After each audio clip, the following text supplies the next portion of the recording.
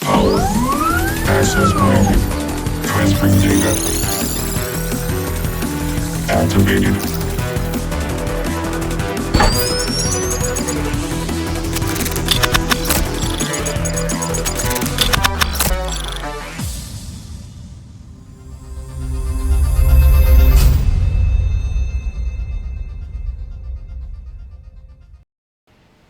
Well, good morning, gamers. Welcome to, let's see, my mic yet. Looks like sound is working. Woohoo. Tell me if it's not. Please do. Hi, welcome to Gen Con TV. Welcome to Peter versus Machine. I'm Peter. The machine's right over there. We're going to get to the machine here shortly. The machine's already been acting up. I think the machine has taken over Steve Conard's account because Steve Conard would never talk smack, but Steve Conard was talking smack on here in chat earlier. Had to have been the machine. Yeah. So that's right, the machine. Oh, good. Thanks, Armando. Good morning, Armando, and good morning, Victory Point Gaming. Rated us. Good. Thank you. It's a welcome to Peter vs. Machine. By the way, this is we are streaming here on Gen Con TV. As you know, if you're here, you probably know that. We just had a great weekend here at Gen Con TV. We had Saturday, we had part 2 of a miniseries. We're doing 6 episodes where we are looking, celebrating the history of Dungeons and Dragons. And the way we're celebrating it is each Saturday, starting 2 Saturdays ago, going for the next 4 Saturdays, we are having a panel discussion with people who were there, people who worked on D&D. Not all, it's a kind of when it comes to original D&D, since obviously Dave and Gary aren't with us anymore.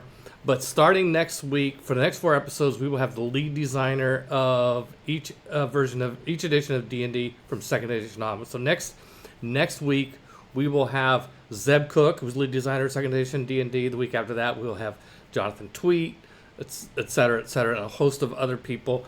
We sit around and we talk about that particular edition of D&D, and then we play that edition of D&D. It's a big day. It lasts most of the day. A lot of talking, a lot of playing, and it's just been absolutely a lot of fun. And and so we broke a record on Saturday in terms of shows that I've personally produced. We've had bigger shows on our channel that I didn't produce, but in terms of shows that I produced, we set a record of 13,000 views, which is for Gen Con TV, we're kind of a mid-size within the tabletop gaming. That's a big day. But then yesterday we had the Gauntlet, which is a charity event that is a run by it's an affiliation with Mock Sporting House and Card Kingdom. Lila Ross runs this charity event, gets a lot of local to Seattle game companies and game groups to come in and compete.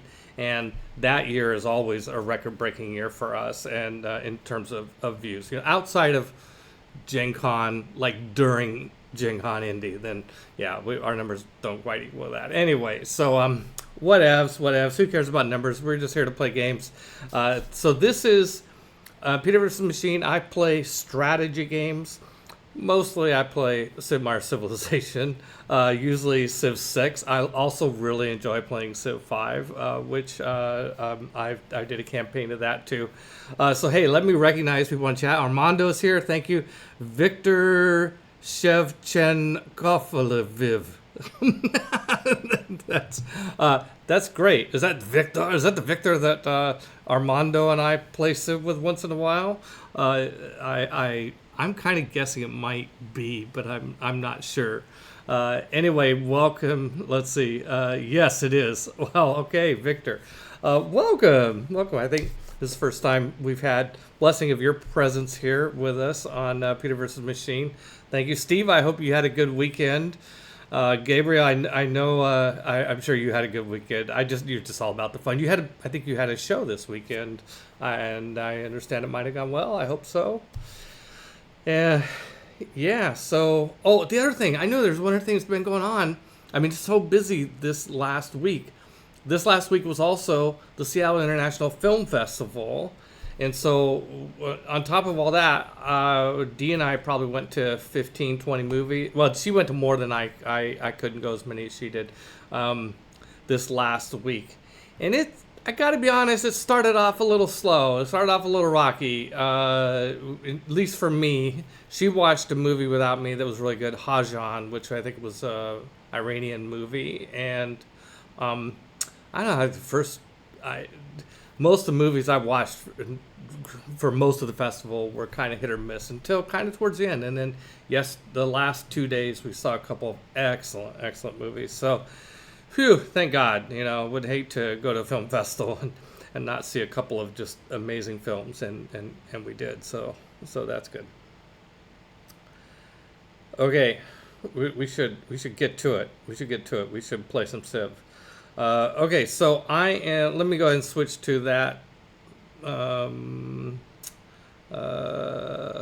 me switch to this. Yes. Okay. There we are. We're on TikTok. No, we're not. We're on Twitch. Okay, so we're gonna set up a game, and I promise to teach as I play. So this is the beginning of a game. It's a good time to actually go a little slower and teach.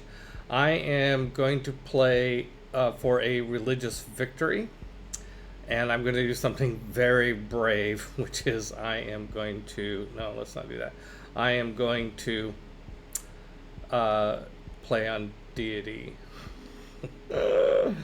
I think mainly I need to lose a couple games. Right now the scoreboard of me and the machine is I'm at 10 wins and the machine's at 4, and I don't want the machine to start playing really nasty, like just deleting my hard drive and shit like that. So I need to you sold out, Armando. Oh wow, that was good. Yeah, Armando came he came to the festival with us for one show, and yeah, it was not, I would say it wasn't exemplary of what's possible. So yeah, so I'm gonna try playing on deity. I am not. Don't look at me and think, "Oh, this is how you play deity." No, I am probably going to lose, but I need to give the machine a couple of wins here. Who knows? Maybe I did win on level 7 of 8 in Civ. There's 8 levels. I did win on level 7 as England domination victory, and actually by the end, I don't know. It didn't seem that hard really, but that's just I think I just got really lucky with a lot of things. I got Hamiko, that always helps, and so on. Okay, so we're gonna play. I play with the Gathering Sword now. That's the latest expansion with the full deity pass and everything. Play on deity, ancient era. Epic speed, yeah, I like to play a little slower. This is so that epic speed means that more turns happen between age. And by playing epic or marathon, I like it because it gives my units a chance to do more with the units, whether that's military units or maybe in this case apostles, whatever, before they're outdated because new technologies have come along. So that's why I play on epic speed most of the time.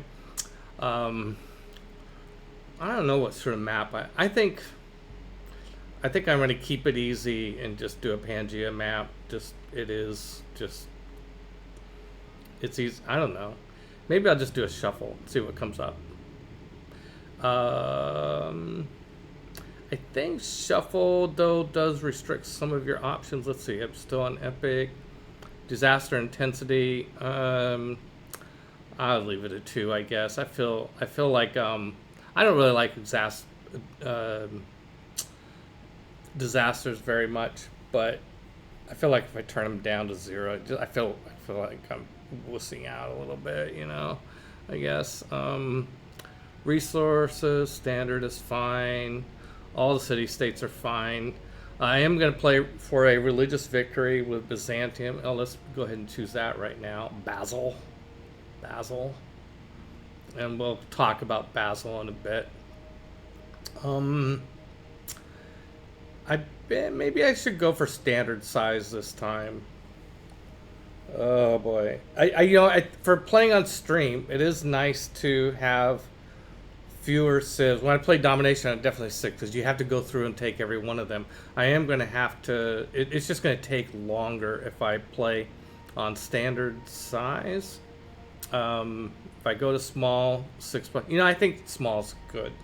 Just so the game, I'm already slowing down the game by playing on epic speed. I want all the city states. It would be I'm really tempted to make sure Yerevan gets in there, but that feels like cheating. Start position. Okay, I like to go balanced start position. That just kind of guarantees you'll get horses and increases your chance of getting horses and iron early in the game, which is really pretty heavy. But everybody else too, so whatever. I like playing. I pretty much always play with Heroes and Legends, Monopolies and Corporations, and Secret Societies. Those are my three favorite game modes. I have been postulating lately that you increase your chances of winning by including Heroes and Legends and Secret Societies, and maybe unfairly. And I've been thinking, but I'm happy to give myself a little bit of advantage since I'm not typically, I'm not a deity level player, so I don't feel bad about giving. But my reasoning for that is I think that the AI is not very smart. The AI gets advantages by producing things faster and starting with more stuff, but the AI in this game is not very smart in terms of gameplay. So I think the more levers, and dials you have, to play with, like having modes like Heroes, Monopolies, all this stuff like that, I think that swings the advantage to human players a bit. So, I've just been thinking that might be the true. Okay, we'll leave all the victory types on. I do play with a few mods. I play with a bunch of mods that have an aesthetic improve just tools to see data better. I'm happy to share a list of those if anybody wants to see them. The only mod, I do play with one mod that changes the game in terms of game mechanics, and it's no nuclear weapons. So I've disabled nuclear weapons. I did it all in my game. I don't like nuclear weapons. I don't like using them. Certainly don't like having them used against me. So that's that. And I think everything else looks pretty good. And yeah, religious on deity. I was thinking that seemed kind of appropriate. Is a religious like the Church of Set in Chaldea one world religion? Yes, Steve. Yeah, what is a religious deity? Thank you, Steve. That's really good question. Yeah, that's basically it. You have to get every civ. You have to become the majority religion in every other civilization. So that means every civilization on the map, the majority of cities have to be worshiping your religion. So that's it. But don't put the city adjacent to a volcano. Yeah, don't put the city. I will try. Thank you, Armand. I will try not to put any cities next to volcanoes. So Byzantium is considered one of the really good combinations of leaders and civilizations in the game. It is really stilted towards, leans towards religion and domination. So I am kind of not playing, but it's really powerful combination. So my first game as deity streaming, I'm trying to stack the odds in my favor to give myself a chance here. Basil is very strong. Let's start the game and we'll look at Basil's abilities and why it's so powerful in a religious domination game combination. I feel like I'm cheating a little bit by. I'm not really I'm going for a religious victory, but I'm really going for a religious domination victory. And I mean, we're gonna create a religion, and then we're gonna go out and force everybody to worship it. It's pretty bad. Okay, so monopolies and corporations are your favorite. Yeah, it's pretty good. I think that monopolies and corporations, first of all, they just make certain luxury resources more profitable in terms of how much resources, gold, faith, whatever they produce. And so that's just kind of a fun bump. With the corporations, you can create special items that, which I think probably stack best with a cultural victory. I think. Do you get to choose the name of your religion? Yes, like hockey. Yes, we will. Yes, and so you guys can start giving me ideas right now for what our religion will be. I'm going to go through the abilities of Basil just a second after I click start, because that way it shows up. Okay, I will tell you now, if I do not get a religion, which is a very distinct possibility, we're going to talk about how to get a religion. We're going to talk about it in the trade-offs it's going to occupy our conversation space today quite a bit. What's the best route? And I think it's one of the great things about a good game. A good game, there'll be multiple paths of how you get somewhere, right? Not just like one strategy. Like, okay, if you want to win this, you got to do this on turn 1, and this on turn 7, and this on turn 13, whatever. There's a couple of paths to follow in terms of getting a religion, and that I think that's really good. I think that makes for a great game when it's not always just one thing. Okay, so let's talk about religion in Civ 6. The Ramblers. What are you talking about, Ramblers, Victor? Victor, what do you mean, Ramblers? Me? My rambling? Is that what you're talking about? I don't know. Victor, he's hard to predict. So what did we do with religion? So faith is an important part of religion, and you get faith, and as you... Ramblers is the name of the religion. Oh, you're suggesting Ramblers. Ramblers, huh? God of Ramblers. Yeah. Okay, more ideas, please. Pastafarians. Okay, that's good too. So, with religion, if you've played Civ 6, you know about faith. You can get faith in various ways. You get faith from all sorts of holy things like holy sites and shrines and temples. All those things give you faith. You can get faith from religious city-states by having envoys there. You can get faith from various wonders. What else? Those are some. There are some tiles that will give you faith. Those are kind of rare. Like I think incense might give you faith right off the bat. So faith is important for getting a pantheon. So we're going to want to accumulate faith quickly and get a pantheon. Ideally, on this map, I can already tell we're going to want desert folklore as a pantheon because there's a bunch of desert right off the bat. That'll be important. But it's not how you get a religion. To get a religion, you need to get a great prophet. And you get a great prophet from great prophet points. And you get great prophet points. You have to accumulate, like if you're getting 2 great prophet points per turn, and you need 60 great prophet points to get a great prophet, then 30 turns later, you'll get your great prophet. But the cost of a great prophet goes up depending on how many other civs have already gotten a great prophet. So if you don't get your great prophet first, you get it. If you're second, then yours is a little bit more expensive. Third is even more expensive. So you're trying to get to great prophet, get points as quickly as possible.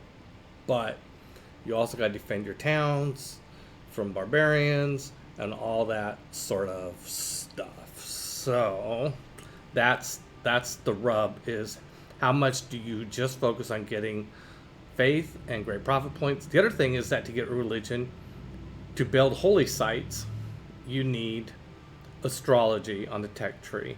And that's the boost for astrology, which would really help, is to find a natural wonder. So there's also a question of, do you invest in Scout right off the bat and go out and try and find that natural wonder to get the boost? Because it's actually really, you want to get astrology as quickly as possible, but it's pretty slim chance that a Scout is going to find a natural wonder in time to help. But if you do, it's such a big bonus. How do you say no or not?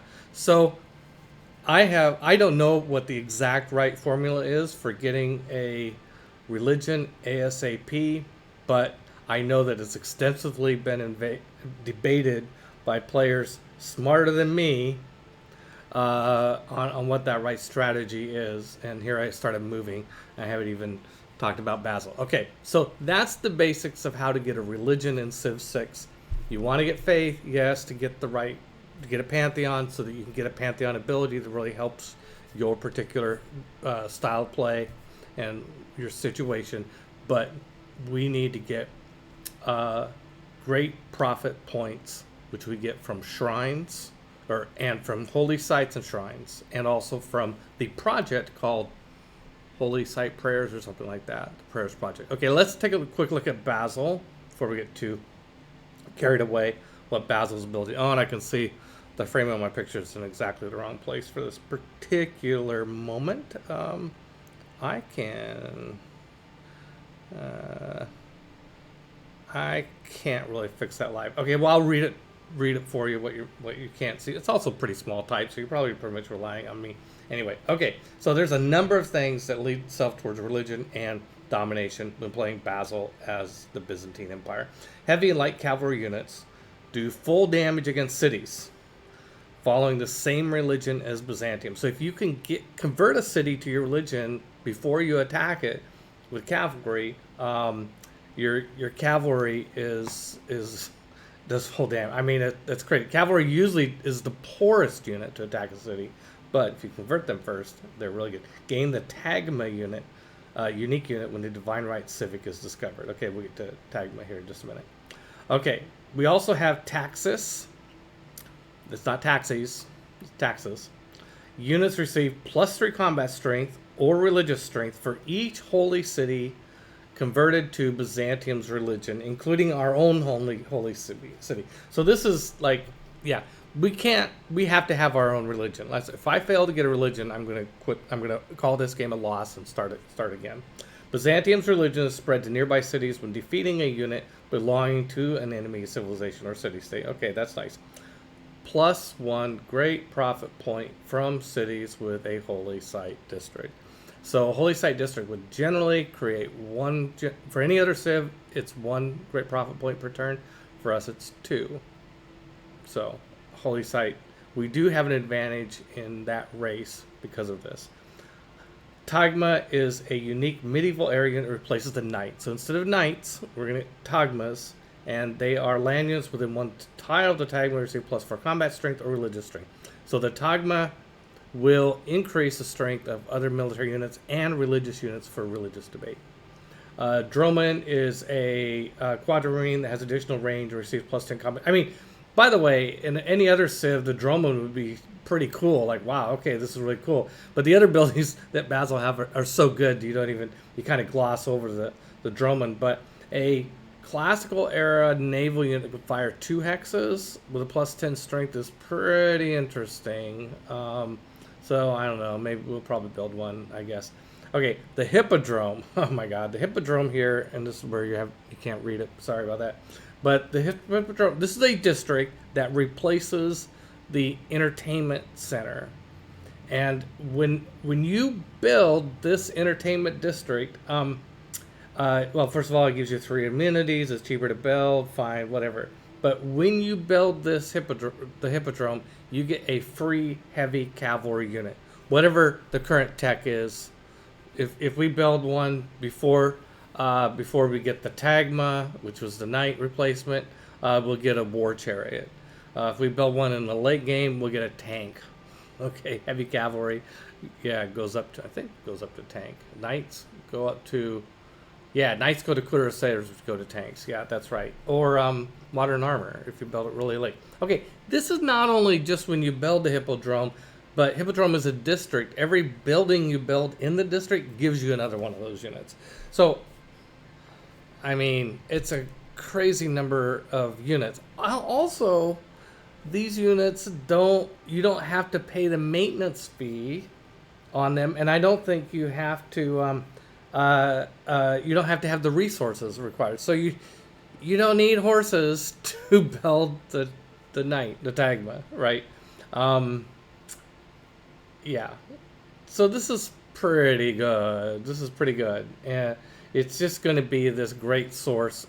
Now, and you remember that our heavy and light cavalry units do full damage against cities following our religion. Okay, so you can see the combo here. We're going to use hippodromes, build buildings and hippodromes to build an army that is free and doesn't cost anything to maintain. Okay, it's just going to be all this cavalry. We're going to build apostles. Whenever we start to attack a civilization, we're going to send in the apostles and the missionaries, and we're going to convert the cities, and then we're going to roll up using this ability, Porfigianetos, the first one I talked about, where our cavalry attack with full strength against cities. That's That's the combo. That's the crazy combo. There's also a religious tenet called crusade, which helps. We'll see that when we get to it. Okay, but I feel like I've been talking enough. Let's see. The Great Schism as your religion title, in reference to the major split between, oh yeah, we get the schismatics, or the Chaldeans, the Gygaxians, the woolly wonders of the Baba sheephood.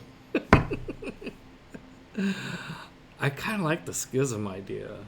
I think the Great Schism, or the schismatics. Yeah, that's a nice nod to history there. Yeah, leave it to Armando to go for comedy, and Steve is tapping into the history here. Okay, so right off the bat, or start something that's a little suboptimal is that we do not have rivers. So we want, in addition to our holy sites giving us great profit points so we get a religion, we would like these religious sites to also be strong religious sites in their own right, like if you were playing any other Civ, which means having strong adjacency bonuses. Adjacency bonuses are very important because, like, a holy site, let's say you create a holy site, okay, it's going to give us 2 great profit points. By the way, once you get your great profit, then you're not getting a great profit points, don't mean anything after that. So that's a very early game sort of consideration. The other thing, a holy site, this is the same mechanic we have in theater squares and campuses and commercial hubs, probably something else I'm not forgetting, or I am forgetting, is that the amount that district produces on its own is based on the adjacency bonuses. So the amount of faith that a holy site generates on its own is based on the adjacency bonuses for a holy site. The amount of science that a campus generates on its own is the amount of adjacency bonuses that. So the adjacency bonus vary district from district, and this is either you love playing this game of adjacency bonuses and then you love Civ 6, or you hate it and you don't like Civ 6. That's pretty much what it comes down to, in my opinion. I'm going to call up you can see that. I'm going to call up a spreadsheet I have, of course, because I'm a geek. People have mocked me for my spreadsheets, and I'm like, doesn't everybody do this? Don't all geeks create spreadsheets for their favorite games of all the things? It's probably a little small to read, but I'm old. I don't have a great memory. I got to do this. Holy sites get bonuses for mountains, +1 for mountains, +1 for every 2 woods they're adjacent to, +2 for natural wonders, +1 for every 2 districts, and +1 for government plazas. Okay, so out of all that, and then also if you get the desert folklore, if we get the desert folklore pantheon, we get +1 for every adjacent desert tile. So our play here, we don't have rivers. That sucks, and I don't see any mountains. That sucks. The only thing here that's on this map that might give us adjacency bonuses is going to be the desert. And so we will probably want to build a holy site like right around there, because that spot is adjacent to 5. And if we don't get a that pantheon, so this is, wow, big desert. So this is going to be a little scary in that we're heavily dependent on getting desert folklore to have decent, a decent holy site in terms of faith generation. I'm kind of debating whether I just want to settle here and get started. I think I want to see just a little bit more, because there's a bunch of mountains here. Oh, no, there's water. The 3 Pantheon beliefs that will give you adjacency bonuses for holy sites are Desert Folklore, which can give you bonuses for deserts. Oh, there's a goodie hut. Dance of the Auroras, which will give you adjacency bonuses for Tundra. And Sacred Path, which will give you adjacency bonuses for Jungle. We did a shuffle map, so we don't know what our map situation is here. This is almost looking like an island or a peninsula. We've got ocean on 2 sides. Who knows? So, And the other scary thing about playing on deity is the barbarians can hit very, very hard on on deity level. Okay, Mondo's liking Schism, and thank you, Mr. Steps. Yes, there needs to be more appreciation in this world for spreadsheets. Okay, it's my second turn. Okay, usually you'd be thinking about settling on a river. Well, let's get some more information. Let's get. My early movements is all about revealing new tiles. So like, I'm not going to take my warrior up this way because I'm not going to learn anything new. I'm going to go down here. So I really want to know what these tiles are down here, whether it's more water or if there's anything more interesting. Well, okay, this is interesting. We have another option for early adjacency bonuses on holy sites, which will be tundra. That makes me feel a little bit better. It doesn't help me. I mean, yeah, right now, this is an obvious choice. We get Desert Folklore. If we don't, and we get Dance Through the Aurora, and we can build some cities down here, that'll be great. This is, this is not.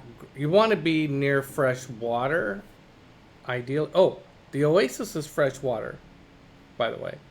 So where you build your city is going to impact your housing. If you're just out in the middle of, and by the way, here's a really good lens for look at this. The settler lens will kind of give you at a glance where are the good spots to build a city based on water and other cities.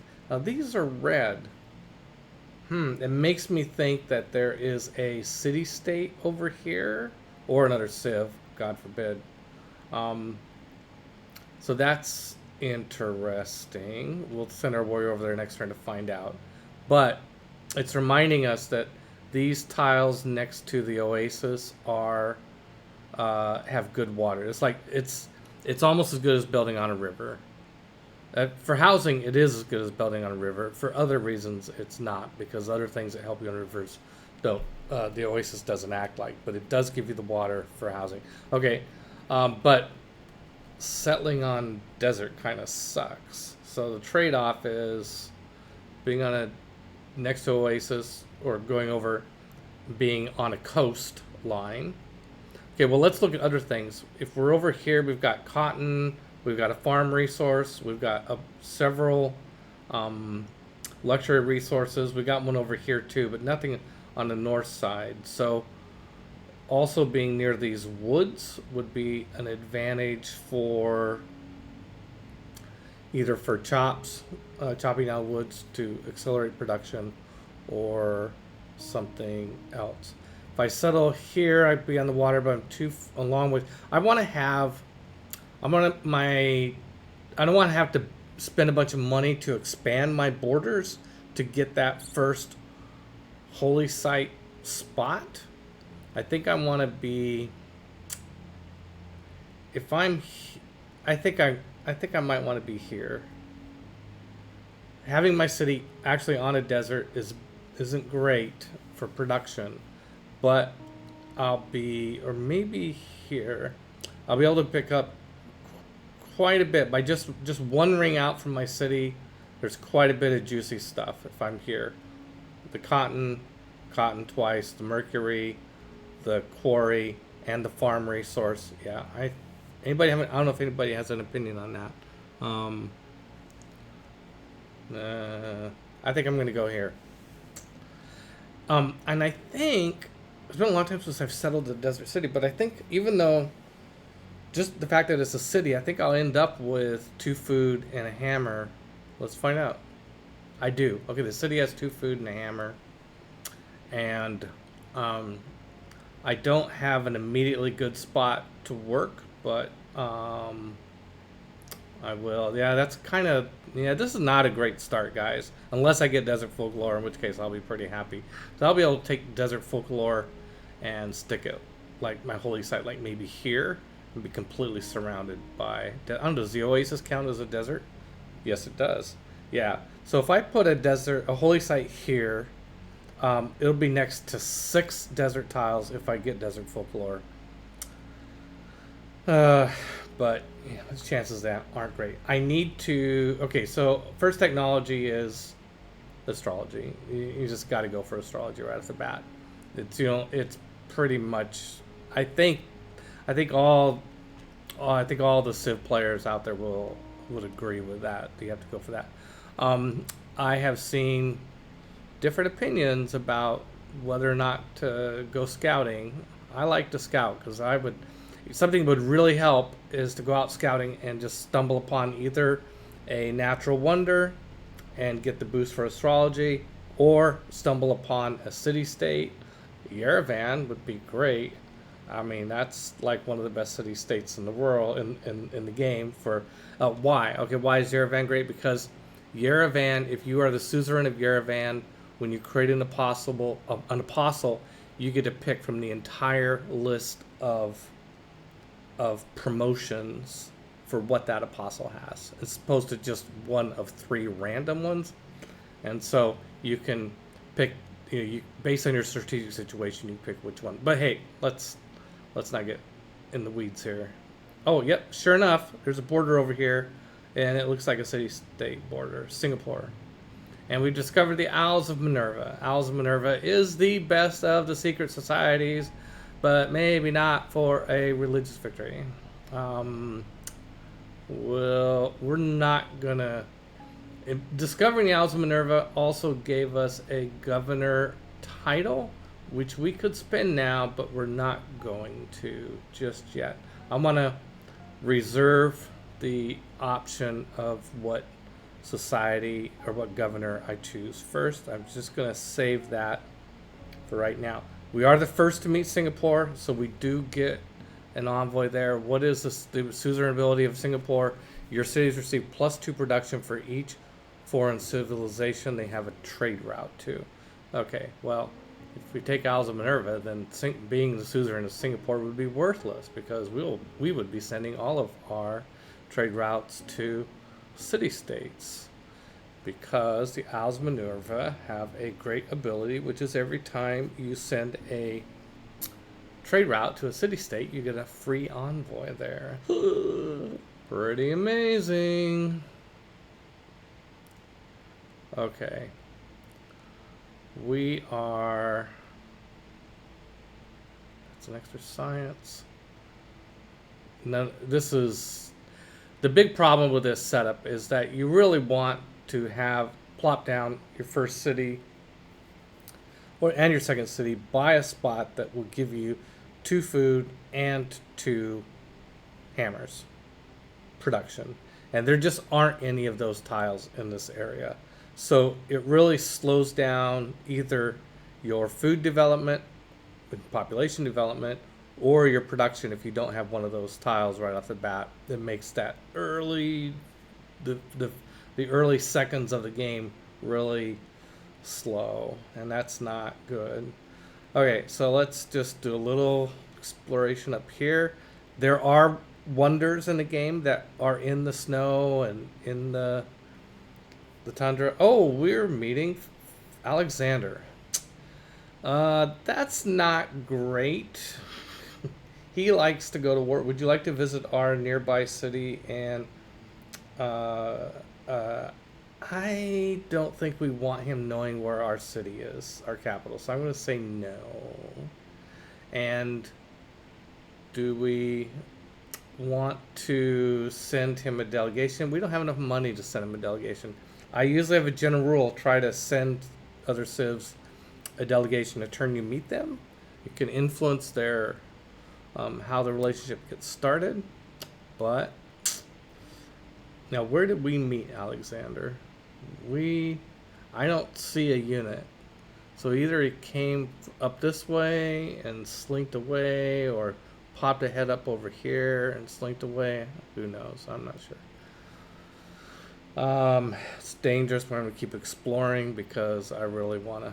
I mean, this start. I'm going to, if I don't die, there's a little barbarian up there somewhere. It's going to be because I got lucky. So I've got to do things to create some luck here. Okay, so now we see a little bit what's going on there. I'm not going to go further because I want to have enough movement to get into those woods next turn.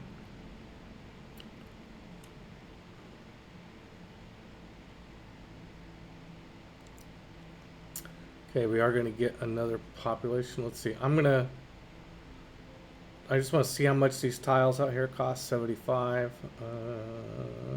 Okay. Singapore. Nice having Singapore over here. It means that I should have less. I mean, there's a barbarian camp could be right over there, and they could be about ready to just come after me real hard. But odds are, statistically, this situation. One good thing about our situation is that it's not like we're surrounded by big fields of land where lots of barbarian spawning sites. We have there's not as many places for barbarians to spawn in our area as if we were on a Pangea map. We just went, oh, there they are. There's that barbarian camp right there. I might just stay up there with my warrior and take care of it. Although that's hard to explore if you do that. So, and we got our scout. No, I think it's far enough away, and it's sending out ships, which I'm not too worried about. I think I'm gonna keep focused on trying to give myself a chance to find a religious city-state or a natural wonder. Okay, let's go up here and make sure. I like to not. I'm very anal retentive about trying to see every tile that I can in an area before moving on. I don't know how smart that is, but it's what I do. Okay. Oh, we didn't get we got our population. Okay, so now we got to be thinking about population. Okay, we're on 3 food, 2 food.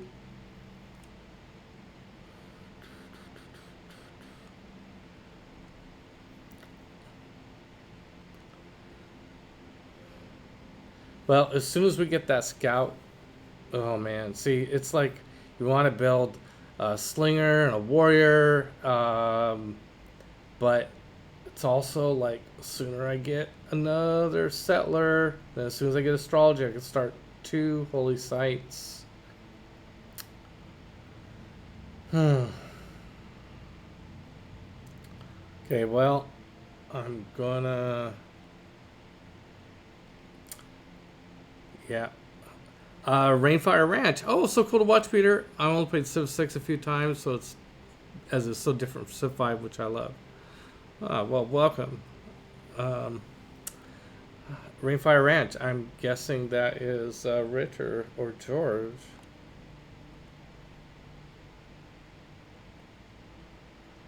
Although I've told you not supposed to out people on Civ. Oh, yeah. So, Alex has some comments about my leadership style. Okay, next turn I'm going to get that scout, which means I'm going to get over there and get that goody hut. Okay, so this is the edge. I do wonder if I'm on a small island. I did a shuffle, in case you missed it, for the map style. So I don't know I don't know what to expect on this map, but it certainly looks like I'm on a island. Well, let's go in this goody hut, see what we got. 60 gold. Okay. That means we could think about. I think it's also very interesting. Again, a good game has interesting decisions, not just always one pat answer. So, question is, how much do we invest in? Is there a tile that we really want? Obviously, we'd like to improve this rice down here because that'll give us a boost for irrigation, which is what we'll need to be able to improve the cotton.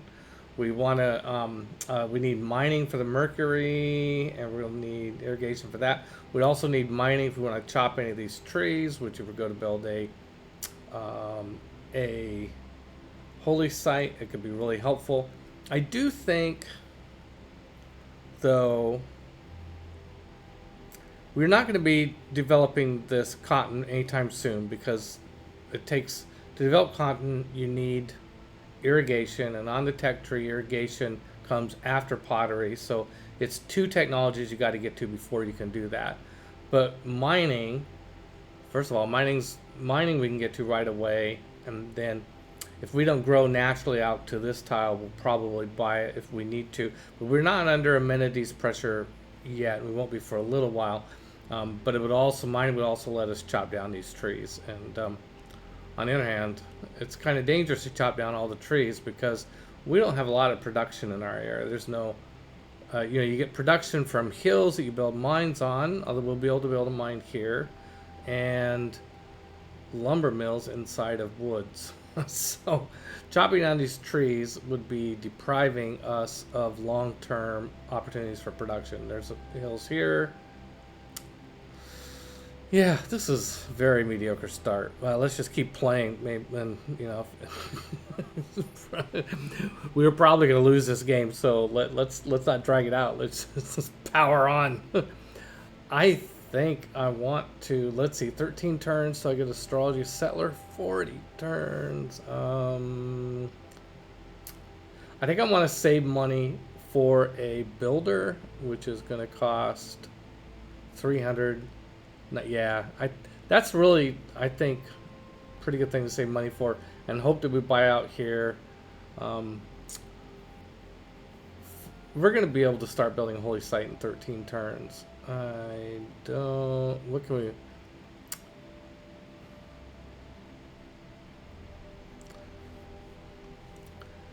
I think the slinger is what we want to build. Monument's also really important. So many things you just have to build. Settler, getting a second town. Maybe we start on the settler. Yeah, actually, I think there's a chance that we're not going to have to worry about barbarians much, because I think that, we got this ship. So the one barbarian camp we know about, I think, is the one building these ships. If they're building, typically the barbarian camps are kind of one or the other. They're either building a lot of ships or they're building a lot of ground units. And if these guys are building ships, then I'm not worried about them. I want to just kind of peek over here if I can and see if there's... I sent my email from yesterday's giveaway. When will I hear back? Oh, is this for on the Gauntlet? I think we gave away some free Gen Con passes at the Gauntlet. So, yeah, I don't know. But I'll tell you what. Here's my email. If nobody gets back to you, you can. I'm at peter@gencon.com. That's me. So if you want a bag or something, I'm happy to help. Yeah, drop me an email. I'll send it to Marcus and follow up. But I think Marcus deserves a few hours of sleep, dude. He worked really hard yesterday. Let's just go over there since we can see what's over there. So it looks like this might continue around and be a little bit bigger of a landmass. Okay, let's see what's down here. I'm really curious to see what's down this way. An infinite desert. Oh, there's Alex. There's Alex right there. Wow. So we have a civ. A very warlike civ right on our border. Oh, joy. By the way, I think we want to... Yeah, this is not a good production. We want to be able to... We want to have some hammers going here. Another reason... See, we've got hardly any... Let's see, +3, +4. Okay, in this configuration... 5 and 30 turns. We do want to get our population up in these early turns. Yeah, I think that's... But that's... Yeah, that's what I think we want.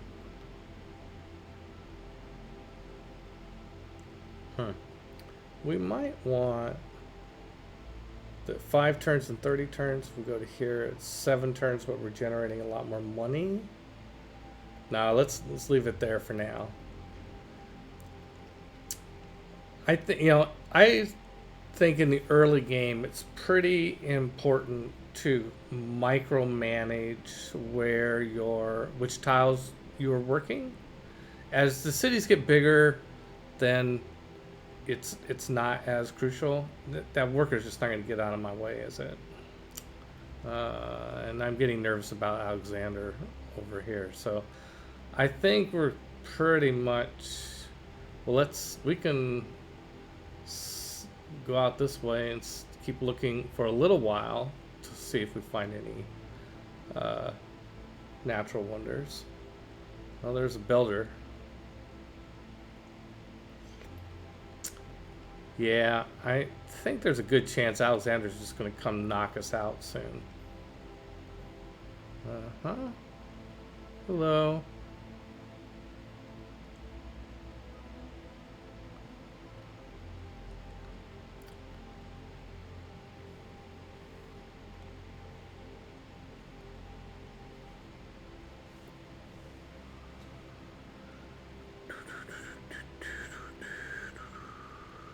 And there's Pella, there's the capital. I mean, the good news, I guess, is that he's not going to be very inclined to come up here and settle real close to me. I mean, neither one of us are going to be super hot to settle in the middle of that desert there. Well, at some point, you start running out of room. Yeah, interesting. Look at, he's got a bunch of warriors. Oh, he's got a warrior with some damage on him. That's good. Maybe he's dealing with a barbarian rush. That would be nice.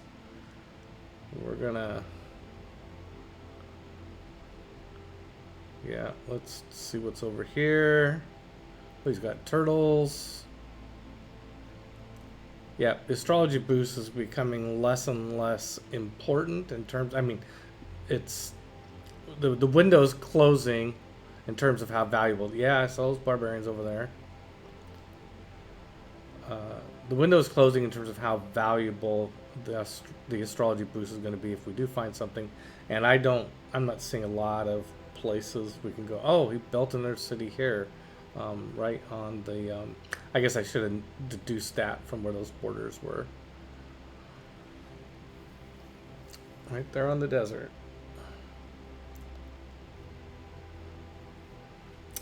Okay, we've got God King, of course, is our first policy. It gives us 1 faith per turn. So we haven't been accumulating faith at all. Now we will start accumulating 1 faith per turn. And we'll go for the bonuses against barbarians, just in case we do end up fighting some barbarians.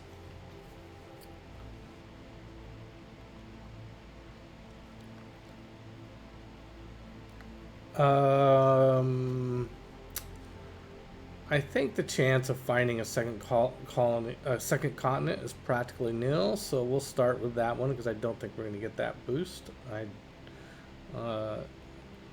We're clearly on either some sort of islands or fractal, or our opportunity to explore here is pretty. I mean, we can come back up here, but explore on the other side of Singapore. So we do have some exploration, but we don't. It's not like we're sitting in the middle of a vast Pangea with all sorts of options. It is kind of tempting to send my scout through his territory to see what's on the other side, but then because the scout's not gonna, but then I have one less person to fight with, even if it is a scout. I'm glad the barbarians that are keeping him busy. Let's see what's here.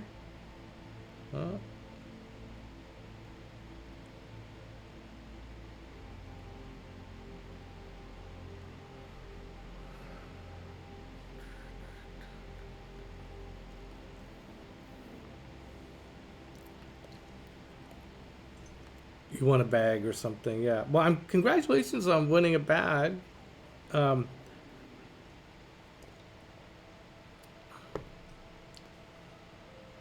hope it's cool.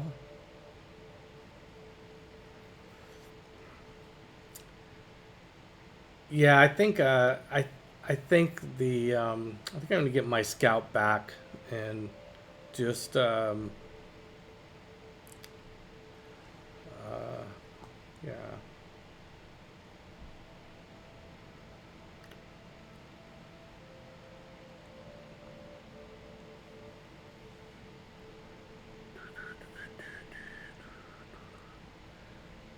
Because I need units to keep an eye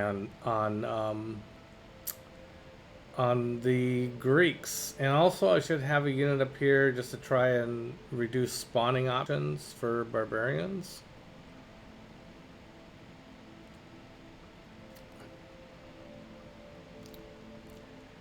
Yeah, we are officially not going to worry about finding a natural wonder now. We are just going to have our units here in good spots for reducing the chance of a somebody sneaking up on us. Okay, there's astrology, and we have nothing going for us in terms of faith. No advance. So I think the chances of getting desert folklore are really super low, but that's our only play. There's no.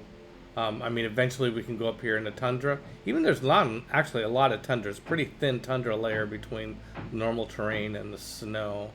Um, but we're just going to hope for the best that we get desert folklore. I think rather than spending the money to buy a tile, though, I think I'm just going to plop it down right here.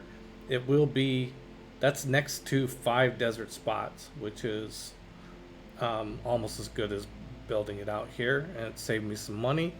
Um, all right, so let's start that. Holy site.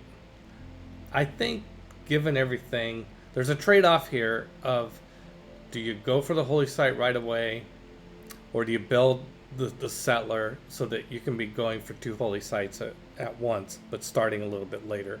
And I think it's better in this case because our holy sites will give us an extra great profit point, given the Byzantium advantage. I think getting that holy site going as soon as possible is probably the best option. I'm going to take the settler and the scout, or the slinger, off the production queue so that when the holy site is done being produced, it'll force me to make a decision about what to do next as opposed to just starting automatically on one of those two things, because I think my opinion of what's best might change. Okay, so we're starting a holy site. Now that we're starting a holy site, I think I want to take another look at how we're allocating these and maximize production. Let's see. We have 266 gold. The question is whether I want to spend 72. Yeah, I think the number one priority is get this holy site ASAP. So let's buy this tile here because it has two hammers.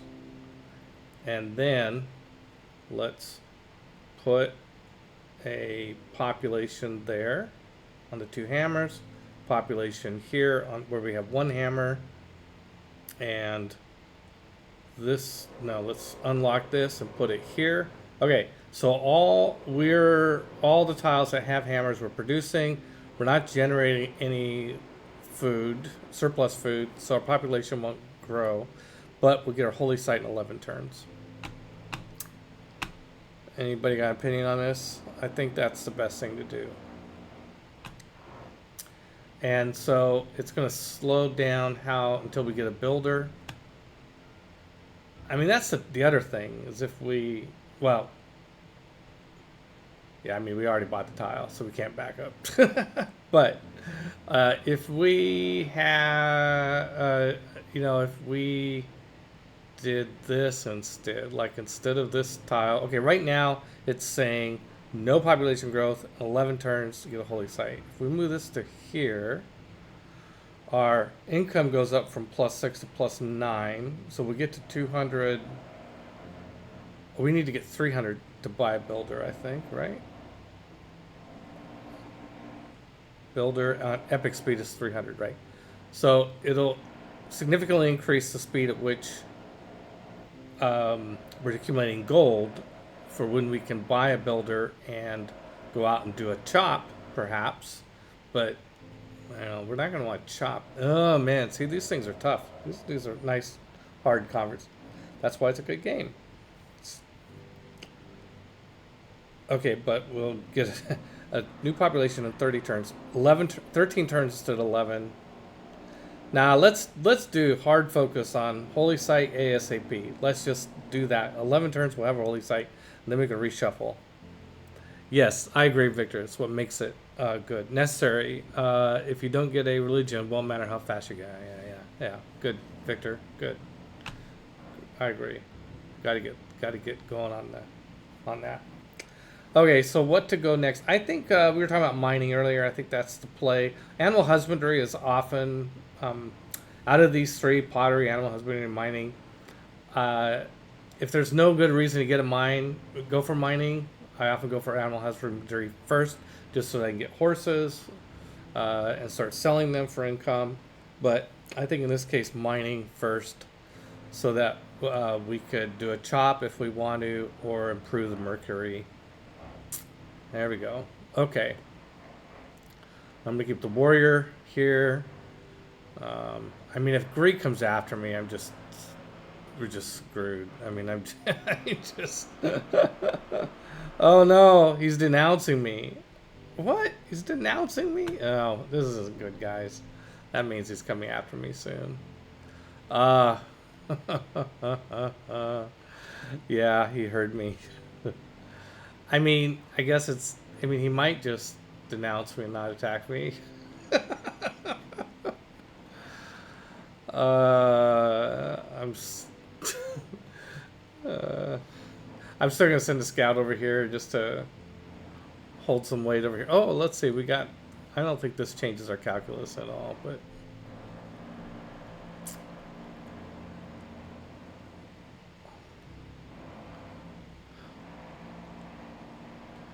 I think I can. I think I can go one more tile here and still be able to see everything. Nah, that thing, I like that better.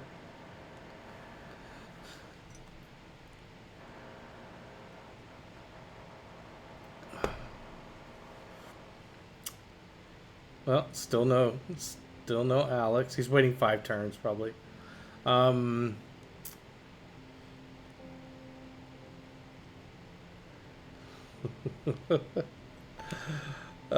It's like, oh, I think I'm gonna play on deity. Why not? And do it publicly on stream when I have no business playing at this level, but it's fun. Again, we got to give the. I am gonna come over here and see if I can see where this goes a little bit. I mean, if Alex comes after me, it's not gonna matter if I have another scout up there. I don't think. Okay, 6 turns to get my holy site. I think, and what's thinking ahead. If I get my holy site, what's the strategy after that? I think it's got to be. Oh, we met Jr. the Kamar. Okay, where are you based, dude? No, I don't think we want him to know where we're at. Did he come over on a boat? Or is he... He must be over here.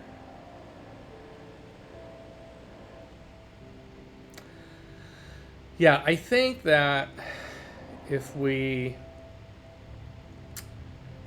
do get the holy site, if we live that long, what do we do next? Oh, he's upset at me for exploring too much.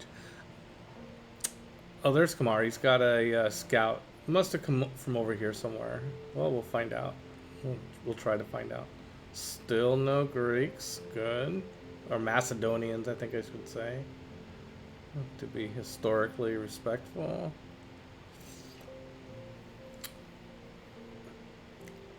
Oh, he's denouncing me too. Okay. They just don't like me. Okay. Yeah, and I would usually try it once I have more money. Money is so tight in the early game and so strategic. Um, I tend to always try and send a delegation right off the bat and try and kiss up to these guys. But I also know that I'm going to be playing very aggressively if I live that long. So, you know, and I just hate giving up my early cash because I need to. I need it. I need the money. Look at it. Huh. Well, let's see where this goes. Oh, there's a scout. Greek scout. Okay, we got mining. And we're at 251 gold, so in about 9 turns we'll be able to build a builder if we want to. We're going to get our holy site next turn. Then we are going to stop and look at our options. Okay, building. Okay, I think we're going to be at war soon, so we've got to be thinking about war.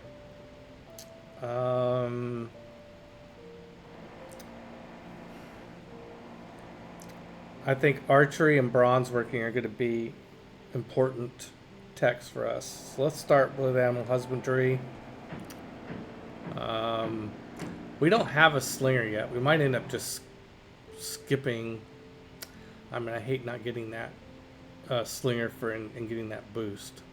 But it's harder to get a boost without a lot of barbarians around to go pick on. It looks like there's another city-state here. We'll go find out who they are.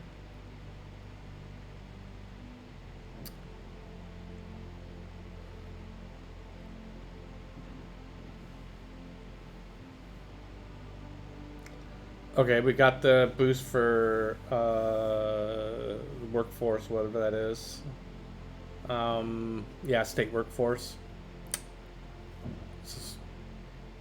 Another reason to get that builder early is to get the 3 tiles improved. Yeah, with mining, I'll be able to improve this tile. I can improve this one right off the bat. Maybe we'll build out here. Yeah, we'll see what happens. Okay, Constantinople doesn't have enough food. Well, it didn't have enough food to grow. But, okay, we got our holy site. Okay, let's reevaluate what we're working now. Probably peel off this guy and put them over here. Oh, well, actually, this is just as good. It's better. 3 food or 3 food and a gold? Or 2 food and 3 gold.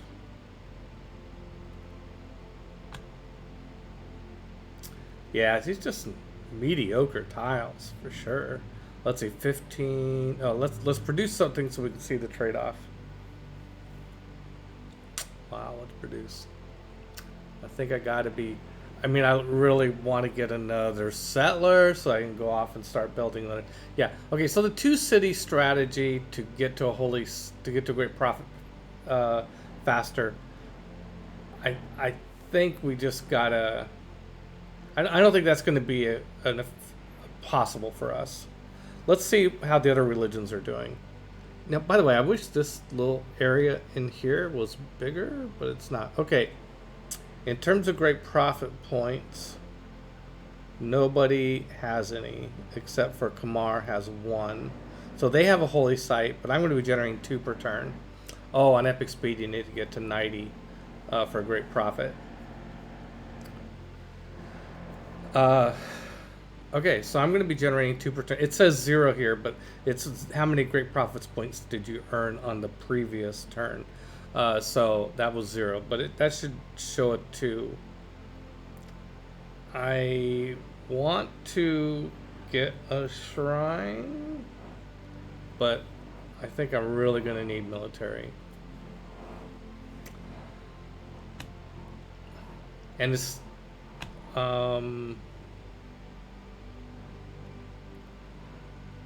I think my chance of getting desert folklore is really going to be low, unfortunately. Oh, wait. Okay, so now that I have the holy site... Oh, the holy site... Yeah.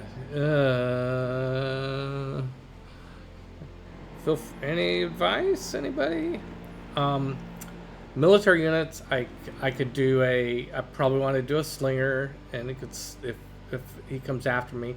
But you know, the other thing is like, how do you defend the holy site itself? Warrior. If he comes after me with a hard military, it's going to be tough no matter what. Um, I think I need to build. I'm going to build a slinger. And we'll start there. See what happens. And I do have enough money. I could buy something. I could buy a military unit. And there's Mitla. Okay. Well, it's starting to look like a fractal map. Because, like, where did Kamar come from?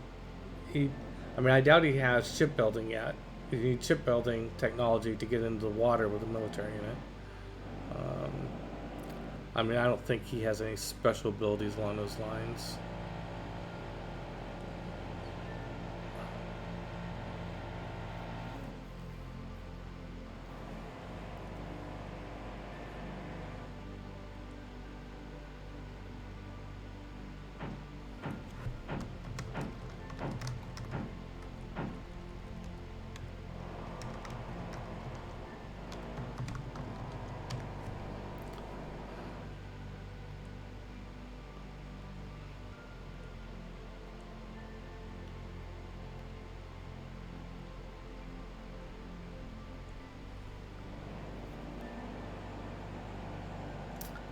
He's just continuing to taunt me.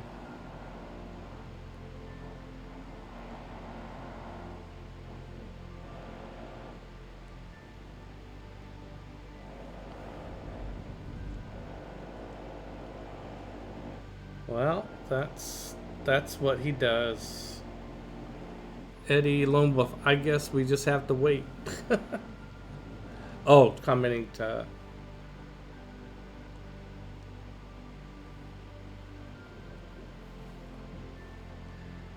About the prizes from yesterday.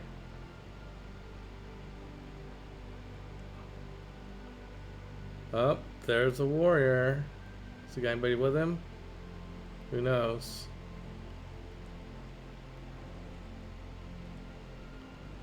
And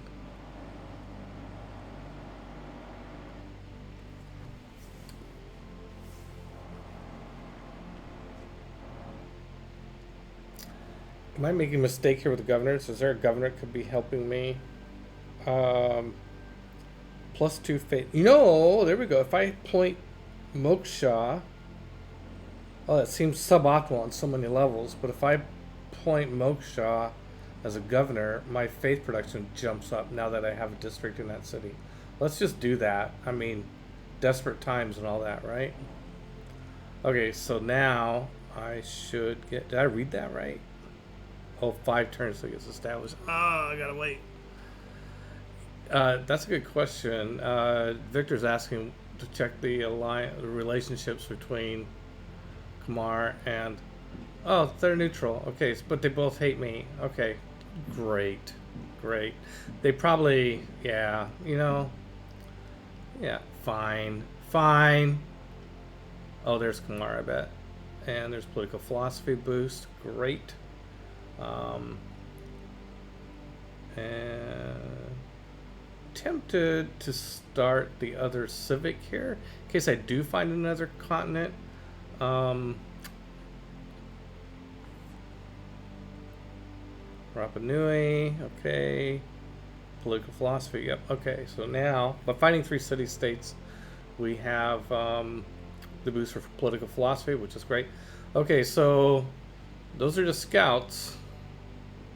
I'm not, scouts I'm not too worried about. I mean, okay, they know where I'm at. Oh, there's a slinger and a warrior. I think Kamar's a little less antagonistic now that I have a religion. Oh, joy. There's a warrior and a scout. Okay. Well, let's not let them beat me back to my own city. I mean, whether I think all I can do is get my warriors sitting on the holy site and just keep building military units and hope that I get enough in time to make a difference. If I do, well, I should go over there and make sure that's Kamar. Yeah, offer one of them open borders. Hope they can fight each other. Yeah, if they could even get to each other. I don't. If Kamar is here, they're a long ways apart. But I mean, I agree. I like the way you're thinking, Victor. You're totally right.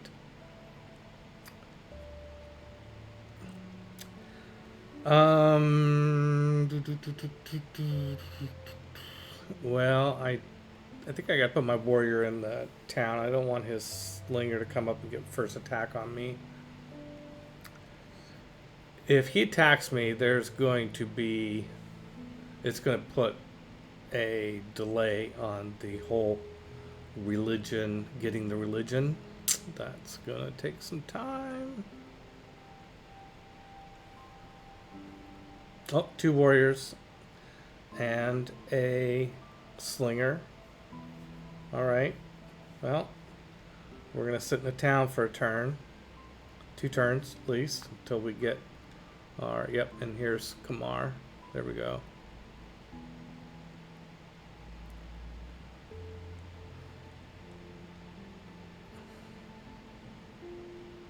And here he comes. I bet. Is he going to wait one more turn? Yep, he's going to wait one more turn. Okay. So I'll sit in my city for one more turn. I don't want all these units getting... Yep. As much as I want to protect the holy site, I mean, really gotta... I'm kind of gonna be in a fight for my life there. And there they come. Surprise war. It's not really a surprise. I pretty much saw it coming, dudes. Okay. Oh, yeah. Give me the boost for defensive tactics. Woohoo! Alexander Moksha is now established in well, I'm getting 3 faith per turn. Woohoo!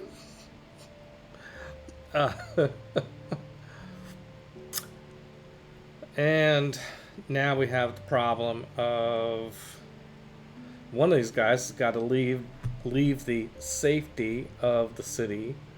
I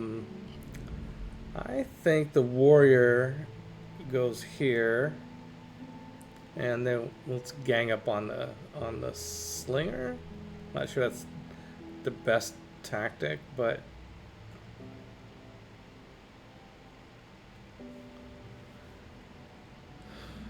and let's build another warrior if we get around that. If we last that long. 10 turns for warrior, 8, yeah, I guess warrior. I don't know that we'll last that long, but we'll see. Who knows? Can I go into here? Nope, these guys' borders closed.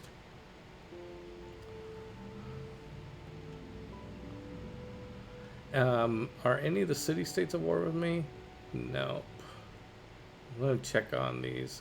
Encampment. Okay.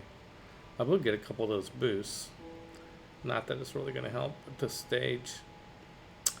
311. I have enough gold for a boost, but or enough gold for the builder. But maybe what I want to do is build a military unit. A warrior would cost 250. Oh, but I don't have a place to put it. And I moved everybody. Okay, so next turn we can buy military units. Probably what we'll have to do. Okay, if we're still, yeah, we got at least one more turn. You can't wipe me out this turn, can he? No, but boy, man, doesn't look good.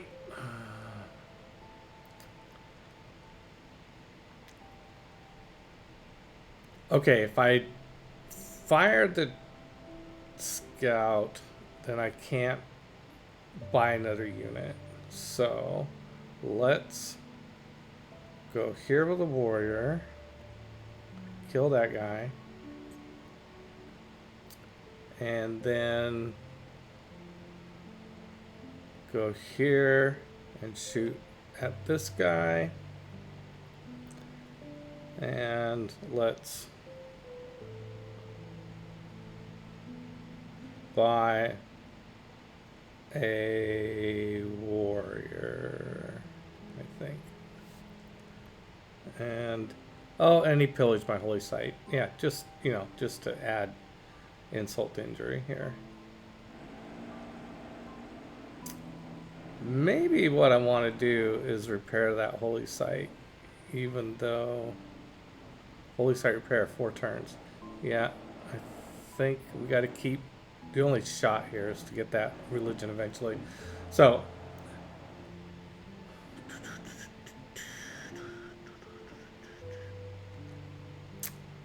well, I think archery and bronze working are the 2 that are going to matter if the war lasts that long. Which, well, one way or the other, this war's not going to last very long. either he's going to take my city, which he maybe can do this turn, or I'm going to beat off this assault. Okay, he didn't take the city. He's got 2 really badly wounded warriors up here. Fortunately, he didn't attack my slinger here. That's good. All right, let's go this slinger. Maybe finish that off and get the boost. Not quite. I think he better come out of the city, finish that guy off, and get the boost. Not get the boost, but just get the guy.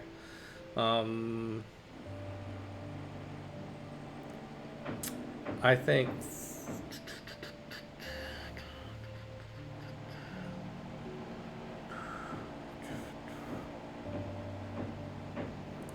If I retreat back to here, then he won't be able to gang it. Yeah, I think. I think that might be interesting. Let's see what happens. Okay. I think I've gotten about as much exploration over there as I can get. There we go. Oh, still in it. I'm still in it.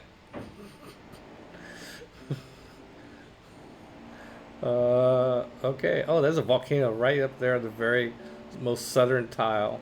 Okay. I have.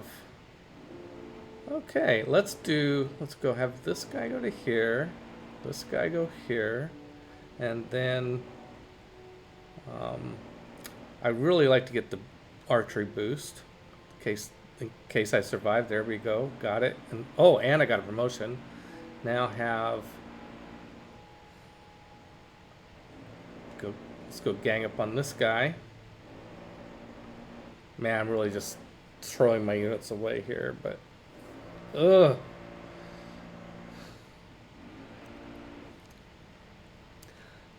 I think I probably should have both of those units heal instead of attack. I think that was a tactical mistake, and that may have cost me the game. Oh, there it is. Defeat. Well, there you go. See? It happens. It happens. From the dust to which our civilization first rose, so too shall we return. As the light of our people fades to nothingness, we wonder if one will rise to rekindle our flame. Yes, yes, one will rise. Okay, let's go to main menu, I guess. Just one more turn. No, that's not even an option. Yeah, I should have. Yeah, I should have healed. Okay, let's try this again, shall we? This is the way you play. This is the way you get better. Hopefully, I definitely made a. We did not get a great start, and I definitely made some mistakes. I think that last turn I should have healed instead of attacking. But let's try this again. Okay, Gathering Storm, standard speed. Maybe I just go standard speed so we'll play a little faster, I guess. Okay, fine. I'll play on standard speed. Let's shuffle it. There's probably I there's I probably should do like small island, right? Have nobody that can attack me. Maybe have my own island build up. But then it's hard to attack out too, because we are doing domination combination with religion. Okay, resources. Let's. Um, oh, you know what? It didn't ask me is like era how old the Earth is. Those questions. I think that's because if you do a shuffle map, you don't get to talk about that. Let's do. Anybody have an opinion on map? Isn't that the principle? And how we face defeat is at least as important as how we face victory. I face it by laughing at myself. Is that good? Let's do.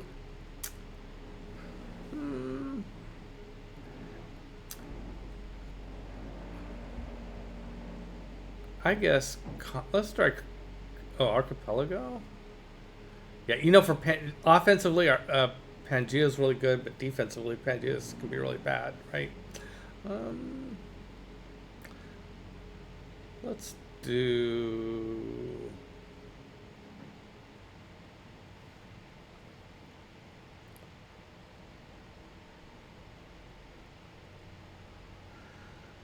I don't like I kind of like not knowing, but it's not giving me the full access. I laugh at the face of me.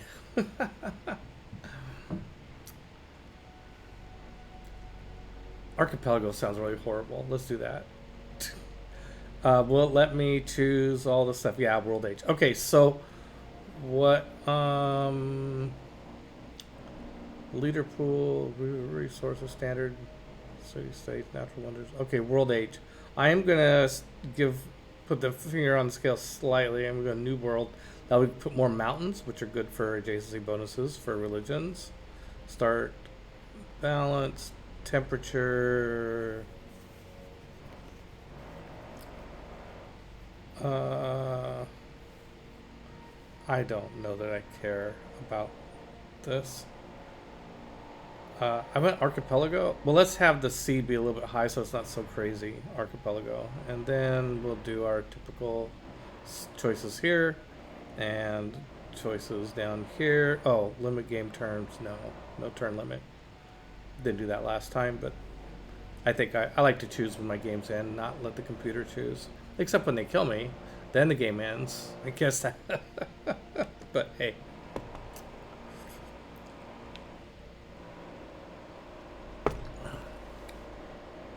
Oh, I forgot to choose the.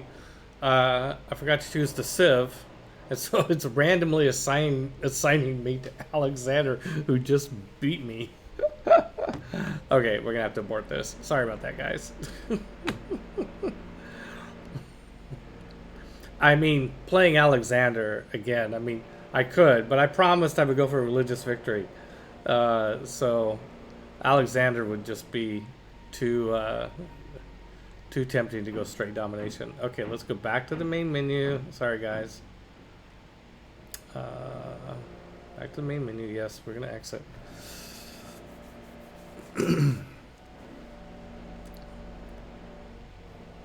And single player, create game, advanced setup. Okay, let's do this first. Basil. There we go. Star era, ancient, game speeds. No, epic. Stick with what I like. Map. Were we on continents? I think we were thinking continents. Oh no, we were thinking archipelago. Archipelago. That is probably a really bad idea. Let's do continents and islands. Let's try that. Okay, continents and islands. Map size small. Leader pools, resources. Yeah, standard. New world age. Start position balanced. Let's go everything else kind of the same. Let's do high sea levels so that it's not too crazy. And then no, I don't know. That seems weird. Okay. Heroes and Legends, Monopolies, Corporations, Secret Societies, all those victory conditions, turn limit, no turn limit. Okay, I'm going to save this configuration just for the hell of it. Basil. That way I can restart a game, start a new game more quickly.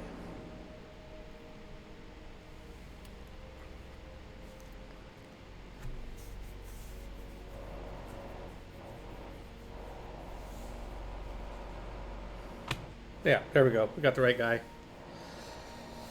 Uh,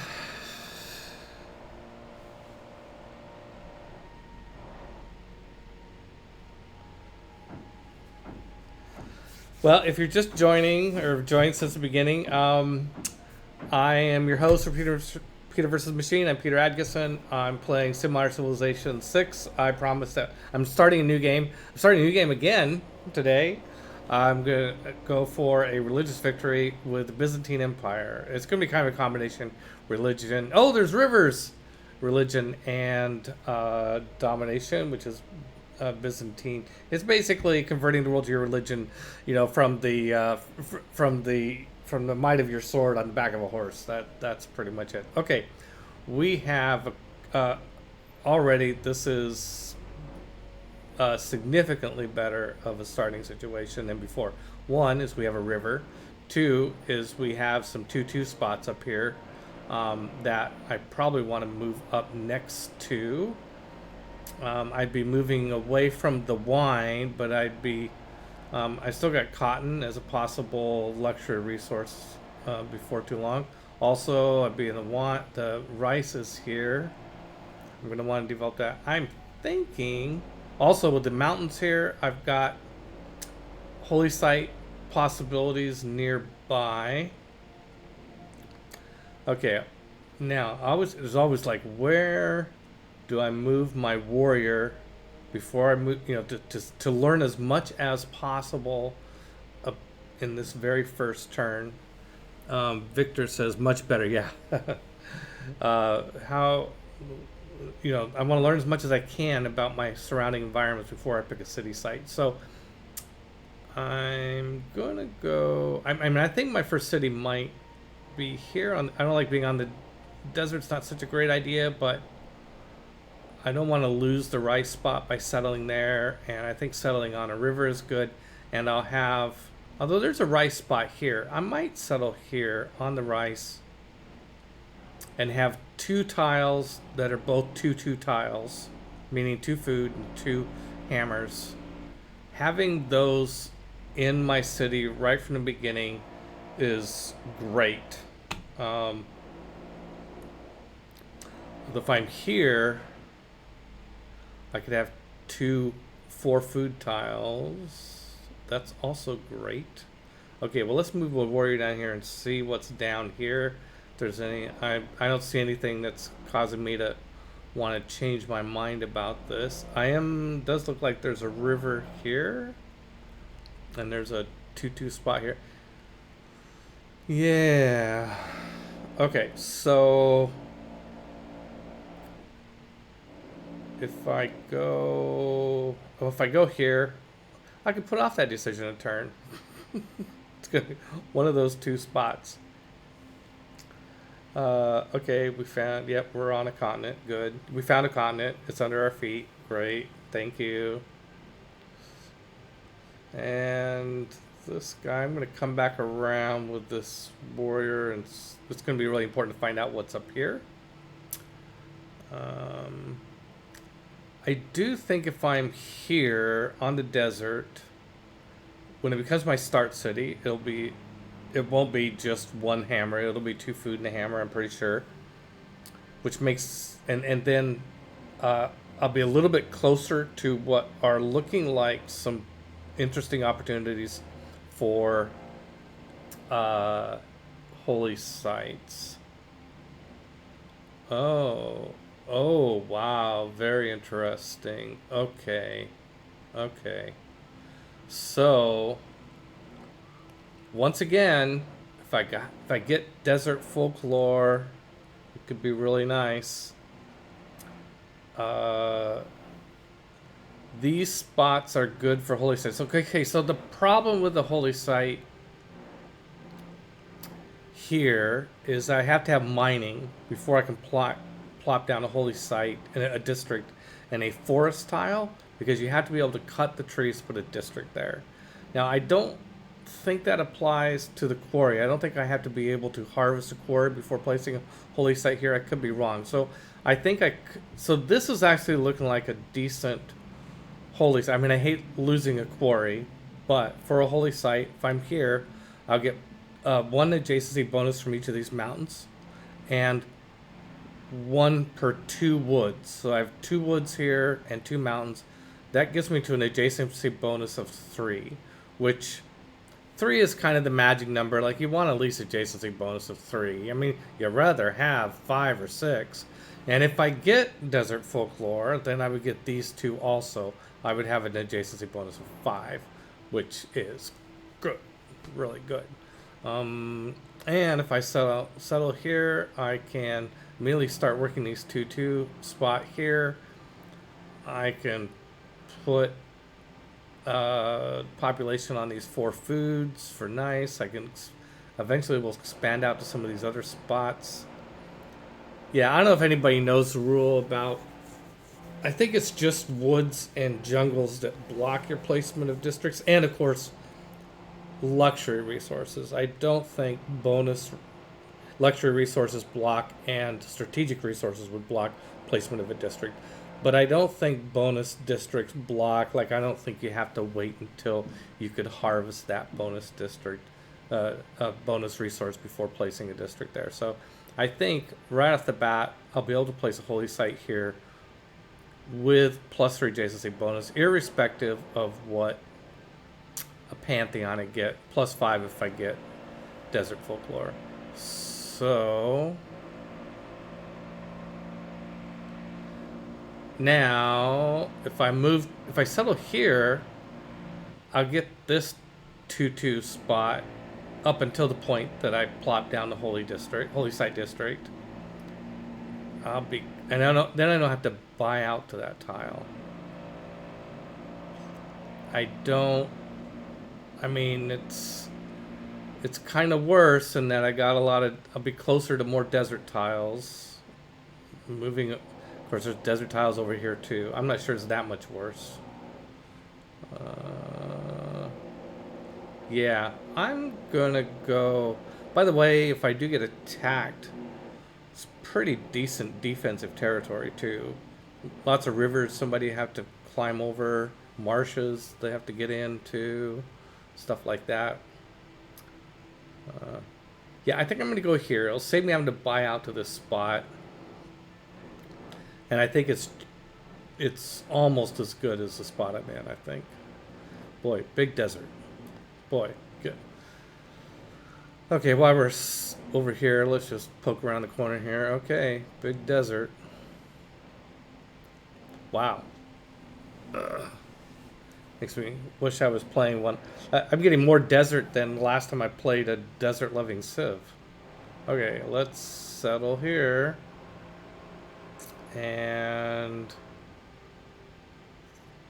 question is, do I want to maybe use this 4 tile until I get my first population, and then start using the 2-2? Let's see. Let's start to build something and see. And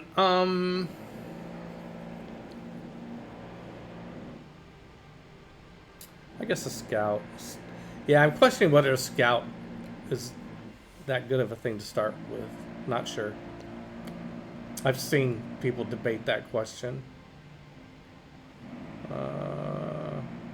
Okay, so anyway, if I stay on this tile, I'll get into population in 6 turns, 6 and 15. If I use this tile instead, it's going to be 11 and 9. I think I'm going to start with the 4 food. Bite the bullet, low production for 6 turns, but then get to that second population faster. Okay.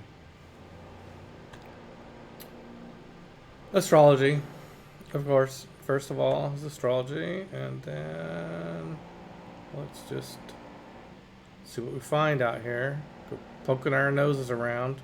See if we can find a faith-based city-state. Um,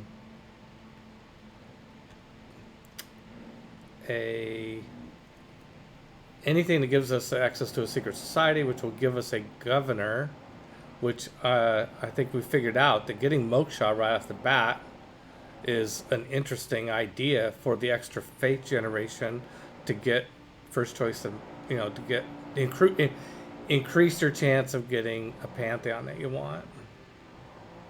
Oh, there's a goody hut.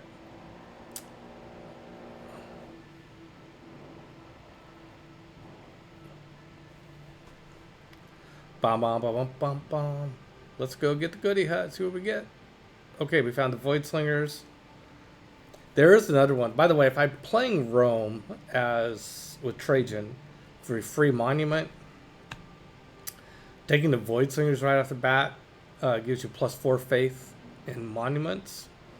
That's a really strong opening for a religious thing. But I'm not playing Trajan. I'm probably not going to have time to build a monument. So getting the void slingers. Void slingers are pretty decent choice for religion. Secret Society. I have a little spreadsheet. My spreadsheet has these has this trade-off where I laid out all the secret societies and kind of, whoops, trade off which ones are best. So I think void slingers are really great with religion, but because the old god obelisk is +4 faith. Man, it's a, I don't know, interesting. I think the +2 faith from Moksha right now, I'm going to try that. I've never tried that before. I've got a governor title. I'm just going to get Moksha, and I'm going to plop him down in my capital and instantly get my faith production going. I think this will increase the chance. This is totally new. I've never done this before. Oh, and I got a promotion for my warrior. Great. Awesome. I like promotions. Probably one of the things I like most about playing domination is, I mean, conquering the world is great, but I just love getting my military units with lots of promotions and just, I don't know, there's just that nice little feedback loop, like, oh, now I get an extra shot, or I can set my artillery up and fire to turn they move, all this sort of stuff like that. I don't know, it's really fun.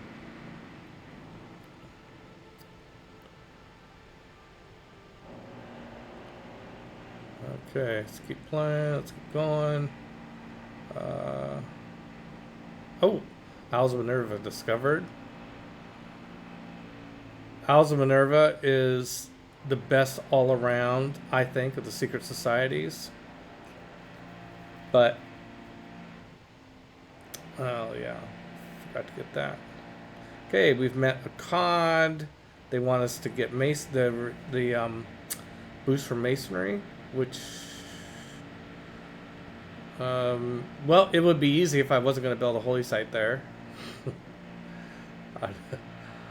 I guess there's a world where I get mining researched and I improve the quarry and then I build a holy site there. That doesn't sound very optimum. Okay. It says Moksha is established, so just want to make sure. Oh, I'm not going to get the faith bonus until I get the holy site. Okay. Got it. I got it. Well, at least when I do get the holy site, Moksha will already be in position, already established, and I'll start getting the faith bump right away. That would be nice. Well, we're definitely not on a small island. There's lots of... Oh, there's another goody hut. Woohoo!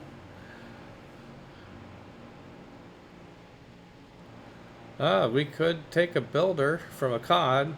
Yeah. Oh, okay. We got Barbarian Scout right here. Okay.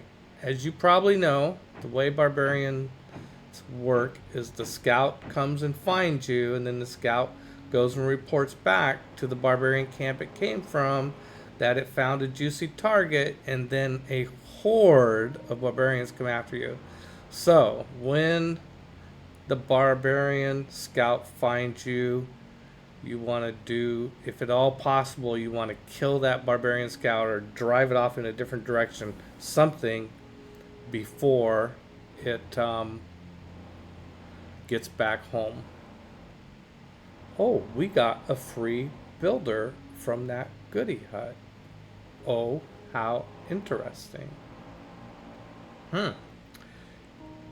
Although it's kind of funny in the sense that oftentimes, oh, by the way, our population increased too, and we didn't notice it right away.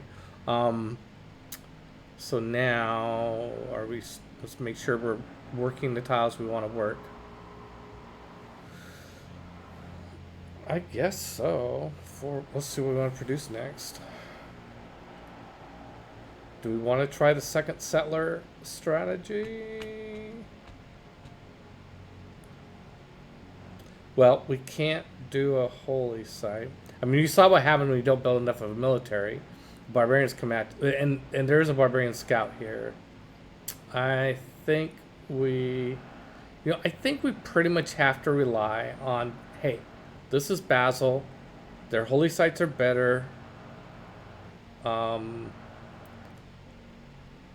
better in that they generate great profit points faster. I think that might tilt that trade-off of one city versus two before for going for the religion. It might sort of tilt that toward the one city strategy. Okay, let's see where this. I always like to try and watch. Okay, he went there. So if you're not watching, you're not quite sure where they went. Okay, so the barbarian went there. We want to. Where is it? We have to wonder where its camp is. If it went from there to there. I mean, I don't think its camp is up here. I mean, it could be. We just went through that area, though. And I think its camp is this direction. So I want to close it off from running in that way. Also, I want to get this promotion. Battle cry is pretty dang good. Okay, let's build this farm on the rice. Now we got a nice strong. I like this distribution for our units, and the fact that we got that. The fact that we got that builder for free takes a little bit of pressure off of where we put how we spend our early money. I mean, like I might buy one of these 2-2 tiles just to get just to be able to have two tiles working that each have two hammers. That could really help. Okay, there's the barbarian is there. We have a chance here of killing this barbarian before it gets home, which would be really good. Really, really good. Yeah, just take the hit and get the hit. Yeah, that would be nice.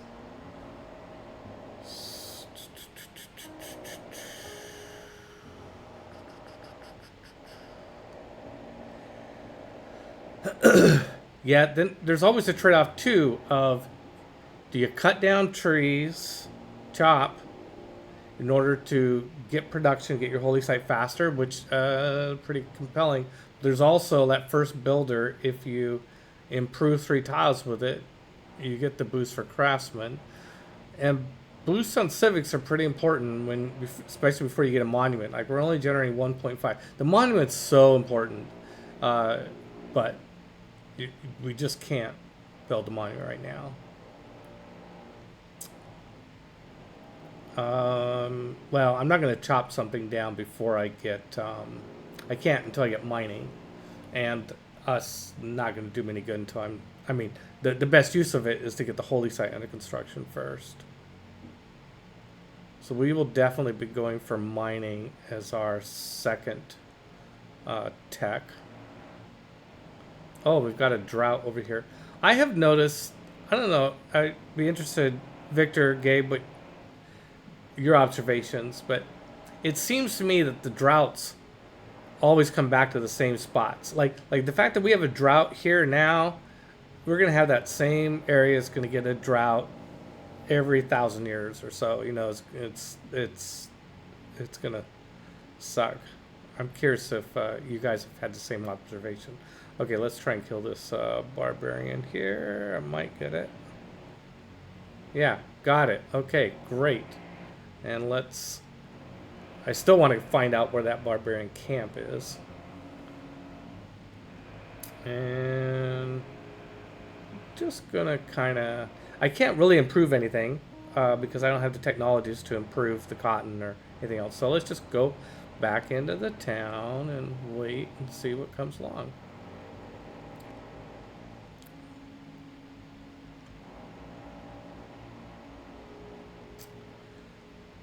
Now I'm nervous about my scout getting killed, but I also really want to, I've got this narrow window where if I find, you know, a natural wonder, it'll help me a lot. I mean, by so much that it pretty much trumps every other concern. I think what I want to do is start moving this guy back to the city, heal him up, and then have him explore out in the other direction, although the window is closing.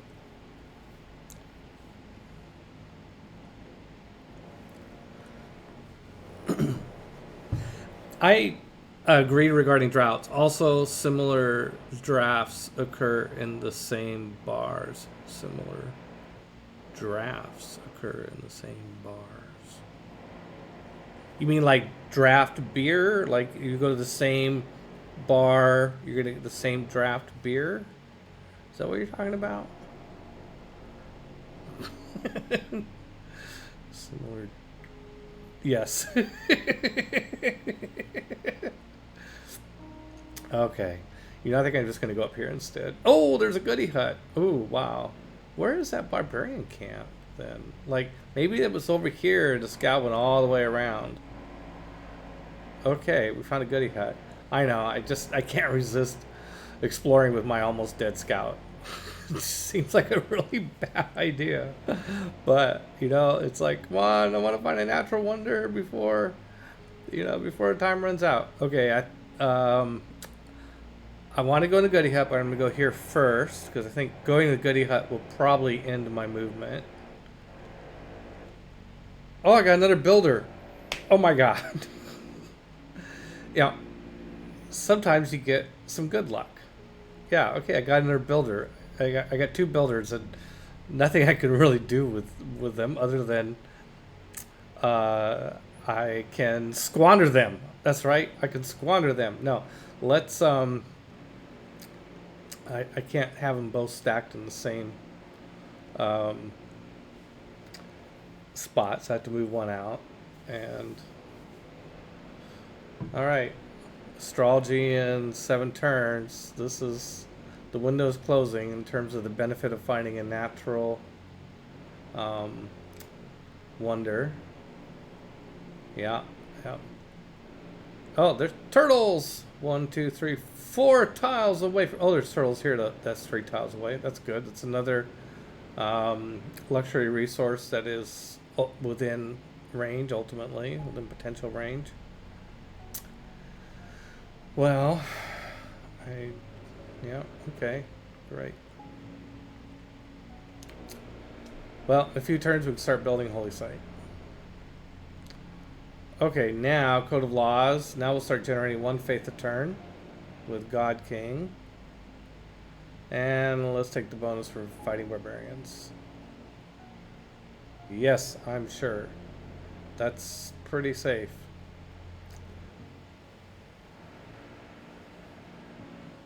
Well, I'm going to do the second continent. The second continent, I think, is going to be pretty hard to find, but I always pick, like, based on, like, you know, like, okay, so the smart thing to do here, of course, is to work on one of these until you get down to until you've got 60% of it researched, and then go work on the other one so that if you find the boost with the first one, it finishes up, right? But of course, you forget. I forget. I feel like, I'll start working on the second continent, like foreign trade here. Forget about switching them, and then and so I also think about which of these am I less likely to get the boost on. Go ahead and focus on that one, because then less opportunity cost if I forget, because I'm probably not going to get the boost anyway. So probably not, going to get the boost for by finding another continent. Not in time. I might. This is more Pangea-like, if you will. Yeah, I want to move up here so I can see these tiles, but I don't want to move up there with a builder and have him get taken by a barbarian. Okay, as much as I want to stay here and heal, I really need somebody on this side of my empire. So let's take that scout to there and have him heal there. Okay, we're gonna get a sling. Oh, we meet the Vikings. Would you like to see? Yeah, I don't think I want to invite them over. But I think I do have the money to send them a delegation. Let's send them a delegation. And they threw a feast in the Longhouse. Okay, great. How's our relationship here? They have a -8 first impression, but we sent them a delegation. Okay, well, good. Where are they? Who knows? And where's the unit that spotted us? Hopefully it was this guy. Hopefully somebody just ran across this guy.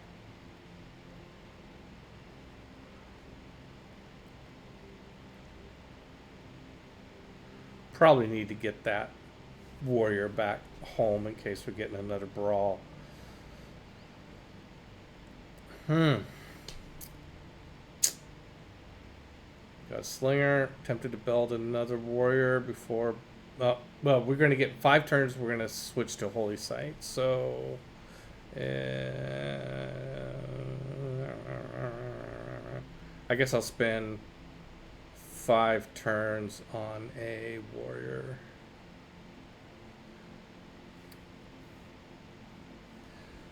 Yes, your Bud Harold. Yeah, that's right, Victor. You like to play Norway. So what is it that you like about Norway? What? I'm curious. Very curious. Slinger. Let's get up here on the hill. Let's see around. Oh, there's a slinger. Uh-oh. And my warrior's way the hell over there. Interesting. Not.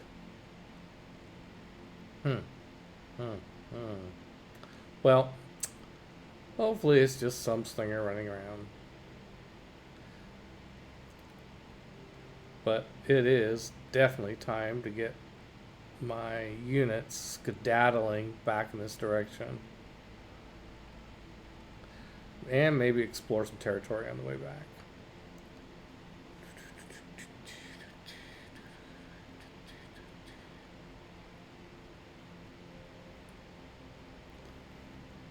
Okay.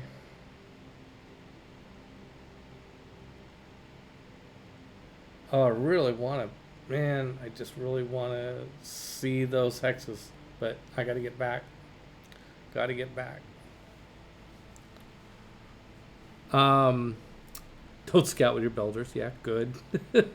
I like the boat logistics. No movement penalty to enter, exit, sea hexes. Nice. Also, boats can heal outside home territory. Oh, interesting. Oh, yeah, and also Canon 9. Thank you for joining us. First time chat. Their boats healing away from friendly territory is really handy. And the galleys can raid. Very big advantage to getting those isolated goody villages. Oh, they can get a goody village. Oh, yeah, that would be nice. We'll come up here, see what we see.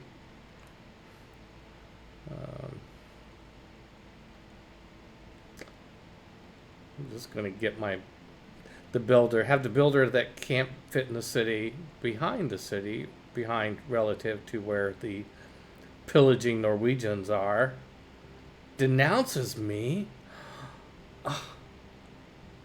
Forsooth. It's kind of tempting to go ahead and attack his. He just denounced me. I should just maybe attack his slinger while it's up there, apparently all by itself. Maybe not. Astrology. Huh? Builder.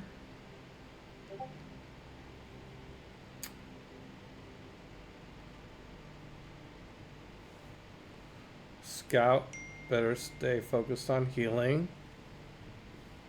And builder.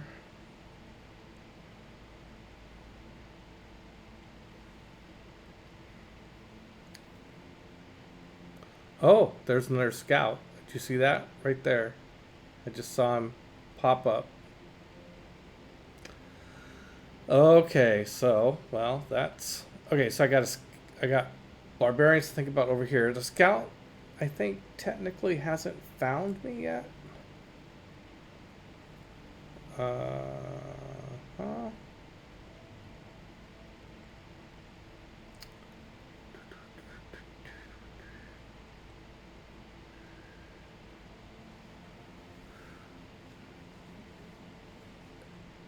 His military is 4 times yours.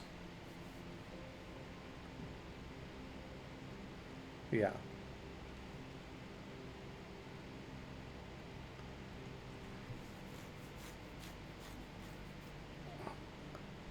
Oh, and there was this barbarian scout here that the Norwegian slinger just dealt with.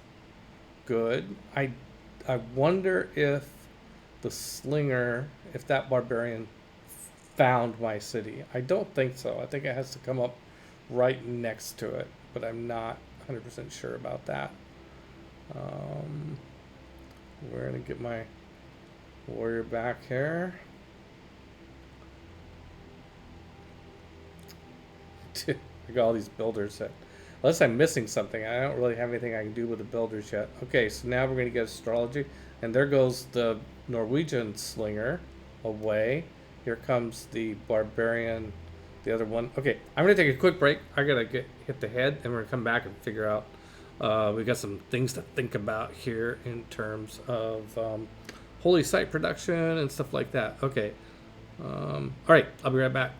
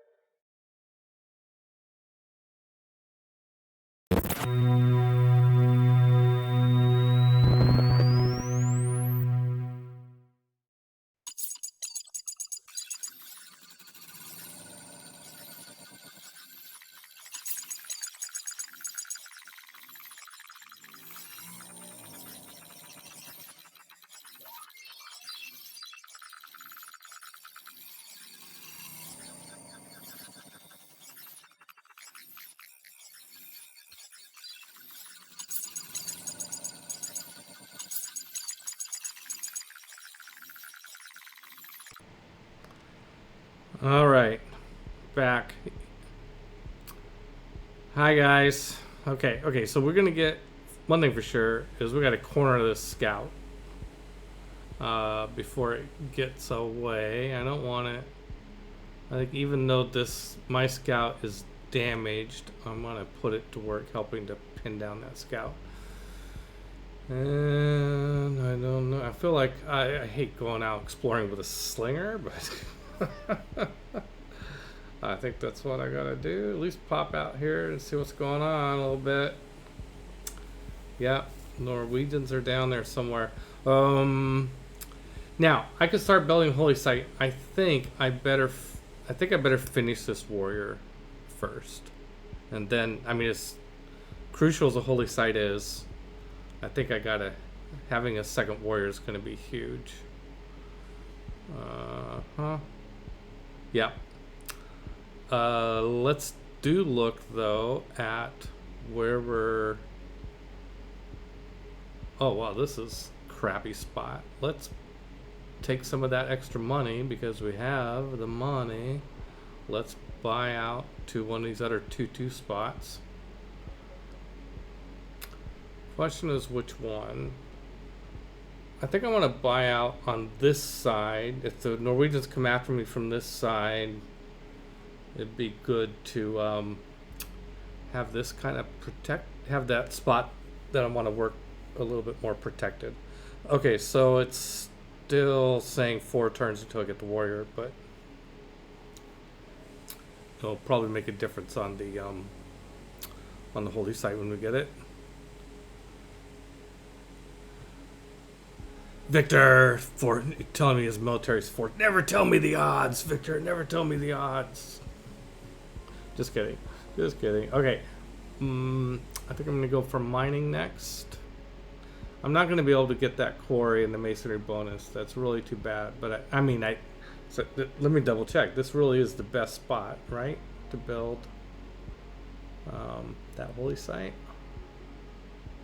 Yeah, it is. It's the best spot. It covers all the bases. If I end up with desert folklore, it's an even better spot. If I don't, it's a solid spot. Okay. All right, let's keep going.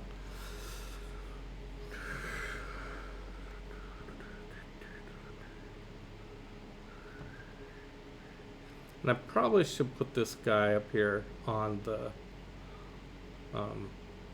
well, I bought this tile so that it's a better production tile, but then I could also bought it so that I can chop it later, which kind of works. Oh, I also moved the builder closer to the barbarian scout, which might not have been the best idea, but that's okay.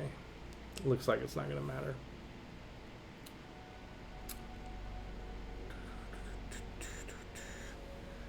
Yeah. Okay, I think we're gonna get. Oh, we're gonna get a promotion for our scout too. Yeah, this barbarian. That builder can sit there. I'm not gonna be super brave with my scout. I think I'm gonna get him. It's probably a mistake to have him go out there running around. Oh, and there's a Norwegian warrior from that direction. Huh. Interesting. Well, okay.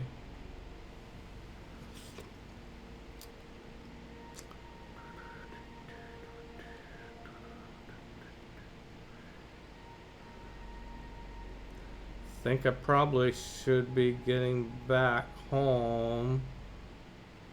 Let's see, this is going to cost how many? This is going to cost 3 move points to go to. This one costs 2, right? So I can go here and then get my promotion.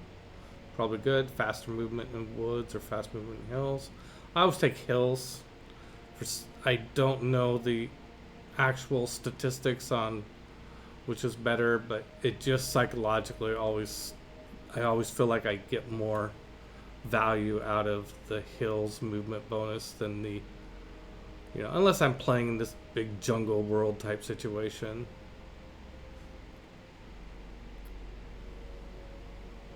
Okay. And then okay, killed off another barbarian scout. And we're going to have another warrior here in a moment, like this turn, and then we can start our holy site. And we're going to start that right here. 12 turn. Whoa, it's not letting me build the holy site on the quarry. Oh, gosh darn it. I guess I was wrong on that. Wow.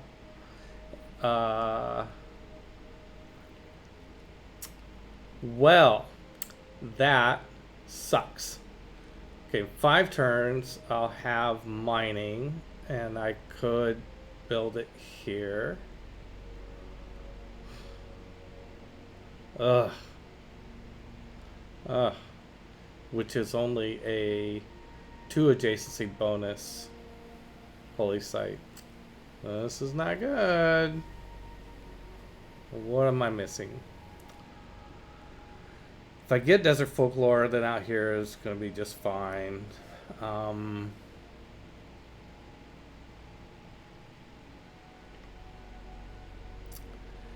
I'm here, I get adjacency bonus of the 2 mountains. The wood is only half a point and it rounds down, so that wouldn't help. I'm not going to be able to get rid of the stone until I get, like, I don't know what bronze working. What's the one that lets you clear harvest stone? You can't harvest stone until maybe masonry. Yeah, that's not going to happen. Okay, so I just think of this tile as verboten, and this one and this one are equally good or bad. I mean, neither one of them are great, but that's what I got. So 5 turns I get mining. I can buy out to here, and I might as well take my builder down there, because if I'm going to buy it and build a holy site there, I might as well chop it first. All right, another delay. That's not good. Let's see. A quarry allows you to harvest stone. Yeah. Yep. That's right. Yeah. Okay, so we can't. I mean, the other option would be to start the holy site plop it down here and only have a +1 holy site. Is that better than waiting 5 turns? Or I could put it here if we get desert folklore.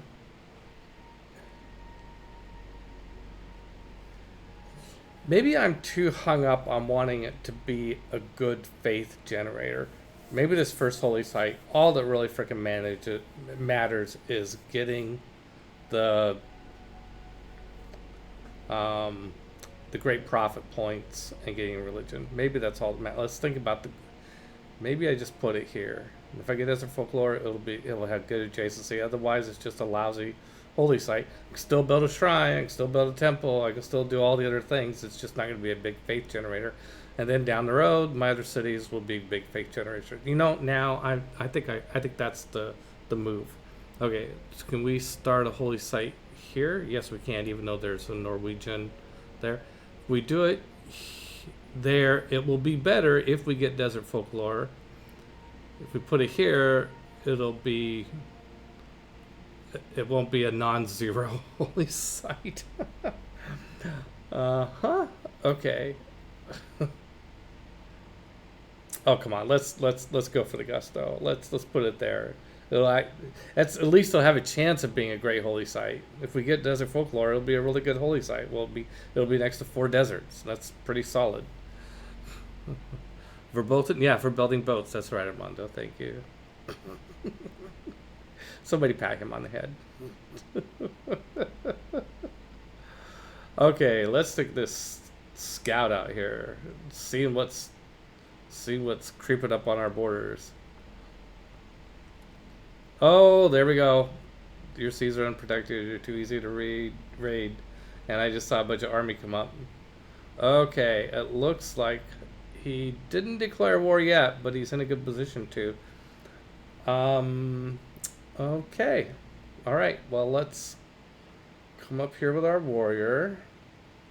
And we've got a new warrior. Let's put it here. And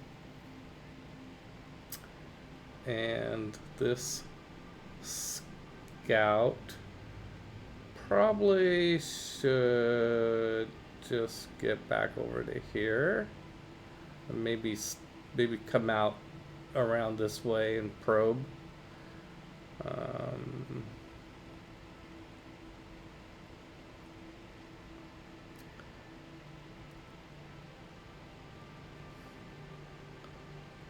No, that's a slinger. I'm gonna get my. Yeah, no, that's fine. Okay. I'm gonna put my builder out here in case I forget to move it later. And the turn mining happens, I am gonna go ahead and build that quarry so I get the masonry bonus.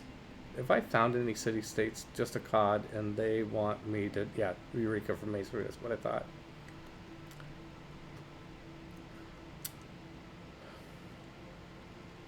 Would the Cupcake Crusade qualify as a desert? No, that would be a desert religion. No. Yeah, no.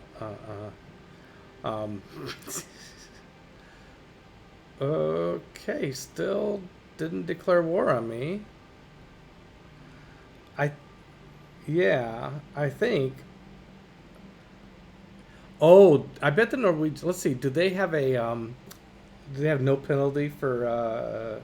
Oh, this is not going to give me their stats.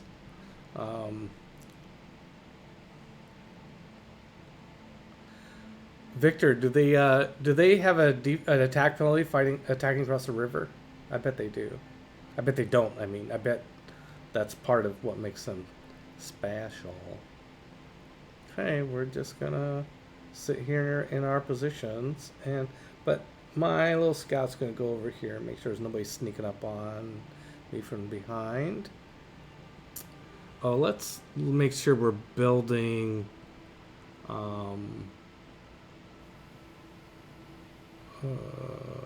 optimum use of. Let's see, we're gonna have another person. Okay, yeah, that looks good. When we get the let's see, when we get mining, we'll put a quarry there, and we might. So we got a little bit of money. Do we want to buy out to another 2-2 spot? Well, if we had, there's deer. If we had animal husbandry, that would be a really nice spot to work too. But we're going to focus on mining. I think that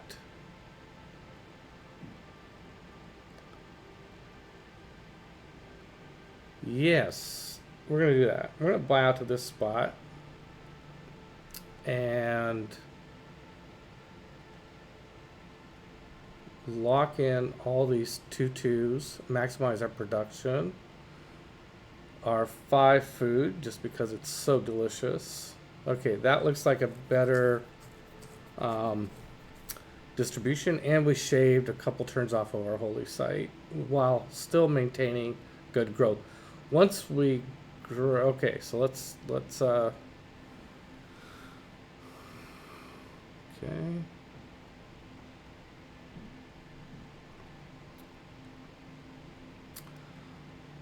Well, we can also be fortifying these guys while we're waiting. Okay, is he going to attack us this turn? Norway? Are you just all bluster?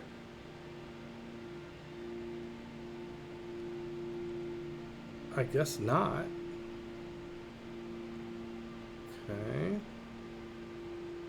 Mining 2 turns. Let's go ahead and get this builder out there. Okay. Oh, yeah, there's a warrior. Okay, we'll just stay right there where we're at. Here he comes. Here he comes. Surprise war. Okay, I am definitely not going to get cocky here, but we are in a better situation than when we got declared war on by Alex in the prior game. So, mining, we get mining next turn. I'm going to move this builder up to there. Okay, we got everything set here. And we're going to attack with the slinger, but all our other guys are going to stay on warrior defensive mode. He might attack with both of these guys. I hate getting attacked by 2 units. The math is not in your favor. This guy, I think we're just gonna try and bait him a little bit to, well, if I, yeah, I think I'm just gonna try and lead him on a little bit. I mean, what I enjoy this part. I mean, the tactics. You know, when this slips into wargaming mode, I do like wargaming. I played a lot of war games as a kid. My dad brings back lots of fond memories, and it is fun, and it's so tense. You're just like, oh my god, you know, what's gonna happen? Like everything's on the line, especially in these early game wars. Okay, attacked. Okay, let's see. I don't think so. And if he's attacking me across the river, if he's not getting the bonus, that would be pretty sweet. He didn't hurt my warrior much. I don't think he got.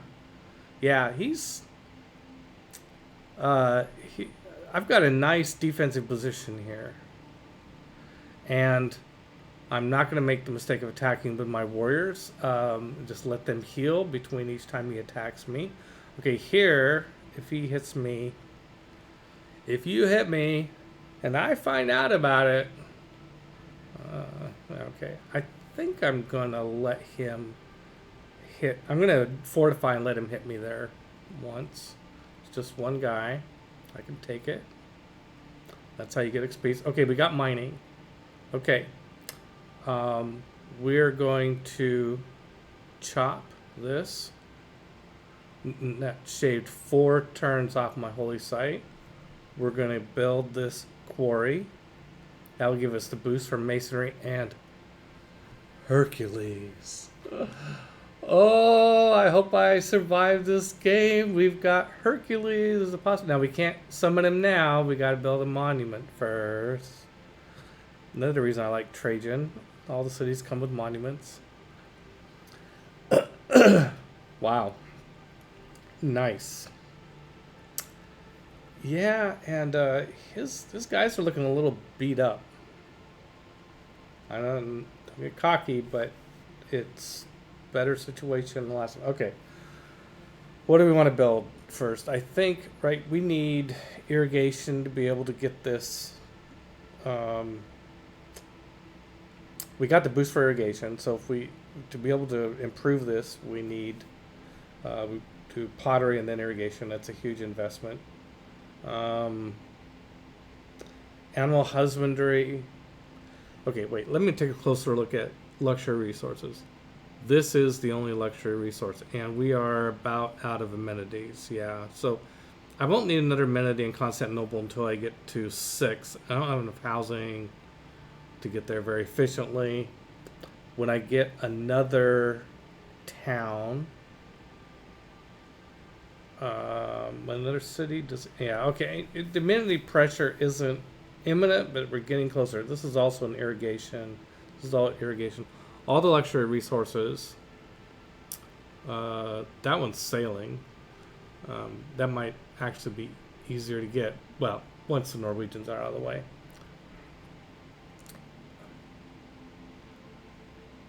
Animal husbandry is nice for the animals. Also, there's that deer out there that would be improved by doing that. Bronze working, I need to kill some barbarians.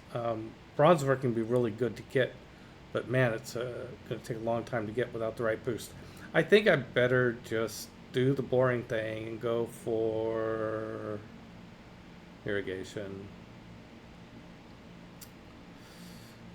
Yeah. Let's see. If you're going for a desert religion, I recommend the Church of Shai Hulud. Thank you, Mr. Stacks. Would the Cupcake Crusade qualify? Oh yeah, we did that one. Yeah, I responded to that comment already. I don't need to respond to it again. Ugh, typo. I swear I know how to spell. But I got it. I knew what you were doing.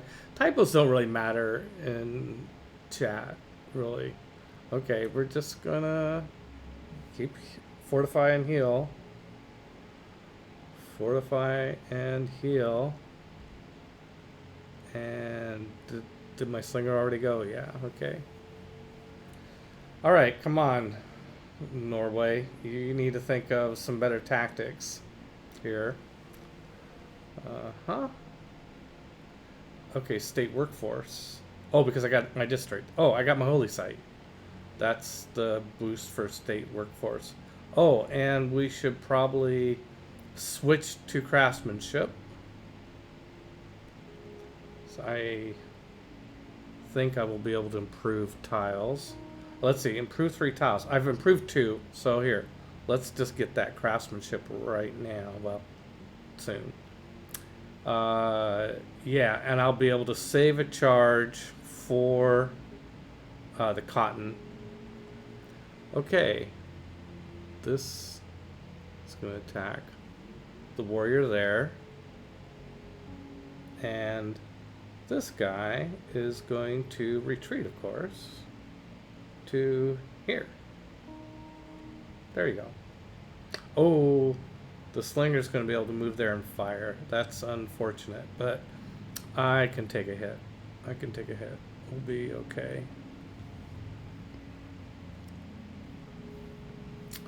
So now the question is, go for shrine. Okay, let's look at the great people situation.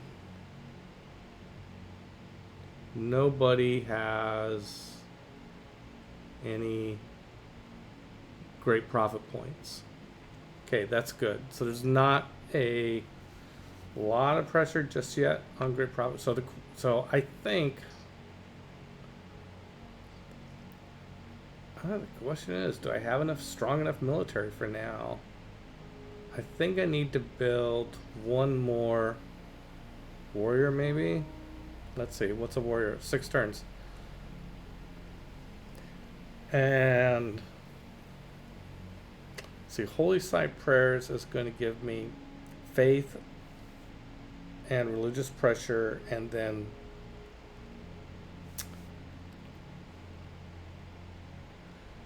I really want,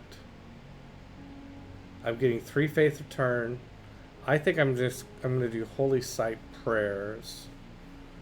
And I'm kind of curious how much faith it's going to give me. I've got 16 and plus 3. I don't remember how much faith it gives me. I always buy it to get faster. So what I'm doing here is this a project called Holy Site Prayers. And this is a very important project for expediting towards a religion. But I just noticed when I picked it that it also gives faith. I just don't know how much. And I think that if I can get it'll be really nice to get Desert Folklore. So let's go. It's funny, if you watched my stream as Canada about a year ago, I was the whole time like, oh, am I going to get Dance of the Aurora? Same situation. Really want Dance of the Aurora. And I didn't get it, and I was definitely upset.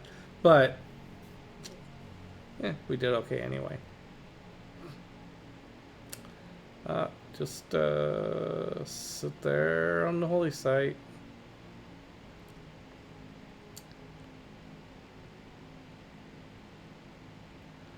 I don't think I want to chop any more of these 2-2 spots because they will ultimately make really good lumber mills. And yeah, there's that. Yep, he came up with a slinger, and I did survive, but that was not good. Oh, he's vacated the killing fields there, or he's although now he's going to be in a position to move a warrior here and be attacking me here from um, to. But you know what I can do is I can move this warrior up to here. Um, Although I like leaving this spot open because if this spot's open, then he might be stupid enough to move back into it.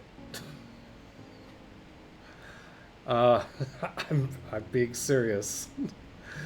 This warrior. Yeah, I'd like to get a warrior up into this area.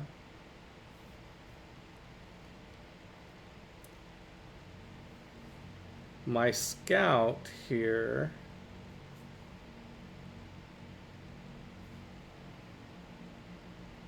Okay, so if he brings his slinger all the way up into here, he's gonna have. Okay, I think I'm gonna let this warrior heal for a turn.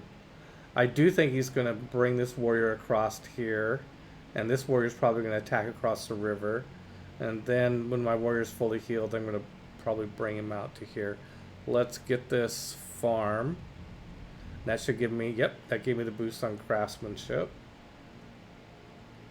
And, oh, I need more amenities. Oh, because I'm at 5 population now. Okay, well, I need more housing. Okay, so now here's, by the way, another time when you want to manually work on how you're deploying your workers.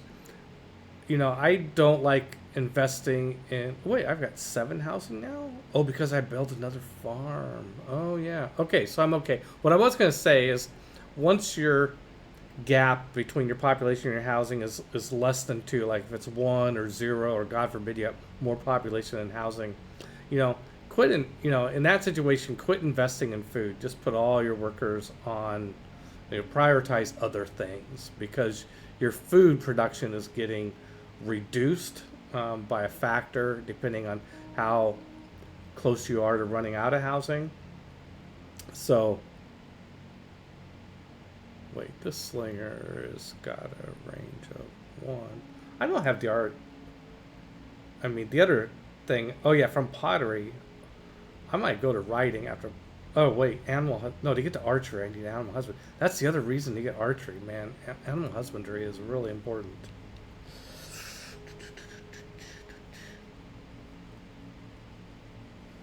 Really important. Really, really important.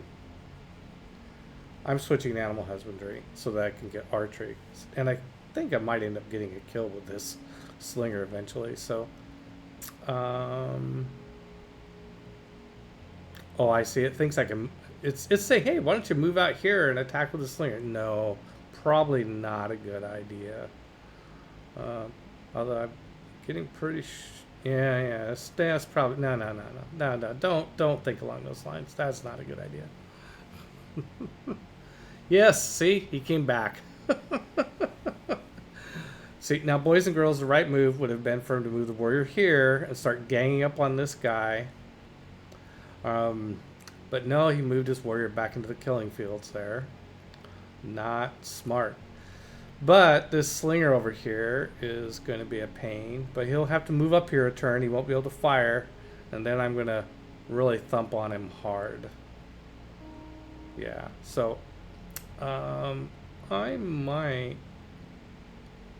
He's bad enough. I don't know. He might have some other units. I think I'm going to hit him once with this warrior. See if I can soften him up enough that my slinger can finish him off. Yeah, the math says that'll work. The math says that can work. Okay, I'm going to hit him once with this guy. And then see if I can finish him with the slinger and get the boost. Woo-ah! Killed him with a slinger. And the reason that's important, the boost for archery is if a slinger gets a kill. So slinger gets a kill, you get the boost for archery. And now, should I be really dumb and just rush out there? No, let's not be that dumb. Okay. That turn worked out well. I wanted to see how much faith I'm getting. Okay, I am getting, it says now 3.7. So the incremental, I was getting 3. So the incremental faith from Holy Side Prayers is only 0.7. It's not even 1 faith. Okay, I'm going to try and remember next turn to look at this number. By the way, can I see that number with a decimal point? Like, how many faith do I really have? No, this is not. Yields.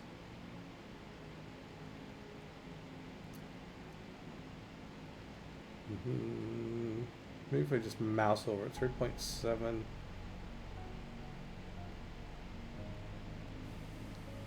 Oops, no, don't do that. What did I just do? I just butterfingered my scout to move out into the middle of the war. No, don't do that. Okay, builder. Do I just have one builder left? Okay, and it's got 2 builds. You know, you're just gonna sit there and chill, brother. Scout, heal up. Okay, let's see what happens next turn with the warriors. Yep, so he moved this warrior up. Good. I'm glad he didn't move, into the killing fields and move the scout up. Then I'd have to make a tough choice. Now, choice is really easy. Everybody attack the slinger. Oh, and the slinger's available for promotion. Oh, that's a tough choice. Do I take the promotion? Yeah. I like, take the promotion. And what's interesting, okay, so this is interesting. I'd be interesting, Victor and Gabriel, what your thoughts are on this. I've always just taken volley, +5 range strength versus land units. And then that sets you up for Aerostorm, which is +7 range strength versus land and naval units, right? The garrison +10 is obviously better than +5, only when you're occupying an improvement that provides strength, defense strength, or a district. So that's a city town. So I've been thinking lately that if you're thinking you're more defensive than offensive, which is often the case with your archers in the early game, garrison might be a better first promotion. And you can still stack it with volley. By the way, all of these are so good. I mean, the improvements for ranged units are just great promotions. I almost always take volley unless I expect to be defending. Yeah, I do expect to be defending because I'm playing on deity, and I think people are just going to keep coming after me. It's going to be like aliens. They're going to be coming in. And, 17 hours or 17 days, we're not going to last 17 hours. Okay, I'm obviously way too excited. Okay, I took the promotion, and I think the warrior is just going to thump on this slinger and still be strong enough to withstand. Oh, it's going to withstand 2 attacks,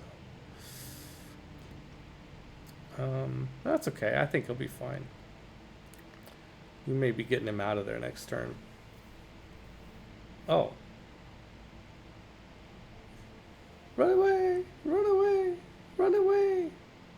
Now I wish I would have taken the other promotion with a slinger. Okay, come on, guys. That's funny. I think I'm happy just sitting here and healing for a turn. Yeah, come on back, guys. All his guys are in really bad shape. Hindsight's 2020. Yes, right now garrison might be the best call because you're under attack. Yeah. And once I get promoted, oh, look at it. More warriors coming up to the killing fields. Okay, this is a little tight. Okay, but now what's this going to look like? One shot with a slinger and boom. Oh, almost dead. Almost completely dead. Can I get this guy to there? Yes, I can. Okay, so I'm gonna have this guy go finish the slinger, and have this guy go park on the holy site. And yeah, I love these little tactical. Like every turn, try to figure out, okay, what do I do? What do I do? So obviously this is going to be a tight 3 units here, but two of them are almost dead. In fact, one of them's going to die right now. And but here's a problem. Here's a problem.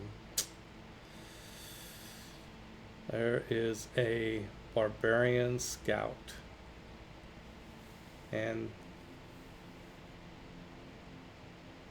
oh, choose Pantheon. Is it available? Oh, it doesn't look like it. Dance of the Aurora. We were in Tundra, but I don't see desert. Oh, come on, come on. Scroll, scroll, scroll. I think it shows up early on the list. No desert folklore. No desert folklore. We haven't found any tundra. Is Sacred Path on the list? I don't see Sacred Path. Okay, the 3 that give you bonuses for... Yeah, okay, so we don't have Desert Folklore. Okay, River Goddess I quite like if I built my first, if I built my first holy site on a river, which I did. I think that would +2 minis, +2 housing. It's really nice. Divine Spark is just really solid all the time, and it's good in this situation. I need more great profit points. Let's look at the great profit situation. There is somebody. Okay, I'm generating 13 great profit points this turn. Oh, did my thing just expire? It did. Okay. But that's not what I'm generating each turn. I just generated 13 last turn because my Holy Site prayers came up. And this player is generating 2 per turn. I want to be first so that I get the great profit at 90. So I think I'm just going to take Divine Spark. Divine Spark I think is really... No, I don't think Sacred Path is there. Victor. Doesn't look like it. I think Divine Spark just to get the... I mean, and it's great getting... the extra great person points for libraries and theater squares are nice too. What else would be good? I think fishing boats is nice. The pastures is nice. I mean, we don't know if we got horses yet.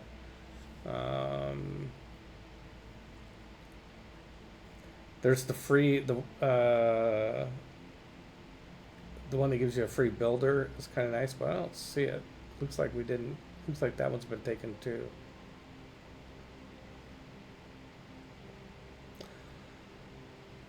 Yeah, tough choice. Tough choice. Yeah, if it's not there, it means Lunar Civ got it. Yeah.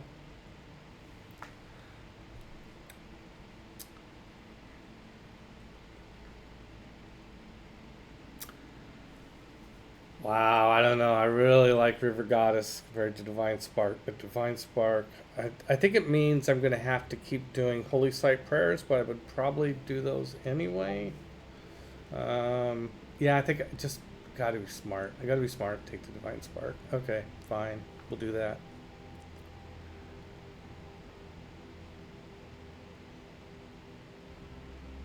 And we got a warrior with a promotion. Which one? This one?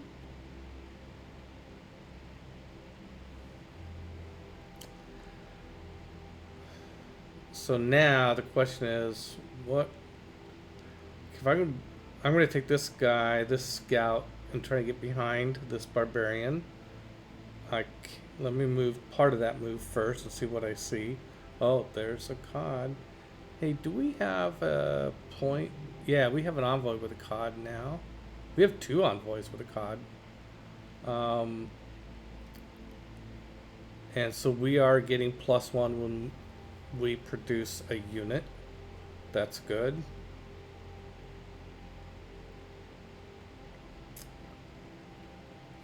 I guess what I'm thinking about is whether I should be moving a warrior back over to here. I only have 2 warriors. One of them's damaged. Do I need 2 warriors fighting the Norwegians? I probably do.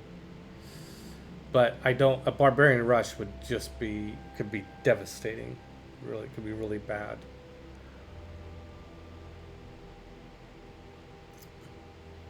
I don't know. I think in either case, I'm going to be stronger if I'm not injured. Oh, I do have this promotion. Let's...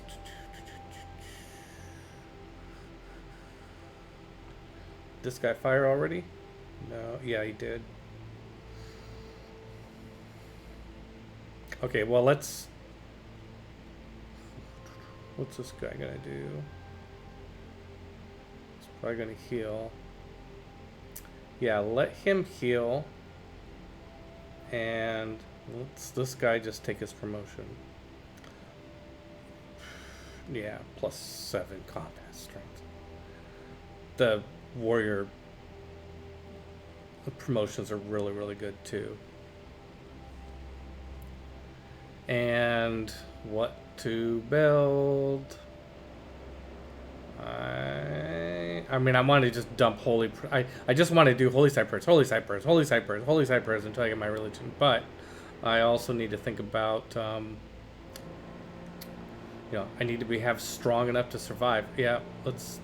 I think I can do it. I think my current army is holding up well, and I'm worried about the barbarians. But let's see where they go. Oh, that barbarian is now surrounded by Akkadians. Oh, he's going to come in and heal up from my farm. That's going to suck. But then I got a builder. We'll just come back and fix it. Okay. Now...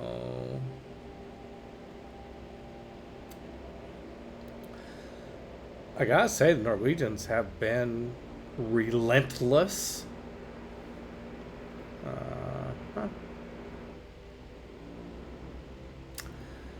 I can't get one of these warriors over there in front of the scout without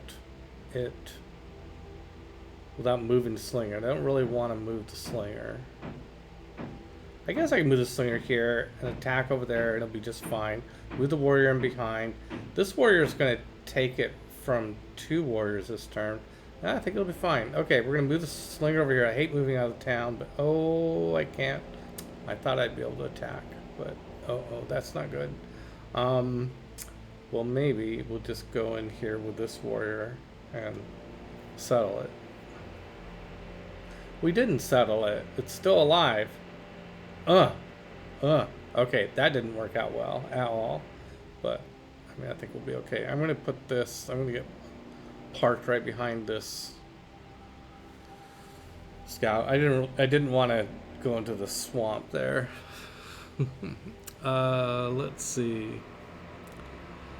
Javion sounds like something a Nord would say. Oh, what did I say? I didn't see that in time. Hey, it's good to see you, Javion. Mr. Steak, my freshly refurbished computer was just delivered, so I'm going to get it assembled. Install Civ. See you later. Woohoo! Good luck. Good luck. Good luck. I think we'll be okay there. I don't like 2 of those are attacking across the river, so I think we'll be okay.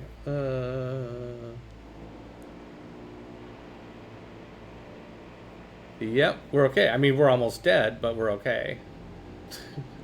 And my units are in the wrong place. I guess I should not have moved that guy out of there. Okay. I was worried about the barbarian scout going off and finding its homeland and starting a barbarian raid. But really, I should have been worried about the barbarian scout doing a frontal assault on my city. Okay, this guy. Oh, this is not good. Oh well. Although these Norwegians are in pretty bad shape, though. Let's. I can't leave this guy out here. He's just gonna die if these guys all gang up on him. Okay. The slinger. Yeah, and also the slinger, by moving out of the city, lost his +10 bonus. Okay, that was just dumb. Okay, that should not have happened. Okay, let's get this warrior out of there. And let's get... Okay, I'm going to lose a... Can it... Okay, the holy site is functional right now. So they could come in and loot it, which would be really bad. Yeah, really bad. Okay.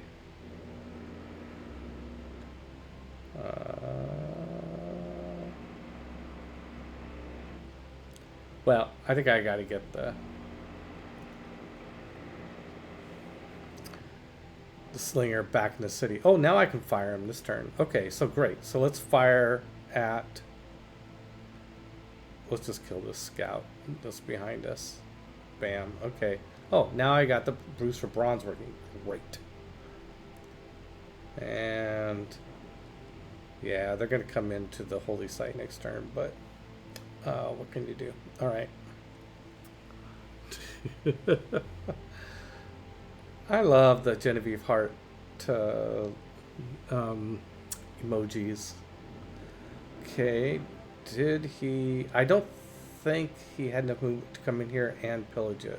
Doesn't look like my holy site got pillaged, so I think that my slinger can finish off that warrior. There we go. Wow, suddenly the situation looks a lot better. This warrior hasn't moved, doesn't need to move, it can heal. This warrior can heal. This scout might as well heal, get to full strength. And let's take another turn. What do they call it when barbarians steal all of your gasoline? What do they call that? I don't know. I'm sure you've got a clever answer to that, Gabriel Armando. Well, maybe not. Let's see if any more Vikings show up. Yeah, I don't know if they're... it's... If you were playing the pandemic co-op game, it's like you just drew the card that says One Quiet Night. That's what we got. We got a quiet night. Let's... We're gonna rejoice. Okay. Phew. And let's go out here. I wonder where that... I really do need to know where that outpost is. That barbarian outpost is that all these... guys. You know, there's a lot of tundra up here. Maybe I should have taken Dance of the Aurora and I could be settling cities along this tundra line. You know... I think that was a missed opportunity.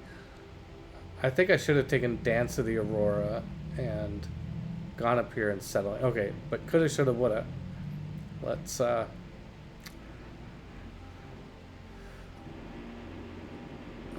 it could be right in here or it could be down there. Let's go exploring. I want to see these two X's and then I'm probably gonna dip down somewhere else. Okay.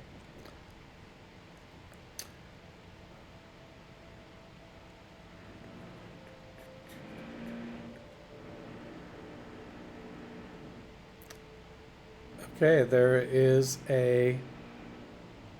another warrior.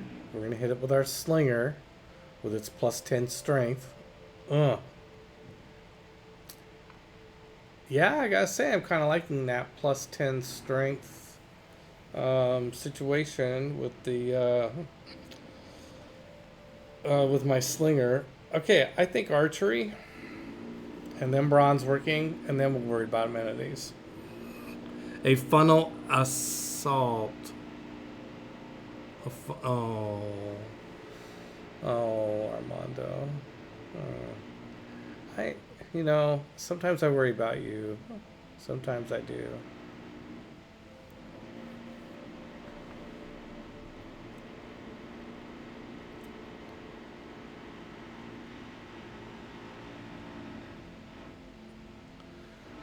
Yep, and here comes another warrior. But you're gonna need way more than one wounded warrior. I'm gonna come back and reoccupy the holy site. And we're gonna stay in our little plus 10 radius. Come up here and look. Hi.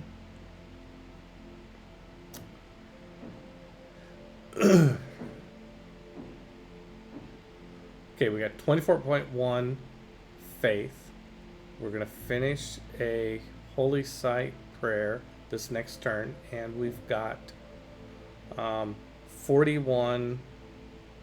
Wow, even with the holy site prayers, this unmet player is earning 5.7 per turn. I'm only earning 3, but the holy site prayers might catapult me past them, I hope. Okay, so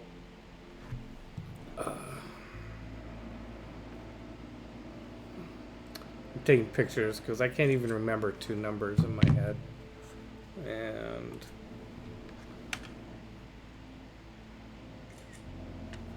okay.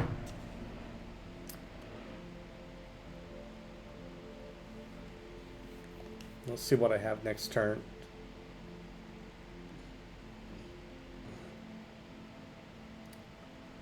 Ancient era ends in 9 turns. How are we? My arrow score, I'm sure, sucks. 9 turns, I'm at a 6. Jeez. Okay, I think we're going into the Dark Ages, guys. It's not that bad. So now we are at 27.9 faith, and we had. I guess I don't care that much about faith production from Holy Site prayers now that we got the Pantheon, but I did go up from 24.1 plus 3.7 would be 27.8, 27.9. Is that really? Oh, really? 24, 20. It didn't give me. Oh, that it's just the plus 7. That's right. Okay, so then in terms of the great profit production, I did not. Okay, it's not offsetting the advantage of that unmet player, so I'm not going to get the first profit. I'll get the second one, probably. Oh well, I don't think that'll matter. 5.7, I'm getting 3, but I'm definitely. Whoever's the second, the other unmet player only has 6 great profit points per turn, is only generating 1, and the one after that, nobody else is. So, okay, I'm doing okay on great profit points. Rule Gaviola is raiding with the party, 14. Well, welcome. Hello, how y'all doing? I am playing Similar Civilization 6 and trying to get a religion. I'm playing on deity, which, by the way, I should not be playing. I'm not that good of a player to be playing on deity, but I'm trying to figure it out, and wondering what I should build next. I think I should. The question is whether or not a bunch more. I'm currently at war with Norway, but I've wiped out everything they've sent at me, and the question is whether or not they're going to keep sending stuff at me or not. I think I'm going to take a chance and produce another settler, and then, or I should maybe. I think. Yeah, it's hard to know whether I want to rush to the religion or build another city. But it looks like I have no way of getting the first religion and I think I'm way. I have a very strong second place, so there's no way I won't get the second place. So I don't think the Holy Site prayers are going to swing it one way or the other. So I am tempted to do a shrine. How much does a shrine cost? Maybe I'll have enough money to get a shrine. 420. No, I'm not going to get there anytime soon. Um, I think I'm going to build a cellar and go venturing out um, at some point and rely on. I mean, you got to take chances playing this on deity. The only, I'm going to need some good luck in order to win. So part of that good luck can be maybe the Norwegians just don't attack me anymore, and my current army will be strong enough. Let's see if they come after me again. There's one guy, dude, Harold. You gotta come at me with more than one injured Viking. I mean, that is just not going to do it. We got to 6 population, so we got the early. We got the boost for early empire. Okay, well that's good. We got all the. We don't have political philosophy. We need to send a scout out further to find 2 more city states and another continent. Probably the other continent won't happen in time to matter. It's probably the wrong direction, but it's where I'm at. Do do do do do.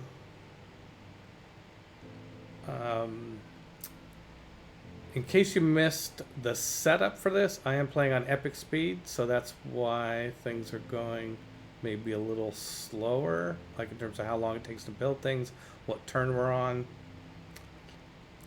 I am kind of tempted to maybe take the fight to them a little bit. Yeah, I don't know. That's probably just dumb. Okay.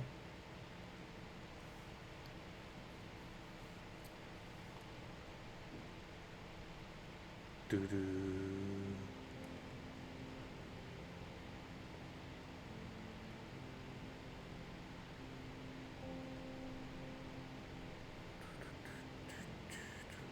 I mean, if I can kill this guy, why not, right? Might as well.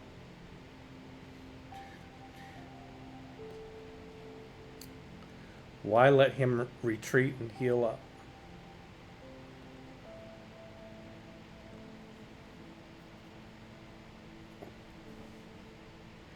Well, there's a barbarian warrior. It's probably going to hit me. He did. Gave me some experience points. Oh, yeah, it's probably good for us to review our policies.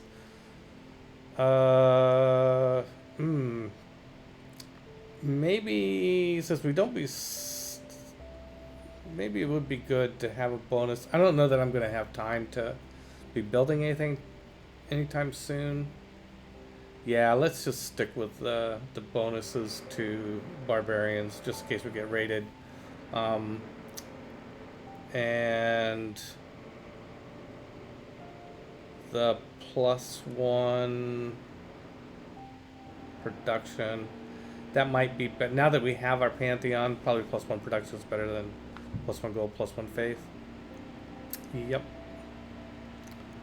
Alright, let's open the civics tree. Can we... Well, we can go get state workforce while we're waiting to see if we find another continent. I don't think we're going to find another continent, but, it's might as well. Victor, have you been at war long enough to ask for peace with her? I might have been. Let's see, what would I gain by that? Just some peace of mind, I guess.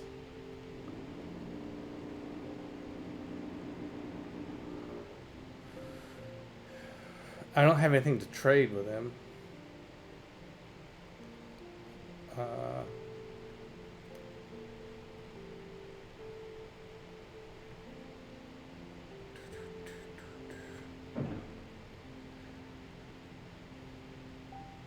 I think I'll let the Akkadians deal with that barbarian.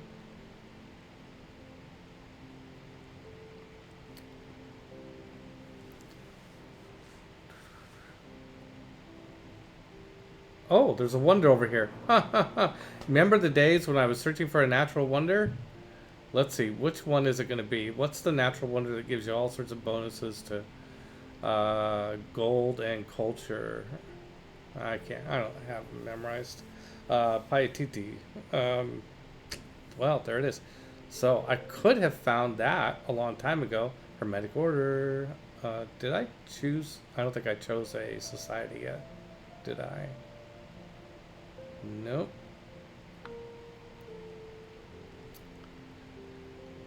Yeah, I'm not so excited about the Moksha since picking Moksha. First of all, he's not very useful for anything else. Until like, I mean, he can be when he gets fully promoted. He's got some pretty bogus abilities, but certainly in the early game, not a very useful governor. But I thought, well, that +2 faith, maybe that'll help me get desert folklore, and no, it didn't. But boy, there are some juicy tiles over here for culture and gold. But all the other tiles are crap desert. Yeah, I mean, it might be an interesting Petra City over here. I don't know. It's Petra cities help the hills a lot, but they don't. They don't help the plains as much. Oh, let's see. I think I really want to go and find out whether or not this is the end of this landmass. Like, does this the end of the landmass, or does it keep going? I don't know.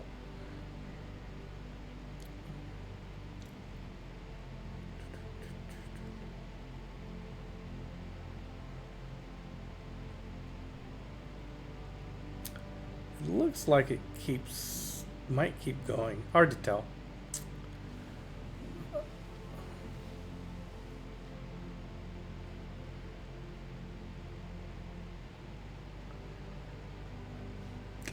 I guess the advantage of making peace is that we just won't. For a while, I won't have to worry about him attacking me, and it'll let me go settle my. Oh, called me friend. Yeah, sure, we're friends. It'll let me, I guess, wander around with my settler a little bit less nervously. It would be nice to kind of go down there and find out where his capital is, but I'm going to get that settler in 4 turns. I really need to think about where I'm going to put it. Okay, so I don't have desert folklore, so we're back to sort of the regular, mundane, normal ways of how do you build a decent holy site. Okay, these 2 mountains. Again, this would be an okay holy site. It would be a 2. This one would be a 3, but I have to harvest the stone first. But I will have... no, I'm not that close to getting masonry. There's no mountains over here. There's some woods. There's probably a couple places where I get a +1 or something. Oh man, just not getting great holy sites.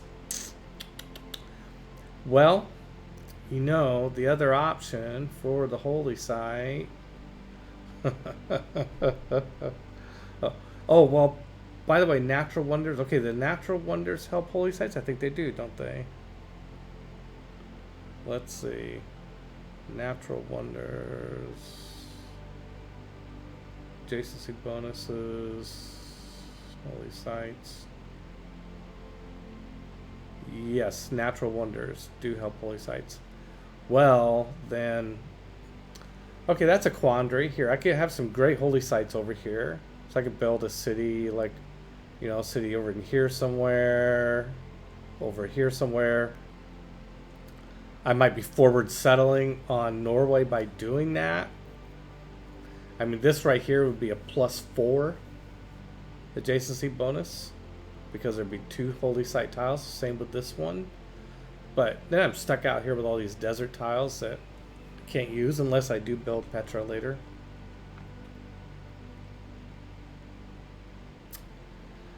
The other option is here. This is a +2 holy site, which isn't that good, but That's like, is that really the best holy site option I have other than going out in the desert? Oh, man. Okay, so here's the other idea. Hermetic order. And Gabriel's laughing because he knows that I like Hermetic order, even though most people don't. All the experts say Hermetic order is the worst of the secret societies because it's unpredictable. But if you want good adjacency bonuses and you're not satisfied with the terrain that's being handed up to you, so if you're not familiar with the Hermetic order, let's just talk about that for a second. Here's the Hermetic order. The Hermetic order is it unlocks the discovery. It's unlocked by discovering natural wonder. That's what we just found it. It reveals ley lines. Ley lines give a major adjacency bonuses to all specialty districts next to them. That's +2. So, +2 all by itself also isn't that good, but sometimes you get a couple of them together. Sometimes it's very unreliable, but sometimes you can. It works out great. And okay, I'm not going to move both of my warriors down there. Okay, so this still doesn't answer the question of exactly where we're going to get another our next holy site, and we're not going to be able to get ley lines until we research one of these things that give me another governor tile, and we're not going to get those until we get more culture. Our culture went from 1.5 to 2.5. What do we find a culture spot that I just? Oh, maybe it's a city state that we're friends with. How's my culture up to 2.5? Oh, just population growth. Okay.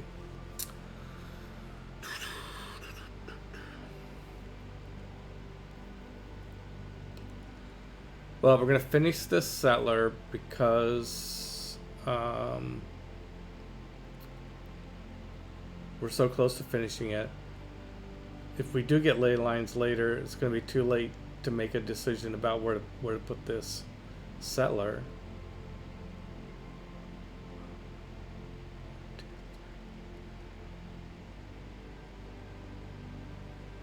One, two, three. I don't know. Should I build a city here? Then I could buy it. Well, I don't have a lot of money, so buying out places is pretty hard to do. If I want to build a holy site, I probably don't want to be on this side of the wonder. I probably want to be back on this side of the wonder because I think Norway is down there. I need to find out where Norway's at. That's for sure. Okay. The safe thing would be to just build 1, 2, 3, 4. Build back in here somewhere. Put the holy site there for the +2. And that would give me the wine. There's lots. I'd be on a river. There's some woods. There's a wine. There's a quarry. There's different, some other things.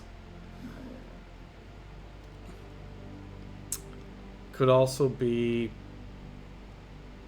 I mean, there's a lake. I could put I could settle over here somewhere.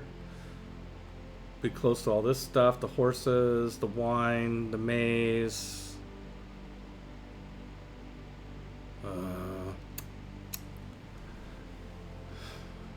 Yeah, just not great answers. Okay, let's see. What's this guy gonna do? Be nice to kind of. Let's see. I could go there and see that tile. More mountains.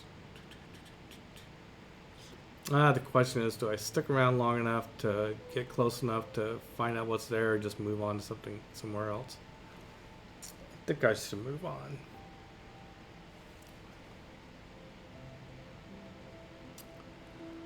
Okay, we got archery. Well, good. If the Vikings attack, we'll upgrade that slinger. And they thought it was tough last time they attacked me. It's going to be tougher next time if I get archery. Get some archers going. Yep, Constantinople wants amenities. Okay, what's next on the, I think, bronze working? Well, we still, yeah, we still have amenity problems. We're going to have amenity problems. As eager as I am to get to bronze working, I think I better go get irrigation. So, pottery and irrigation. And I think I am going to heal my scout.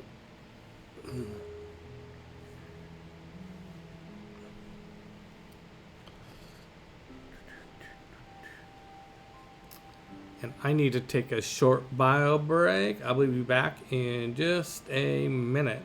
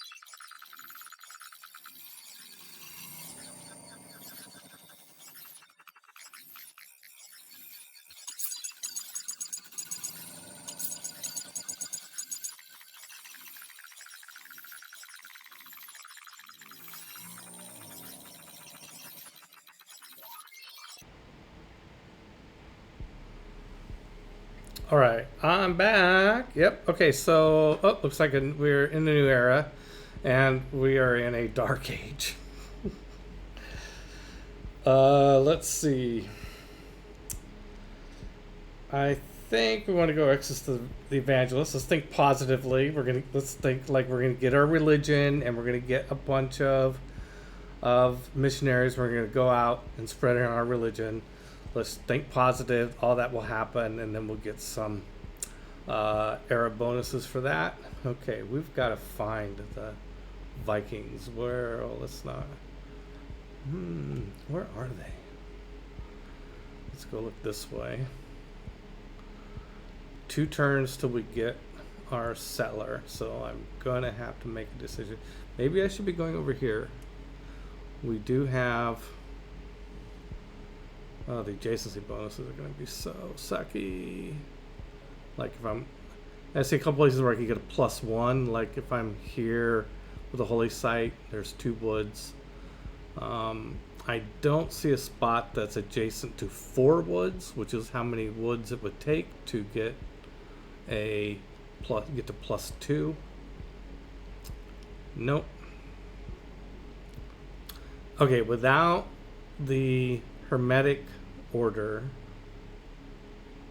and knowing where ley lines are, the only place I see that will get me to +2, which is just, I can't believe I'm this spot here and this spot here would also be +2. No, there's no place to. I don't see a spot. Oh, this would be +2. +1 from the mountain and +2 from these woods. I like that because it's a little further away from this city, which lets me spread out just a little bit more.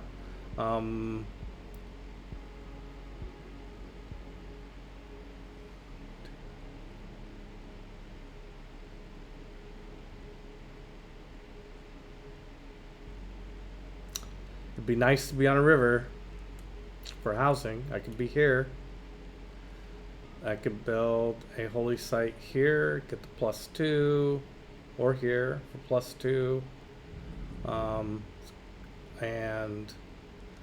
or I could try and buy out to here. I'm just my gold production sucks. I'm not going to be able to buy out that far. I mean, this would also be a +2, but that would be a shame to build a holy site here for +2 when you could just go one more hex and you'd be a +4. But so much of that train's going to be crap.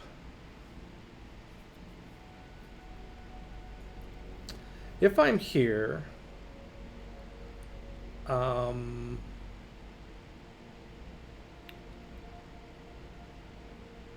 mean, I would set myself up to build a Petra city. It's just not going to be that good of a Petra city.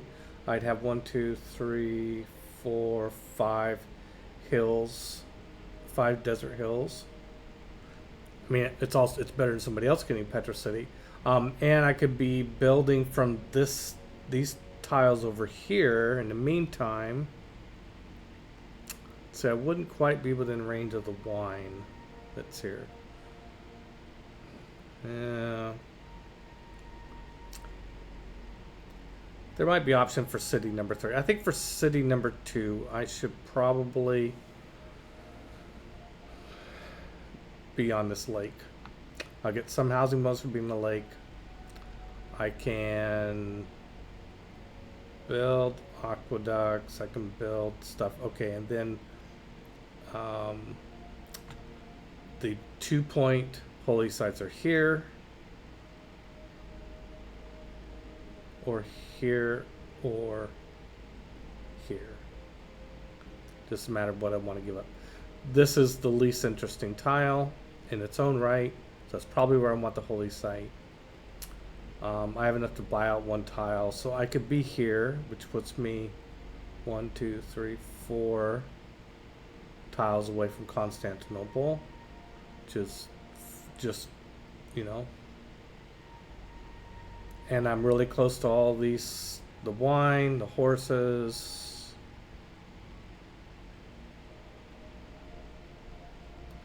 I'm trying to get psyched up for this spot, but it's not going to be.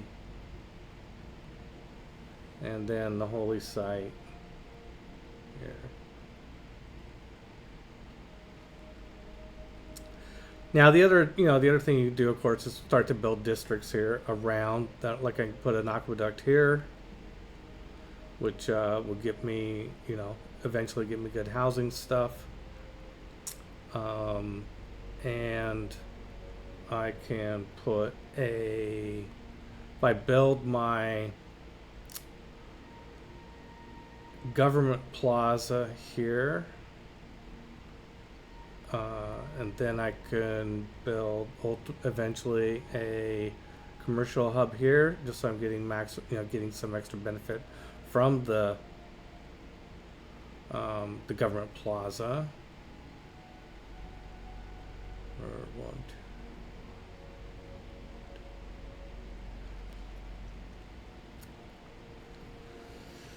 Starts to get a little bit better. It will get up to +4 if I do all that, but not very quickly.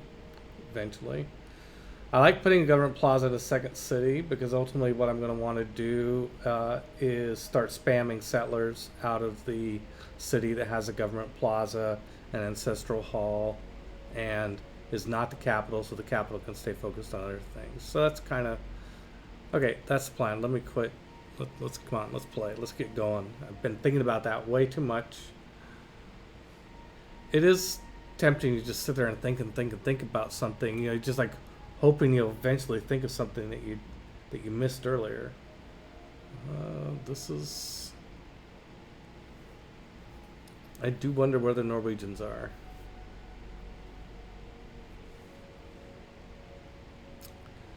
Okay, there's the settler, and we're going to come up this way on. Whoops. Well, butterfingered that. Let's get a little cover going. Okay, that's fine. Okay. And let's go back to, let's look at the situation with the great prophets.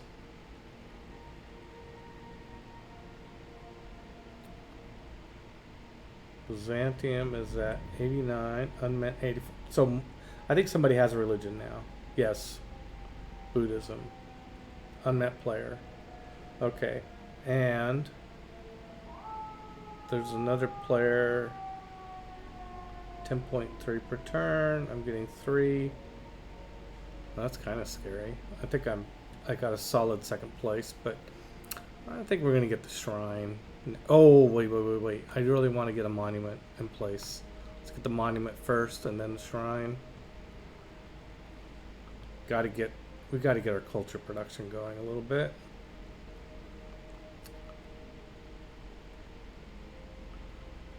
Wow, just don't know where those Norwegians are.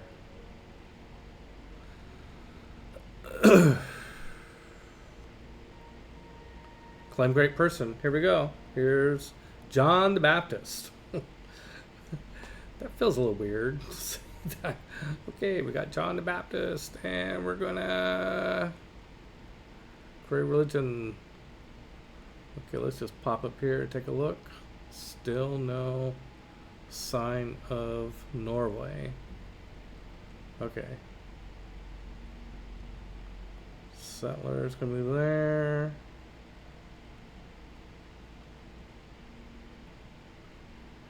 And John the Baptist is going to go out to the holy site and found a religion. Oh, now we're going to have to decide. We've got, let's see, the schism, the Cupcake Crusade, the Church of Shai Hulud, but we missed the desert folklore. So I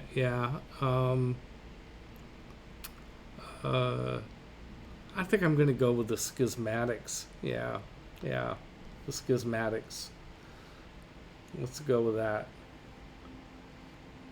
We're going to choose... I always choose this little tree. I don't know why, but since I always choose it, then I always know what I am. It's schismatics. Yeah, the religion of schismatics. That's going to be us. Okay, very important that we get, let's see, where's Crusade? It's not in this section yet. Okay. Work ethic is great if you got good adjacency bonuses. But we have lousy adjacency bonuses. I can't believe I'm actually thinking that maybe I want to pass up work ethic. No, because, let's see, shrines and temples provide culture. That's really nice. We're going to have a lot of shrines and temples. Great at baptism, not so great at keeping us in. Tense negotiations. Oh my god. Reliquaries. No, this is, okay, international trade routes and +1. Jesuit training, campus and theater, square buildings with faith. Purchase campus and theater buildings with faith.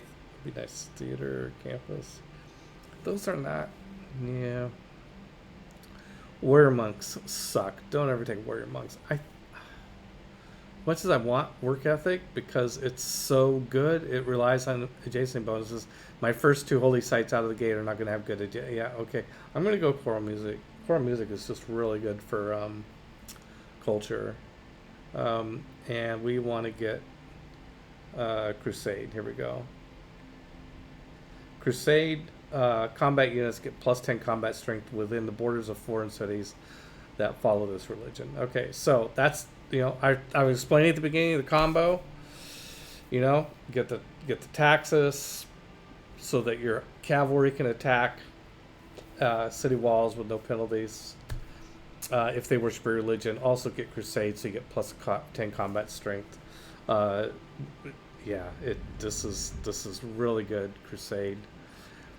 It's not going to be that good right now, but it's eventually going to be really good. Okay, so we have a religion, yay! And we have schismatics is the true path of salvation. Please ignore all those other ones. Okay, we have religion. We're on deity, and we got a religion. Yay! And we got the boost for theology because we got religion. And because I converted Constantinople to my religion. I've got +2 era points, era score for next round, and the religion gets 2. Okay, so I think we probably already have more era points. Yeah, we've gotten as many era score points in this era, like 2 turns in, than how many era score points we got in the previous era the entire time. Okay, now that we're healed up, do I want to pop up there just to take a look? Yeah, I'm going to. Okay, so the borders of the water. I think it's safe to say that those are the borders of the water. So we're going to get out of there next turn.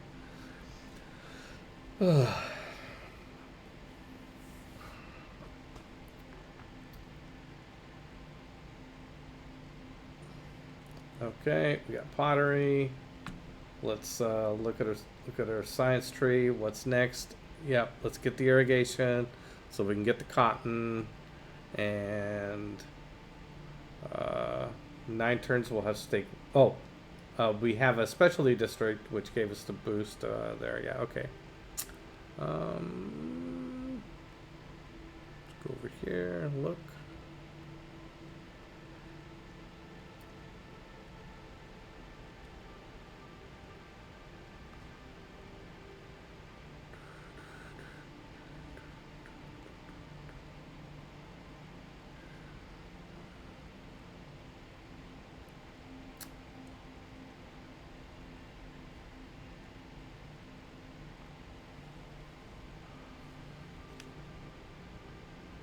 I'm out of coffee.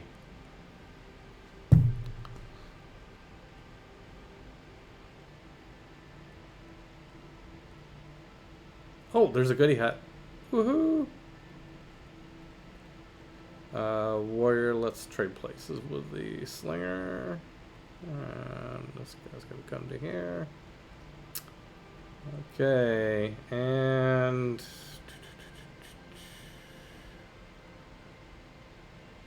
okay. Oh yeah, it's up there.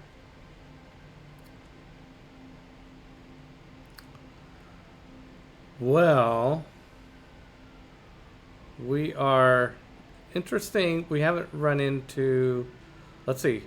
Oh, Harold will sell me sugar and wine. I don't have much money, but it would be really nice to be able to buy the wine. Then when I get my own wine, I'm basically reselling his wine, which is nice. Let's see. Purchase. Let's do purchase. Oh wow, 3 amenities for all my money.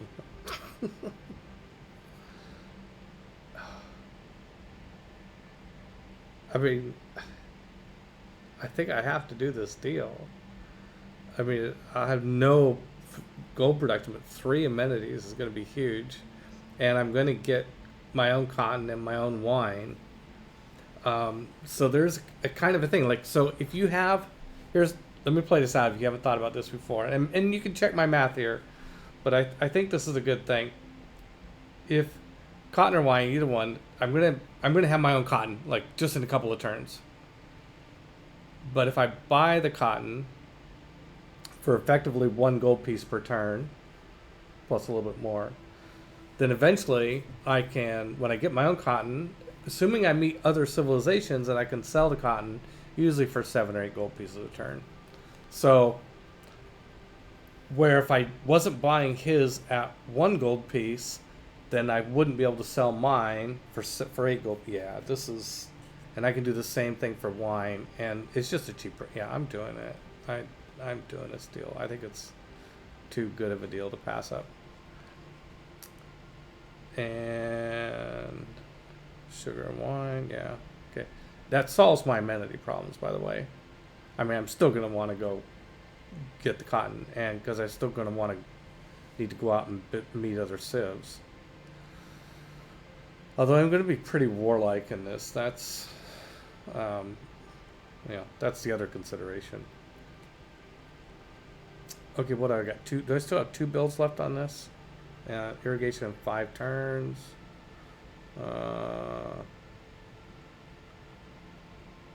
I think I'm going to come down here and use one charge on the horses and one charge on the wine.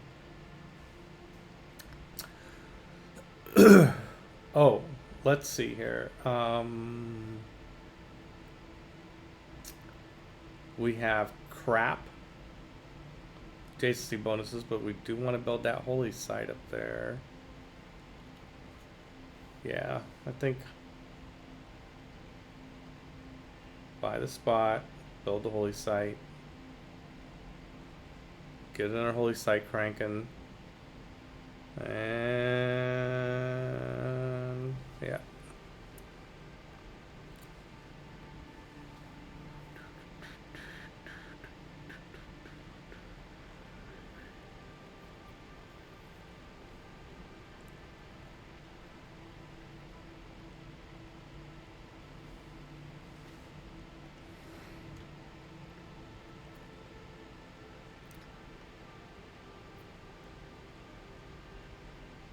Well, yeah. Okay, let's see what we get in the goodie hut. We got the we finished foreign trade all of a sudden. We must have gotten the boost for foreign trade.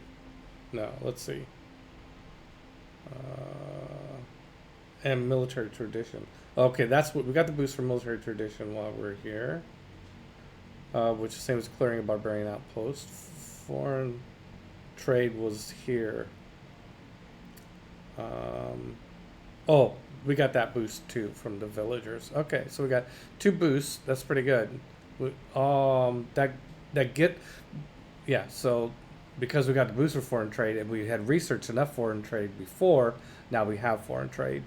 So we're in a good situation in terms of boosts. Except we really would like to meet another 2 other civs or city states so that we could get the boost for political philosophy. And yeah, that's just not happening right now.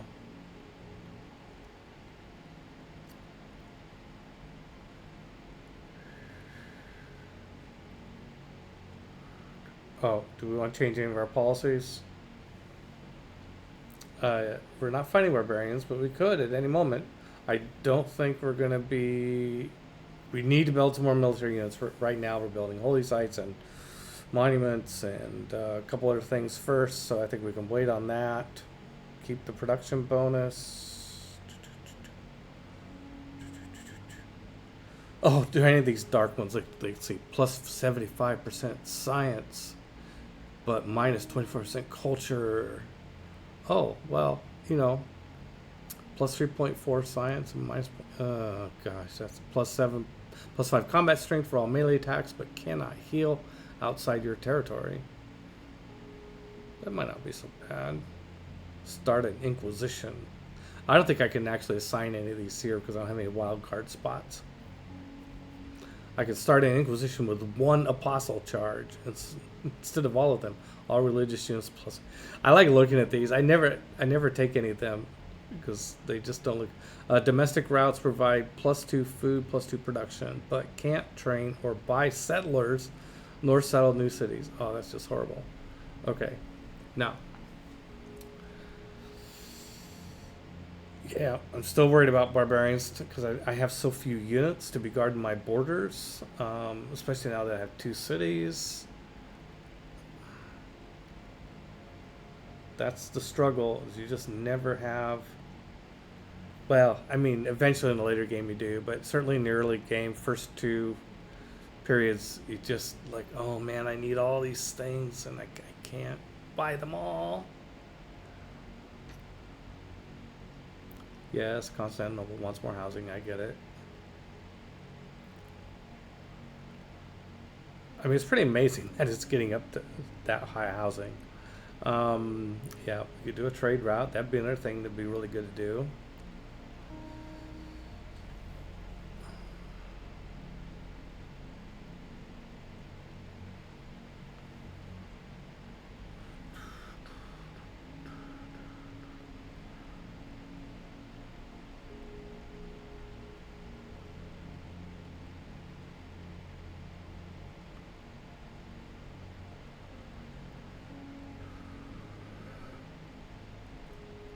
So what? Oh, there is a barbarian. There's a barbarian scout right there. Okay, I'm glad we moved this warrior over here.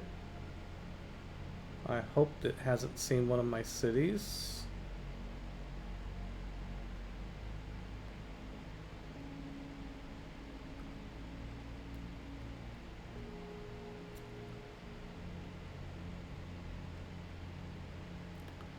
Let's gonna build those horses. And then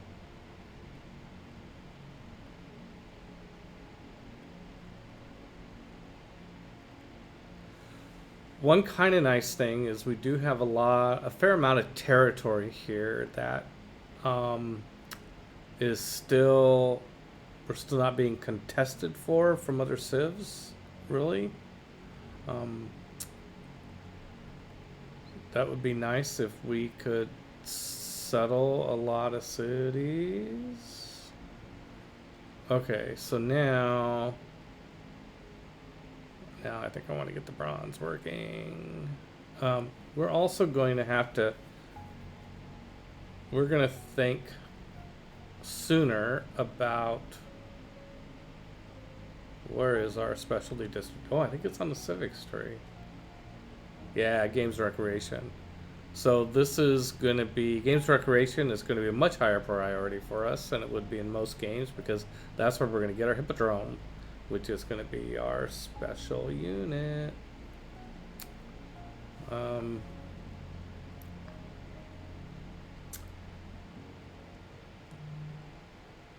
Yeah, I think next turn, we're going to get state workforce next turn. We get a plaza.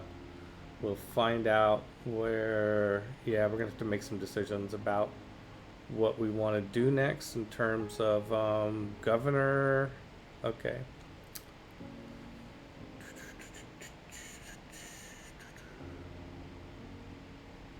Well, let's get bronze working so that we get our, so we find out where the iron's at.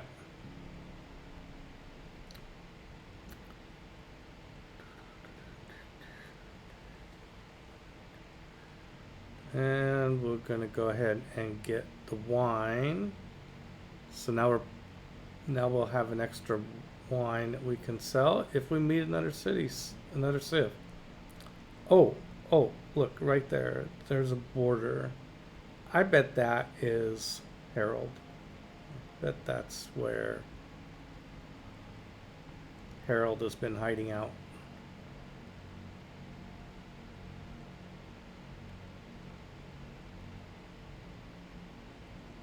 Okay.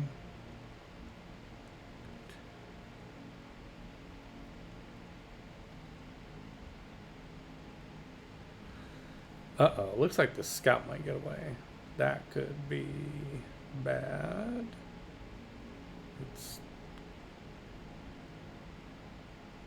Okay, now let's look at policies here.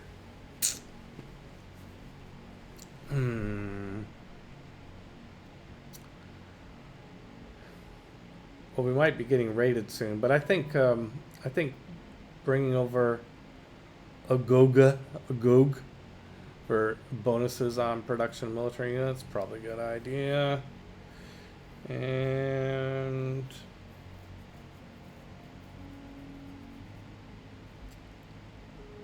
yeah, I think that's pretty about as good as we're gonna do.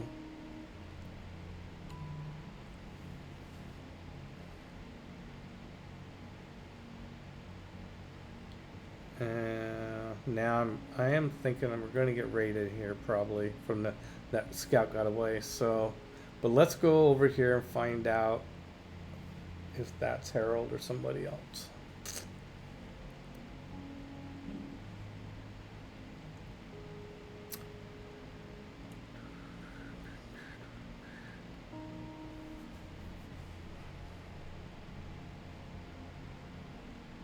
Okay, so we've got one governor point, right?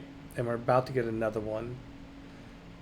So I think what we need to do is get Magnus, and the second one be provision, and we'll just wait on, we'll have to wait a little bit on the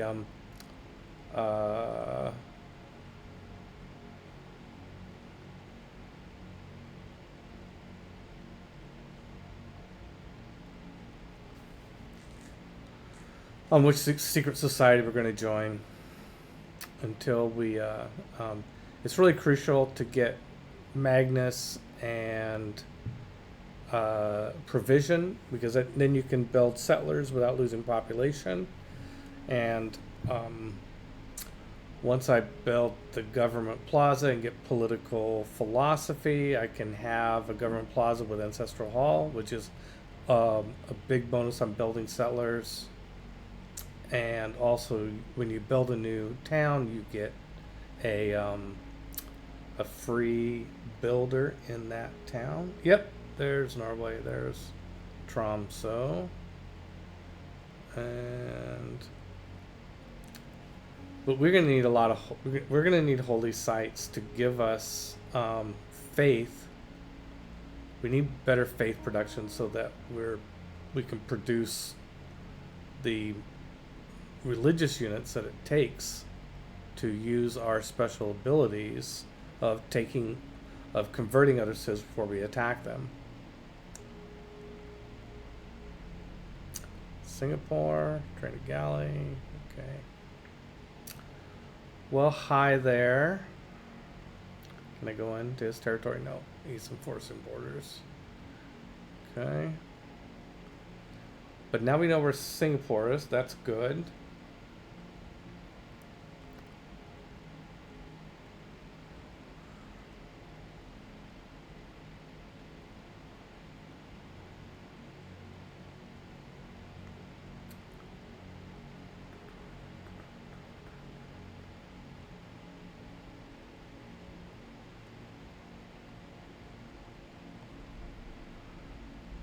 Okay, we have all of this area back here explored, which is good. So, I mean, the bad part is we're going to, barbarian camps are going to be popping up back there every once in a while. We're going to have to deal with that. But now we can focus. I'm going to send a scout down this way. We need to focus on clearing some of this space. We really got to find another city state.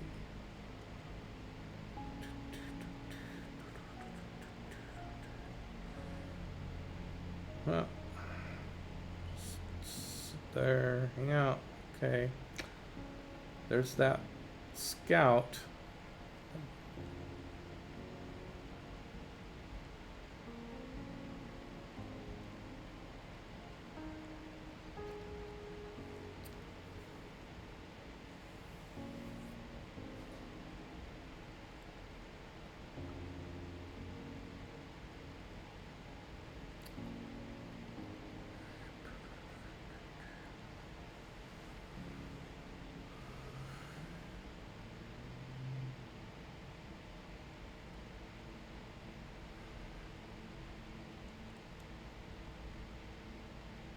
Oh, now the scout's swinging back this way.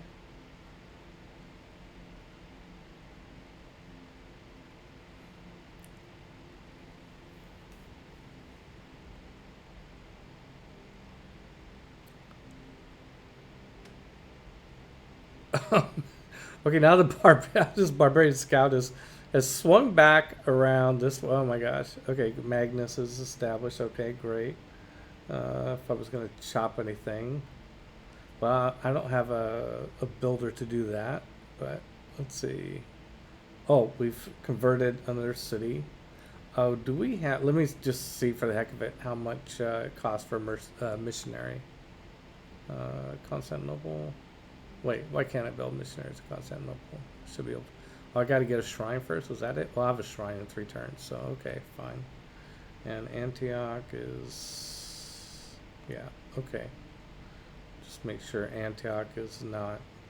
Yeah. I should have checked earlier on where that population was working, but fortunately, the AI made a good decision for me.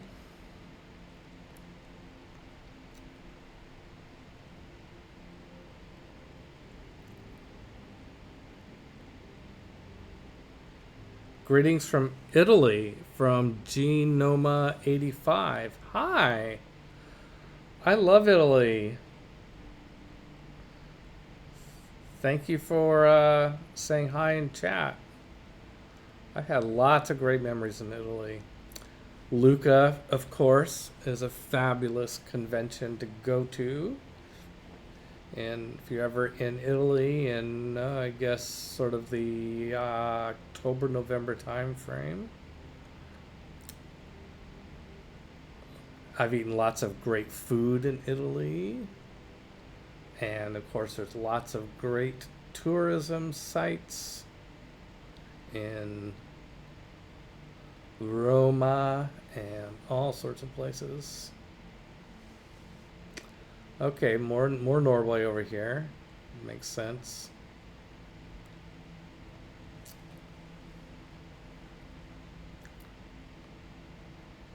Okay, I'm going to get this settler out here trying to help me corral this barbarian. Wait, I already moved this turn. Okay. I wonder where this barbarian's camp. It could be there is no camp. It could be the barbarian camp that it's from has met an ill fate.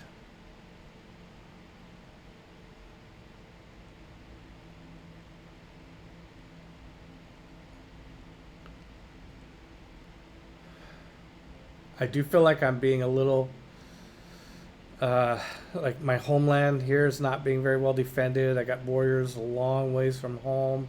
Norway could attack me again, but I'm really, I'm pushing my luck a little bit, I suppose. Really desperate to find a third city state. Okay, we found iron. Also, oh, right there. Also, we're really going to need another builder. Okay, but we also need more military. Let's see, how much is it going to cost for a builder here? Okay, we finished the shrine. Oh, let's check this. Yes, now I can build a missionary, now that I have a shrine. But I need 220 faith to build a missionary. Yeah, it's going to be slow. Okay, so a builder would take 7 turns. And trader would take 6. Let's build a spearman first.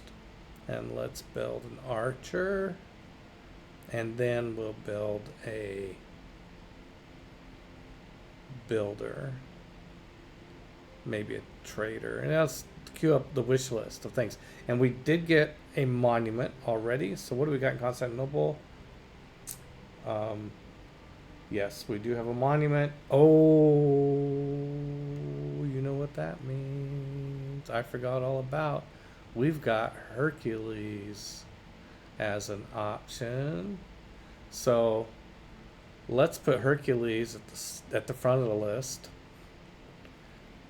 Yes. And then an archer, and then a spearman, and then an archer, and then the builder. Yeah, well, we might change our mind here a little later. But yeah, Hercules. Let's see, we'll get him in 3 turns. We could use him to accelerate this holy site. And I could go ahead and put, let's see, Antioch is going to get, it's going to be a while before it can get a second district. Constantinople, however, could do a second district at any time once we have more districts. Encampment, Government Plaza. Not really going to hold out for putting the Government Plaza down here, although maybe that's a mistake. Maybe I should. No, let's stick to the plan.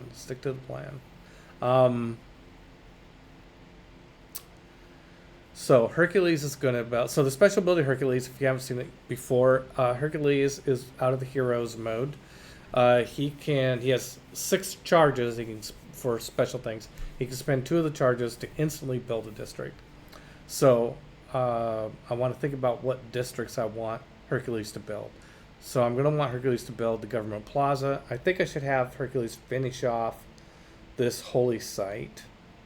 It means all the effort I've put into the holy site so far is kind of wasted. But I will get Hercules there in like 5 turns. I'll get the holy site sooner if I do that. And I could start building something else in Antioch, like an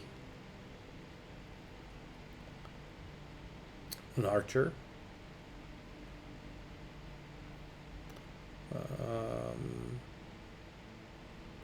Yep. Let's stop building that. Let's build an archer. And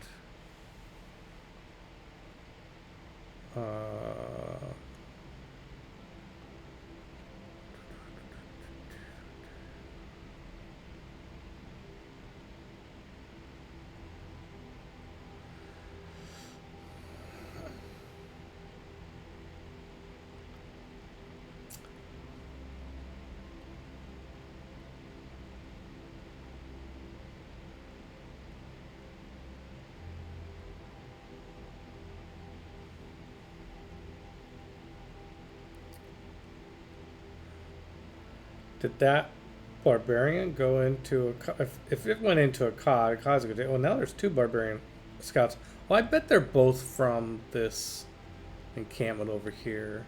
That's probably where they're from. Which is probably why a cod doesn't have an army. So probably the barbarians have come and taken it. Oh, the major drought. Ugh. Ugh.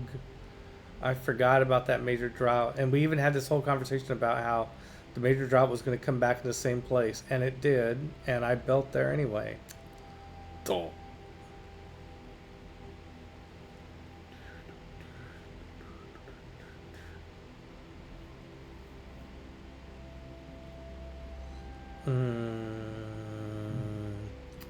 Let's see, how soon am I going to be able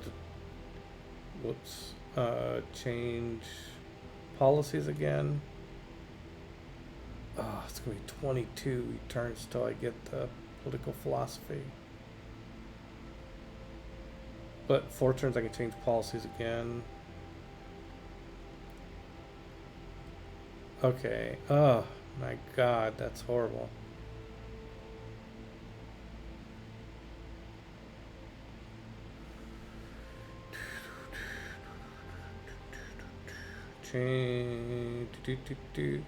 Oh, but I'm going to be able to change policies again pretty quickly if I go up here. It's just going to be a big jump. A big delay when I go up to here. So what I want to do, I think, is slip in a couple of builders real quick. Yeah, I really need to get these builders in here, so let's do a builder here. Right after Hercules. Let's see, 7 turn. Yeah, and then in Antioch, we're going to do a builder. Ooh, 18 turns. Oh.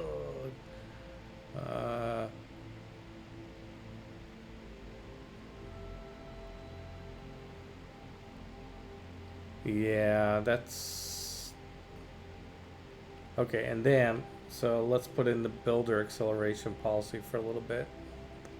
Plus, it's only 30%. It's not that much.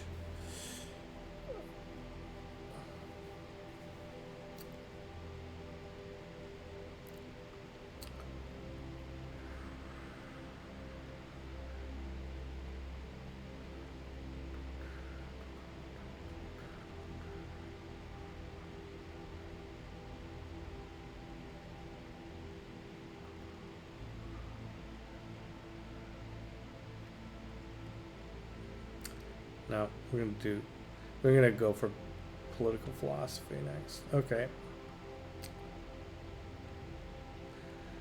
And we'll get the promotion for provision for Magnus.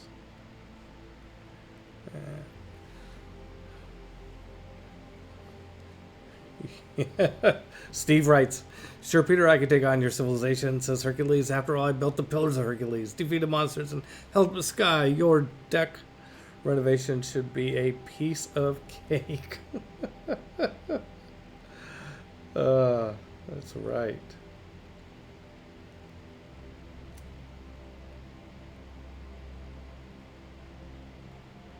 Oh, look at that. What's that? Hanging Gardens? Yep.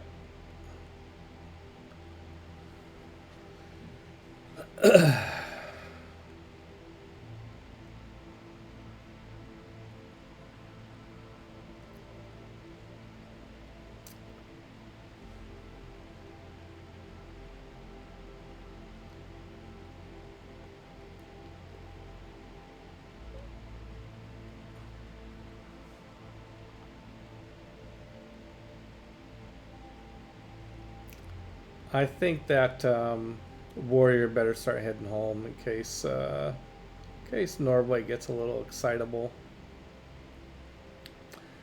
And the scout here will go out and look for that mystical third city state. Oh, here we go. We can fire at that guy. And maybe kind of not quite trap him. But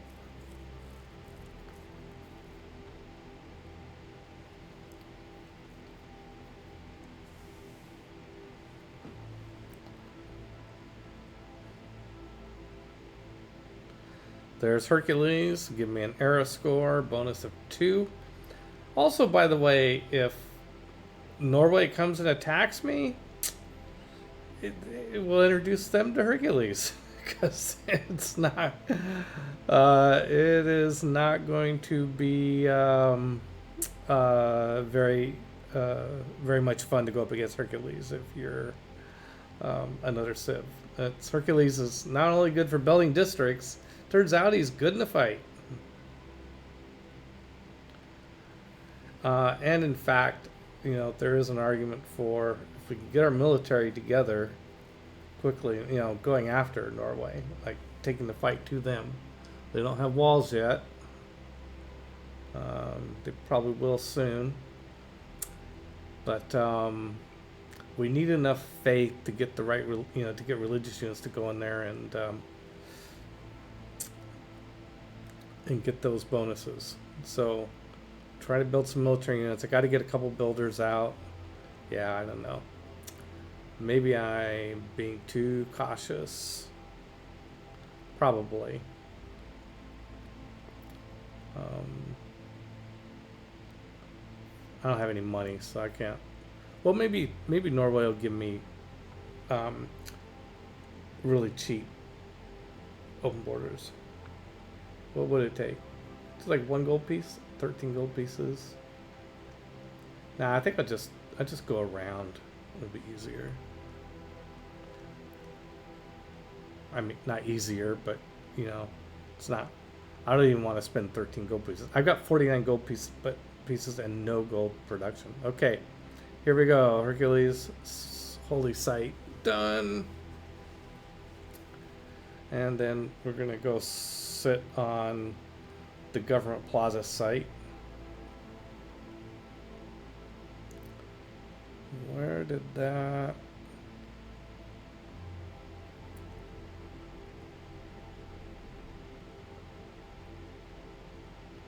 There he is. Chasing that barbarian all over the place.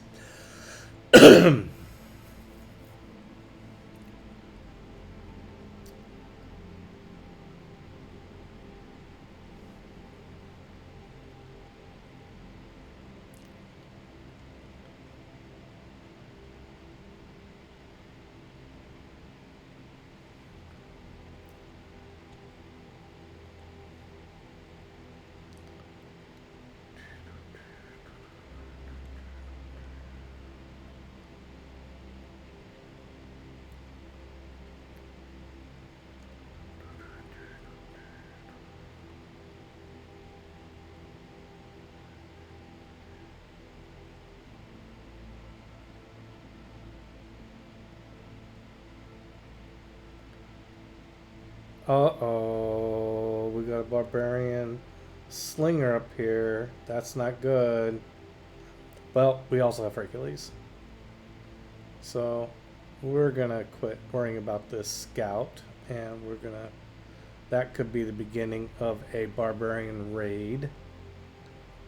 Well, fortunately, we're getting our units.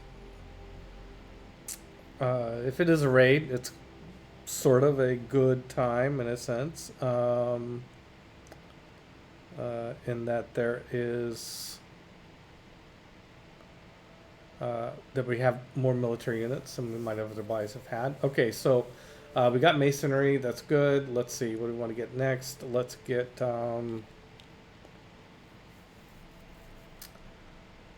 Okay, the real big priority will be games recreation to get the boost on that. It's kind of hard, but getting construction as a boost for games recreation is a little difficult to pull off, but sometimes it's right there. So to get that, we need horseback riding, and a water mill will give you the boost. So let's get horseback riding, and there's the water mill. We can't get water mill until we get wheel. Okay, so we need to get and to get the boost for wheel, we need to mine a resource like the iron mine. So we will have a builder here in a couple turns. So yeah, this can happen. Where did that slinger go? Come on, guys. Hey, we're ready for a fight.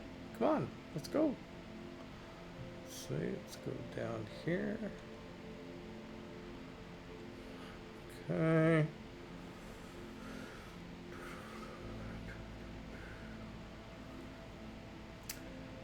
We're also losing a gold per turn, which is not good, because we run out of gold, and you're still losing gold every turn. You run out of gold, you start losing units, which is really, really bad.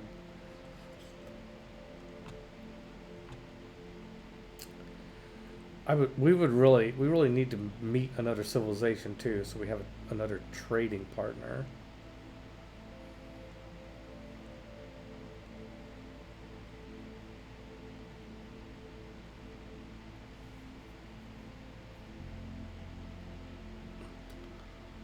Well, where is that slinger? There it is. Maybe it's not a raid. Maybe it's just a random slinger running around.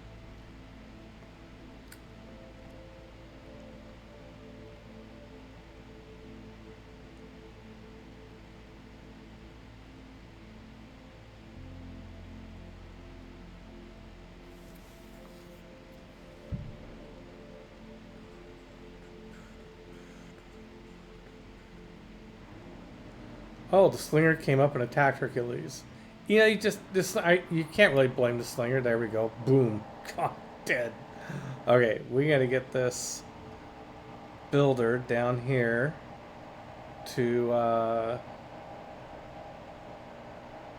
get that. You know, I think I'm gonna switch to researching the wheel. We'll get that iron mine. We'll get the boost in time. Then we can start working on the water mill so that we can get the boost for construction, and then construction will give us the boost for games recreation.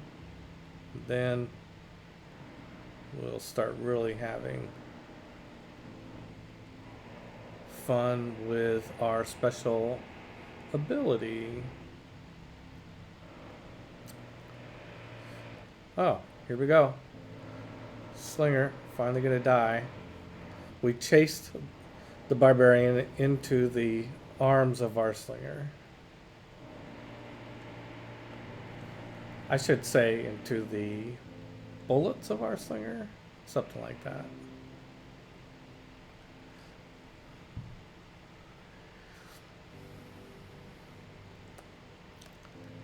Okay, finally, we're in a good spot to start exploring new terrain.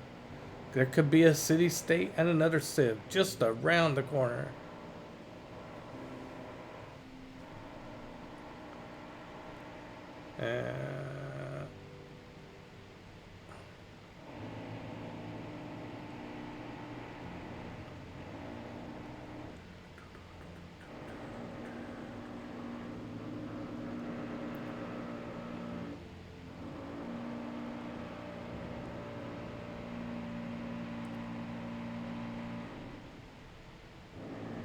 kind of feel like while we're here, I'm just going to send Hercules down. Oh, this is, I bet, where those scouts are coming from.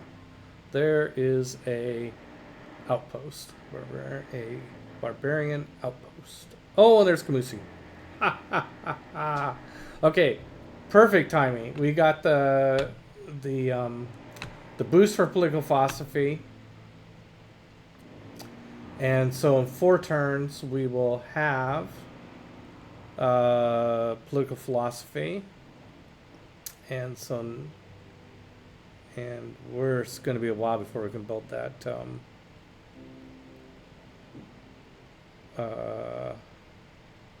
government plaza, though. We should, you know what we should do here?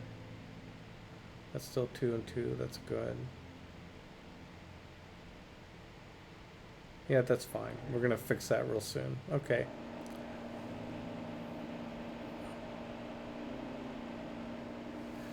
Political philosophy is really good. It gives us, lets me upgrade our government from chieftain to one of the other ones.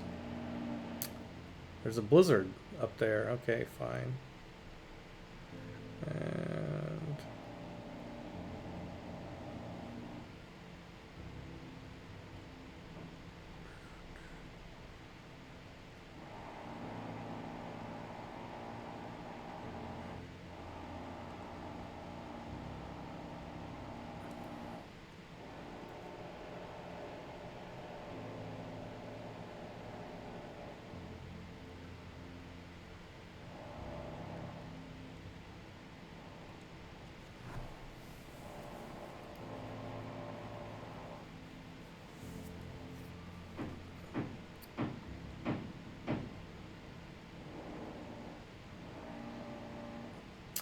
well, as much as it's fun as it would be to play with those barbarians, I think I want to get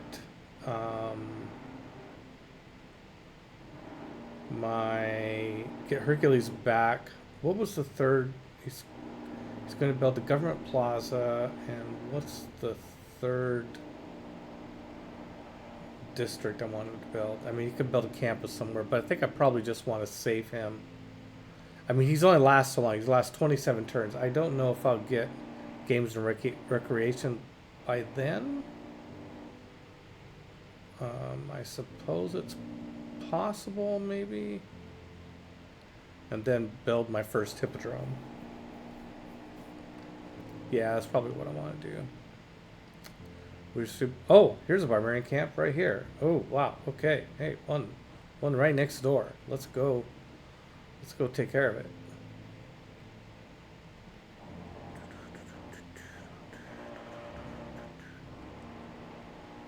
Glad we're bringing Hercules back. Okay. And here we go. There's the boost for the wheel and ironworking. And let's see where our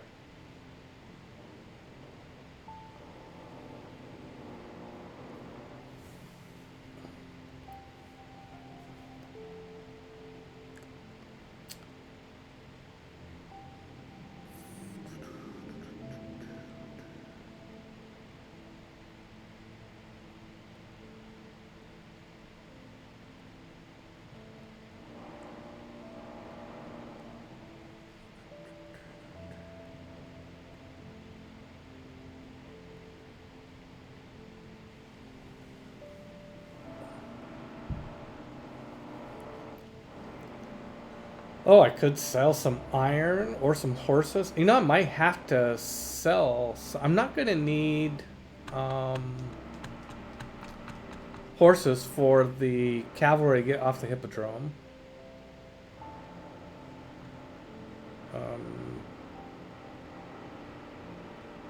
I think I'm going to keep my iron, though. Yeah, maybe I can. Let's see, I'm at +3 gold. Okay. Let's see. Well, I can only sell to Norway. Do they have horses already? They might. If they have horses, then they're probably not going to buy them. If they don't have horses, then I probably don't want to sell them horses. I mean, that's always the quandary. They have iron, but they don't have horses. If I sell them horses, then do I have to deal with them having horses? Having cavalry units? I don't think I'm that desperate for money just yet. Okay.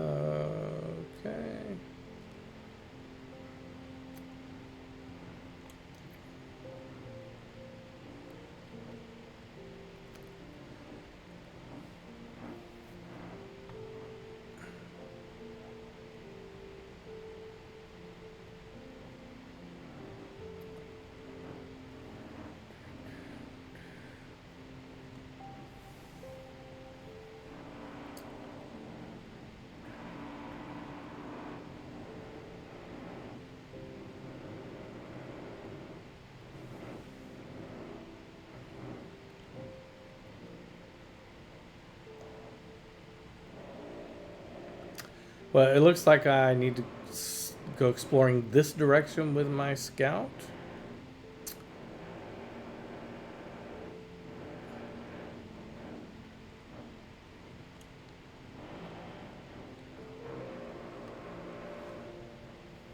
Oh, we got political philosophy.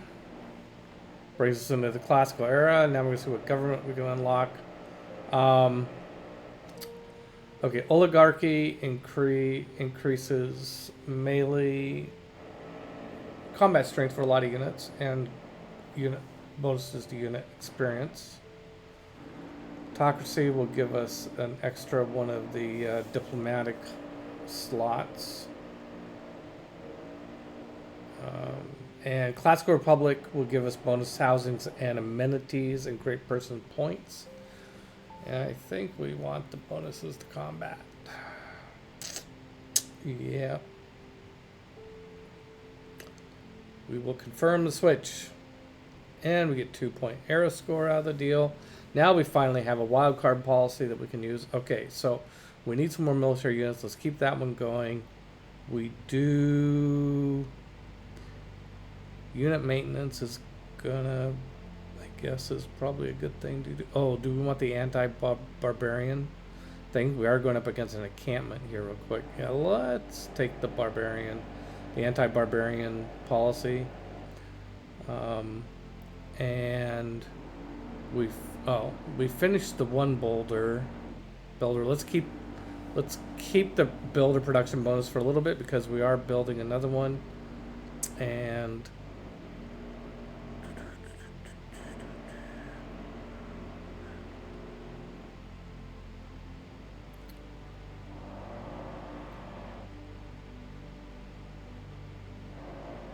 I think we're gonna start building settlers here in a bit, but not quite yet. So let's go with that.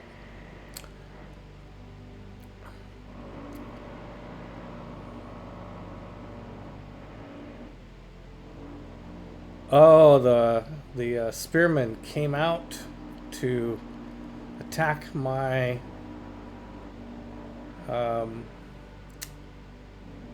slinger, which is good in the sense they didn't quite get to the slinger. Now the slinger can retreat.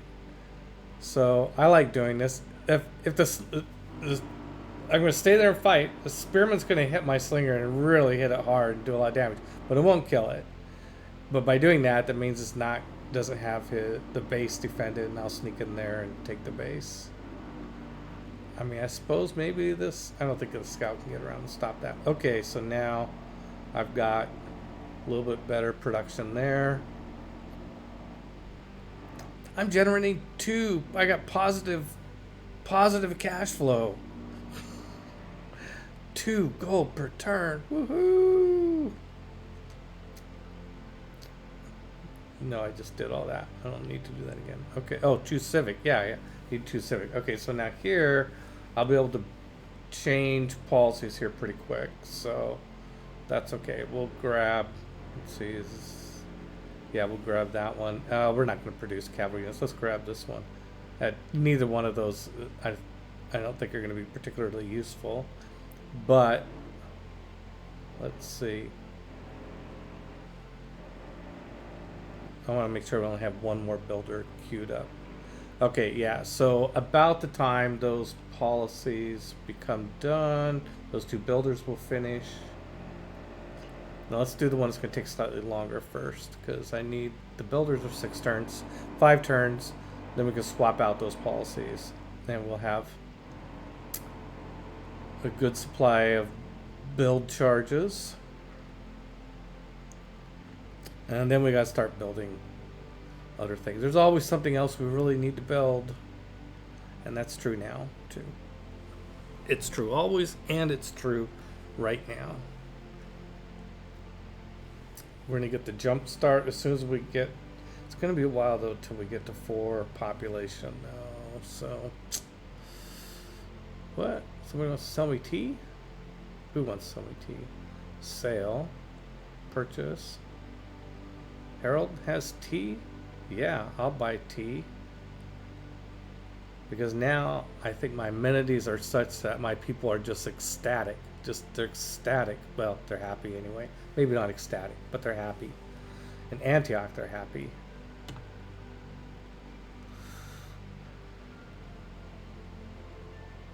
Yep, sure enough, he stuck around, attacked my slinger. That means I took the barbarian camp, which was close enough that it got me to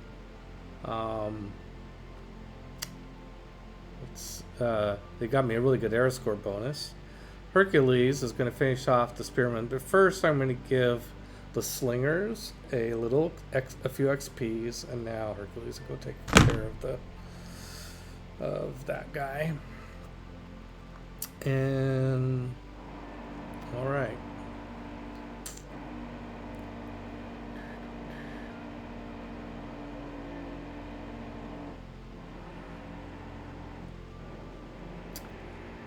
And we got to repair the horse pasture.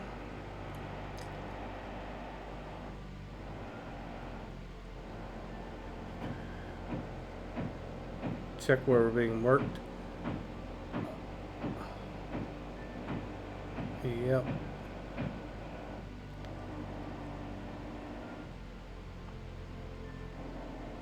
I'd really like to get this field, this wheat field, because I think it will be a better food producer, and I'm trying to get Antioch up to a decent, up to 4 citizens quickly.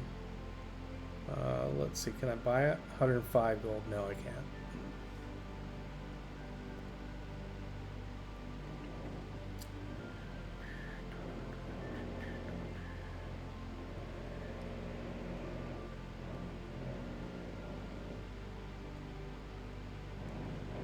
Well, that little exploration didn't go anywhere. There's just nothing over there. Wow, it's feeling like this. Well, we've still got this to explore, but that looks suspiciously like a coastline. We might have, except for whatever's behind Harold over here, we might have found the furthest reaches of this continent.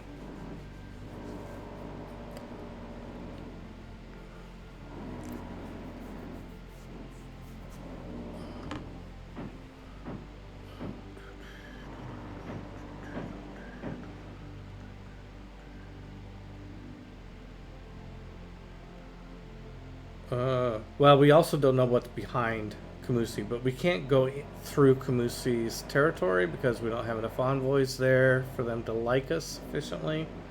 So I think we're just gonna bring back this. It's gonna take the scout a while to get there, but we're gonna bring this scout. Oh, we still got that barbarian camp down there to deal with, though. Well, let's just come back to here-ish, and we'll decide what we want to do.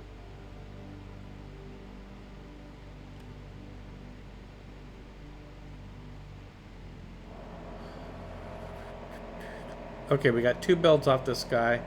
We've got 2 builders coming online soon, and did we ever get irrigation? I don't think we did. I think we yeah, we did get irrigation. So, let's go. Well,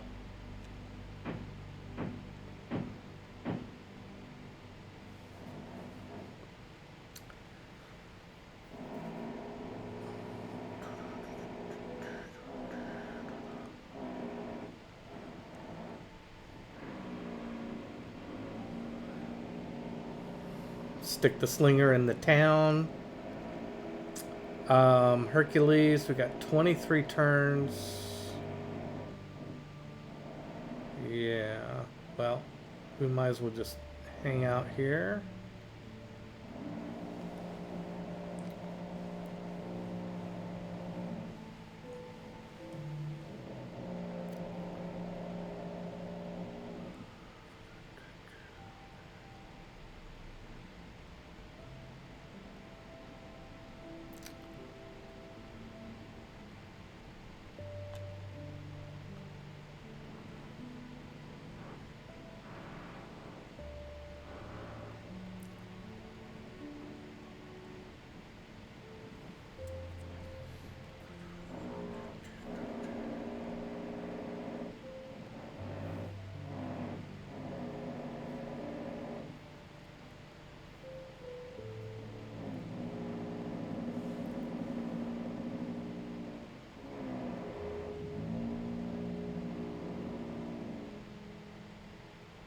Harold wants to sell me sugar and cotton. Oh, they might have run out.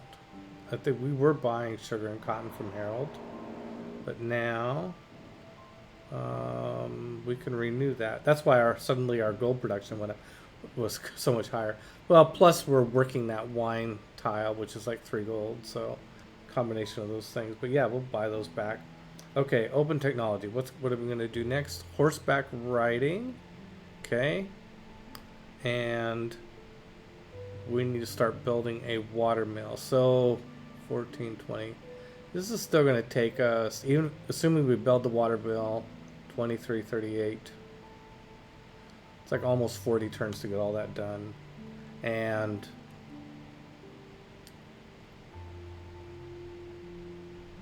we're going to get Hippodrome a lot faster if we just hard build it. Okay.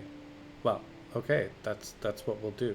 Well, we'll finish this military tradition so that we can switch policies, and then we're just going to hard build that. Oh, hey, here we can we grew out to here, so let's go grab another farm and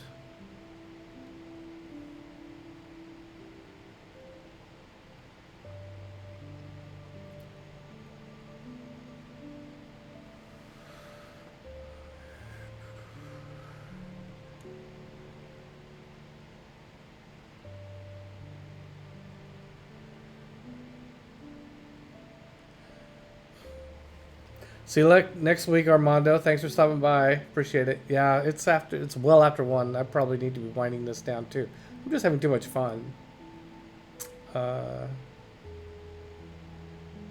Okay, great policies. Okay, we're gonna stop with the production of builders bonus. And I guess I'm not too worried about the barbarians right now, so let's go with the gold bonus. And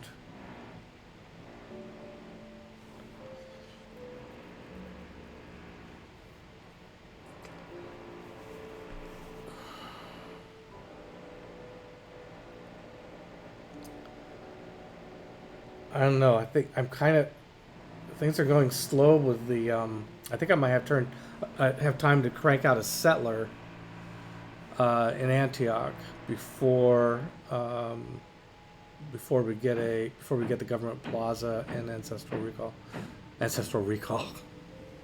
ancestral hall. Ancestral recall is a great magic card. Totally different game, totally different thing. Okay, yeah, that looks good. And civic. Okay, we're gonna go for games and recreation so that we can get our hippodrome. And yeah.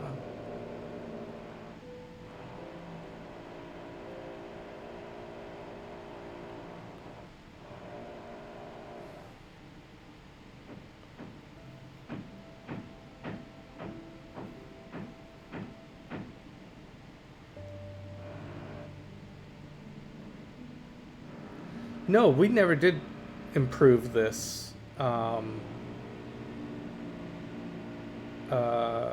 cotton here. I mean, we're buying cotton, so it doesn't matter. And it's only going to be a cotton we can resell once we meet another sieve, which is like, where are all the sieves? And we have more builder builds. I want to say we could do a chop, but I want to save the. These are going to be really excellent lumber mills, so I'm going to save them for that.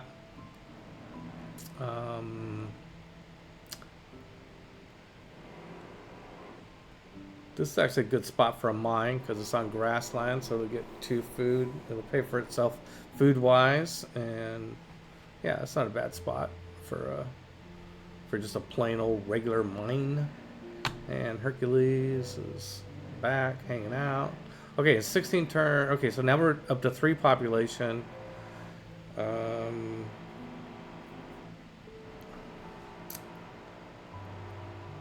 We could get to 4 population slightly faster by working these, but we'd lose so much on the production front that I really don't want to do that. So we're going to get, let's see, how long has Hercules got left? He's got 19 turns. Oh, wait, Games and Recreation in 20 turns? We're not going to get Games and Recreation out in time for Hercules to do his thing unless we can increase our culture by building a monument, which we should build a monument anyway, but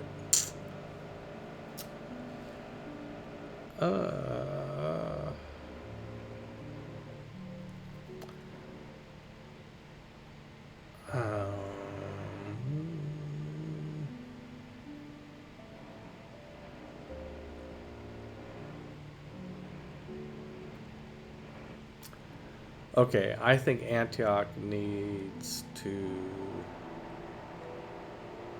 build a monument. It'd take 13 turns. I don't think it's going to make the difference. It might, though. It could. Okay, we're going to build the monument next in Antioch to increase our... Yeah, I think that might just work. Okay. And 16 turns. We'll get the government plaza here. And yeah, all right. Be cutting it close. I don't dare stop the game right now because I'm going to forget everything that I'm doing. I got too much in my head all lined up. Okay, Hercules.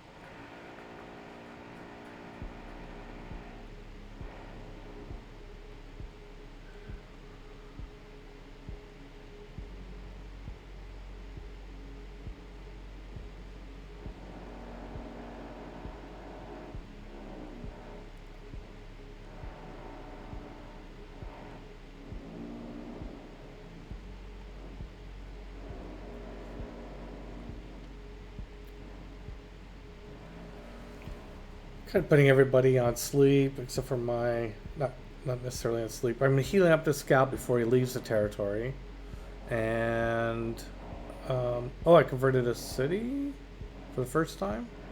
Whoa, whoa, whoa! Who? Tromso. Oh, without even sending a missionary with it. By the way, I have enough faith now for a missionary. Don't. Okay, let's build a missionary. Duh. And I think I'm going to be able to convert a cod. If I converted Tromso's how far away? 1, 2, 3, 4, 5, 6, 7, 8, 9. Maybe I'll convert Trom. So yeah, I think I need to send a missionary over here. Uh-oh, there's a Protestantism. Is this a holy? Did they create a religion? Okay, all the religions have been made. Who are they? Unmet player, Byzantium, Norway. Okay, so, interesting.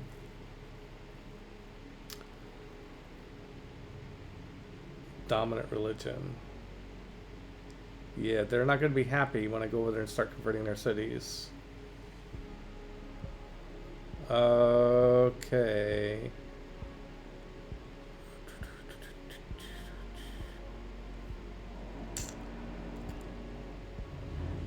I mean, that would be the thing, is like, take. If I. If I go after Norway right now, I got Hercules for 17 more turns. It'll take him like 4 or 5 turns to get over there. This city is currently following my religion, so all my units would be plus 10. Plus, oh no, Taxus is. Oh, it's the Crusader ability that gives me plus 10 when fighting inside of a city that follows my religion.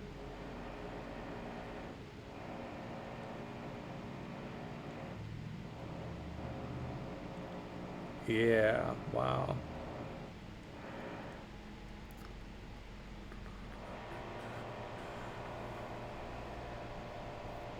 He doesn't have walls yet.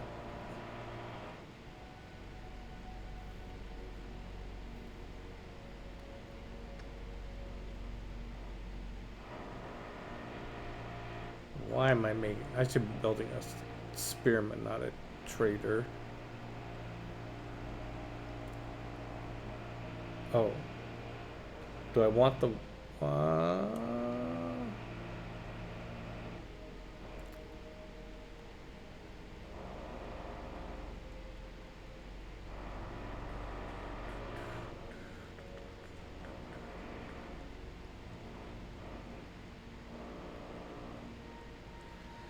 I mean, one thing, if I go over there with Hercules, I'm not going to be able to build districts that I want to build. Quandary.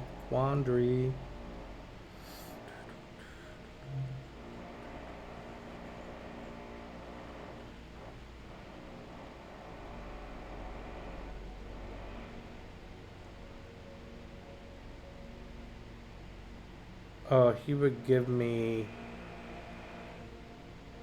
11 gold per turn for 30 turns and open borders. All for my diplomatic favor and my horses. It's a lot of money, but I think it's kind of good they didn't have horses. I think I'm going to refuse that deal. And if I do go to war, by the way, I'm going to be losing a lot of amenities that I'm getting right now. And I don't think I'm going to be strong enough. I don't think my religion's going to be like. I don't think I have like enough missionaries, apostles, like the ability. I mean, I don't even have my second missionary yet. I don't have enough faith for it. Like, I don't think I can. This is his capital. Is this his capital, Christiansen? No, that's not his capital.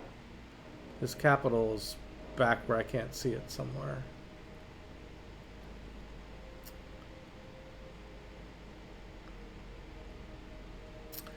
I'm taking another look at Crusade, what Crusade does. Crusade combat units gain plus 10 combat strength within the borders of foreign cities that follow this religion.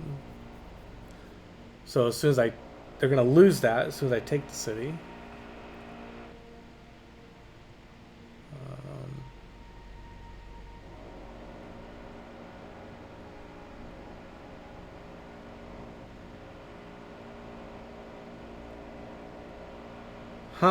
Wow, it seems like too good of an opportunity to pass up.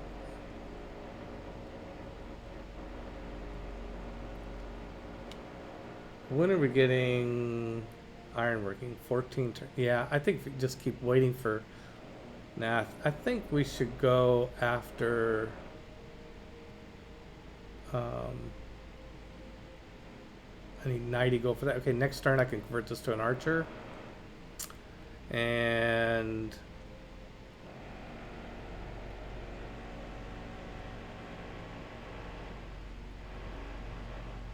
yeah, I think let's use Hercules for battle instead of infrastructure. Chaotic Good Gaming. Hi.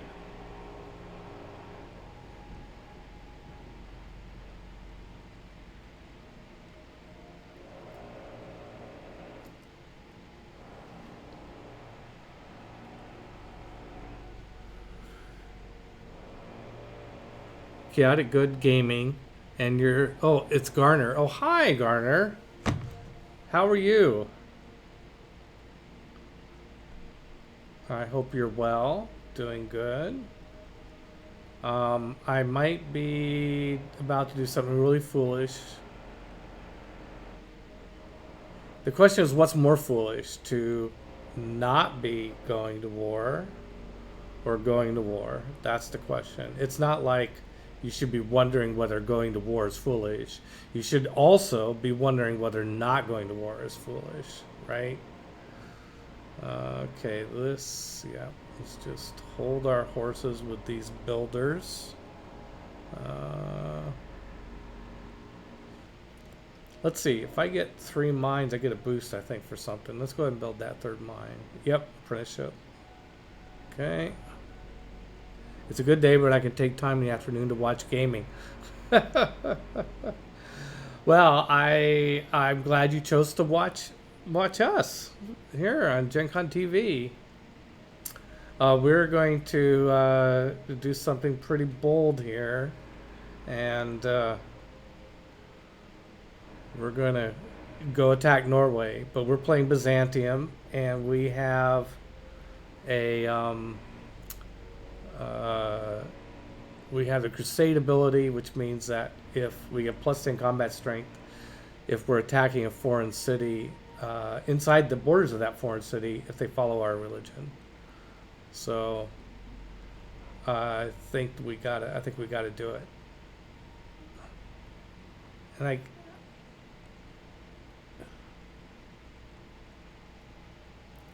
yeah. Now let's see. How much do I need to get my next missionary? I'm gonna need 240. Okay, so 2 turns, I can get another missionary. Okay, I think I'm gonna have this guy wait until the rest of the army catches up.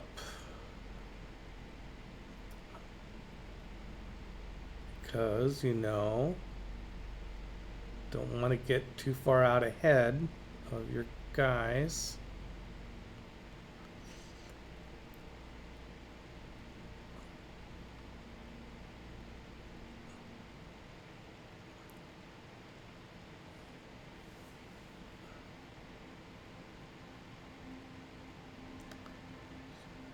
And we can use the missionary as a scout, of course.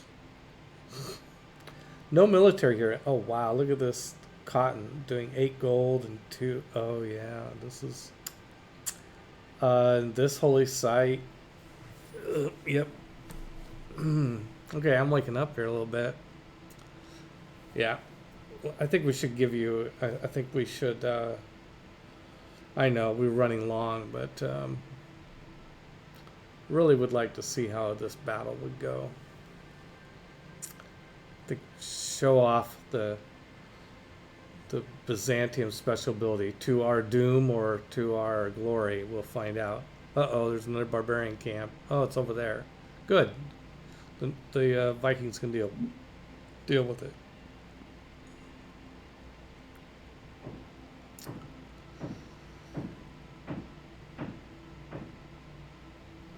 I think we need to denounce him. Just let's see. We don't have any grievances against him, do we? No. I mean, we should. They attacked us recently. I mean, I think, yeah, it's still going to be a lot of grievances no matter what. And we haven't met anybody else, so I don't see any reason to denounce him first. Um,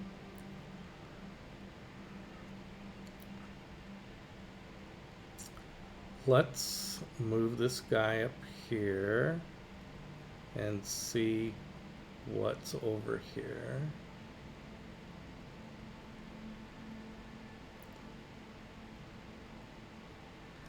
It would really suck to declare war and get in there with all our units and then have it change religions on us.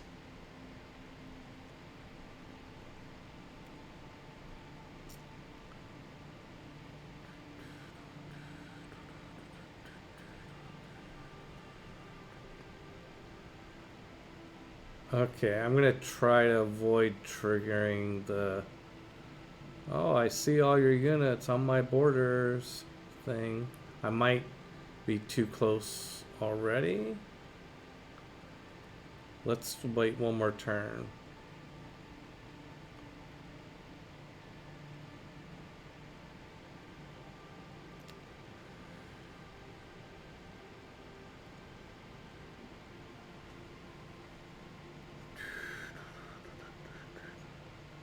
Yeah, I'd definitely like to get this other archer up closer. It'll be there in just a moment.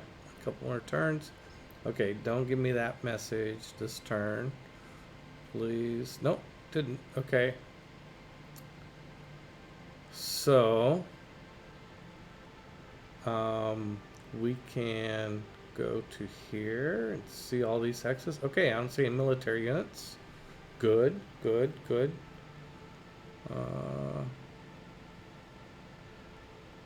Let's go ahead and bring everybody up.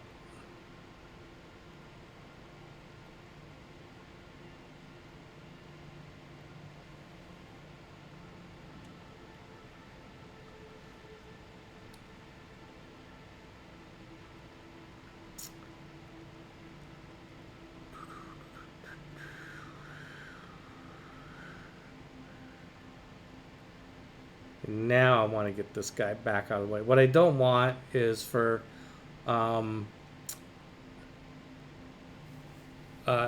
to like declare war, like, and then oh, I got a missionary out there that can that he can kill too easily. By the way, is Singapore? Is he suzerain of Singapore? No, he is suzerain of Kumusi. So we'll be at war, but Kumusi's way over there, so I don't care. Okay, and we have enough to get another missionary, so let's do that. And let's just cross our fingers that no barbarians are coming up on our rear lines. Oh, and we have a spearman now. I'm going to try and get a kill with a spearman because there's a boost that you get for getting a kill with a spearman.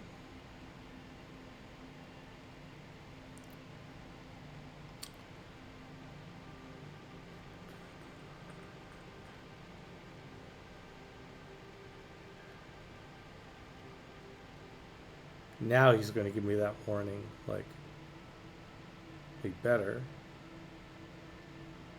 No, he didn't. Oh, wait, there it is. Yes, let's declare war. Look at how he turns all red. Yeah, yep, there's going to be lots of singing. That's true. Somebody, one side or the other, is going to be singing. That's true. Okay, now we're at war with Norway and Kumusi. Tromso follows our religion, so we're going to get +10 for being inside the borders of Tromso. So we basically want everybody in the borders of Tromso, and we're going to put Hercules up front, and it's going to get some. Let's see, this guy, can he get there? Nope, not quite. That's okay. There's always, like, you know, it takes a turn or two to move everybody in, even after you're at war. Get everybody in position.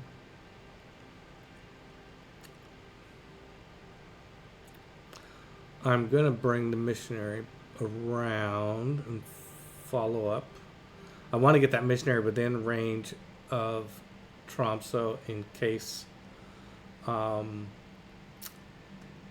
it flips back to his religion, I want to be able to flip it back to mine then.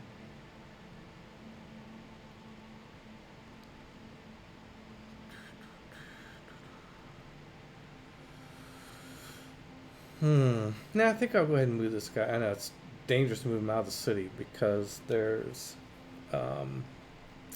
he's so much stronger in the city, but want to be able to see what's going on. Bring the spearmen, and meanwhile we're working on the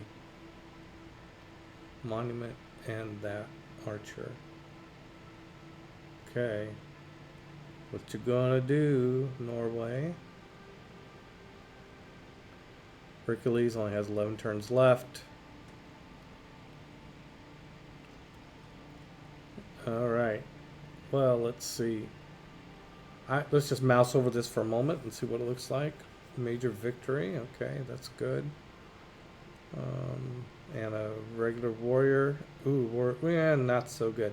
Is this a walled city? I didn't think it was walled. I don't see a wall, but maybe it's... No, it's not walled. Okay.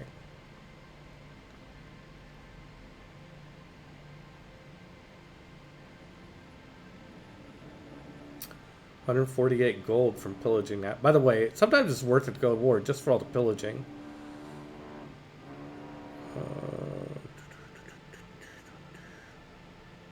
This archer's going to go there. Yeah, I'm going to stop and pick up that 148 gold for sure. And then this guy, let's go here and really want to keep an eye on what's going on over here. Any units coming up? Let's see. Got to see which tiles belong to Tromsø. This tile belongs to Tromsø. That's good. That's a good spot to be in. I think I got a good field of vision there.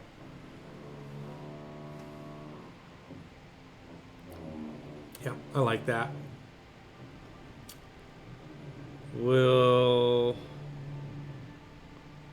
Let's go ahead and take a few points of damage out of Tromsø and out of Hercules. Get my archers up here. Archers are gonna not very good against towns, but it does eventually start to add up. And here is... Oh, sure enough, Tromsø is not worshiping my religion anymore, schismatics. Well, so we're going to have to lead with a conversion, with a religion spread next turn.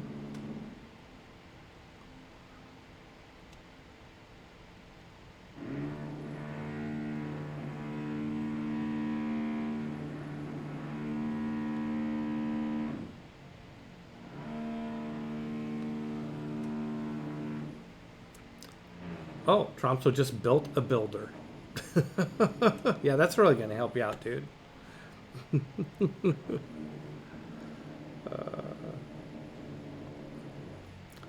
And we discovered horseback riding. Cool, cool. Okay. Now, this warrior can come up here. Okay, let's start with the religion. Let's try and convert Tromsø. We do a spread, see if we can get it back to the religion of schismatics. We did. Oh, that's an extra era score that we converted it while we were at war. So converting a city that you're currently at war with is worth extra era. I forgot about that. Okay, let's hit it with arrows. It's not going to do much, but it'll do a little. Oh, that's all its movement.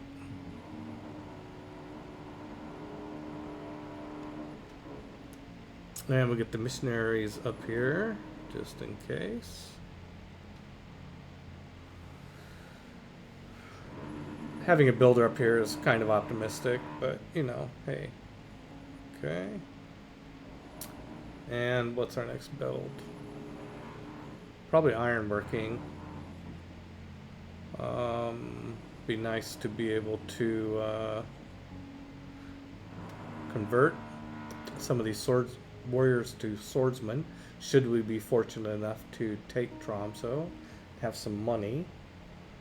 Okay, I think this is still, yeah, that's pretty bad odds. Not great odds, the warriors.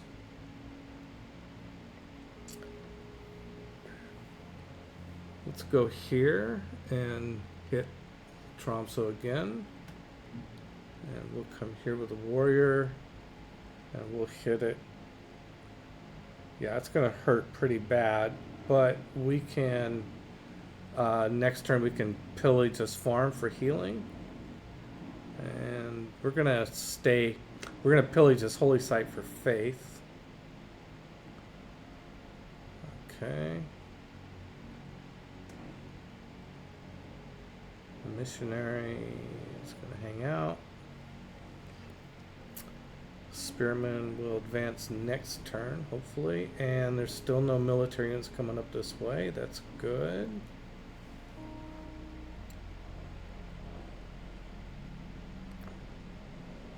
Oh, what's this? A Norway Berserker. Berserker, that doesn't sound good. Berserker doesn't sound good. Is that a replacement for the swordsman? This might be a really bad idea. Berserker. Replaces the man at arms. Oh, even worse. Let's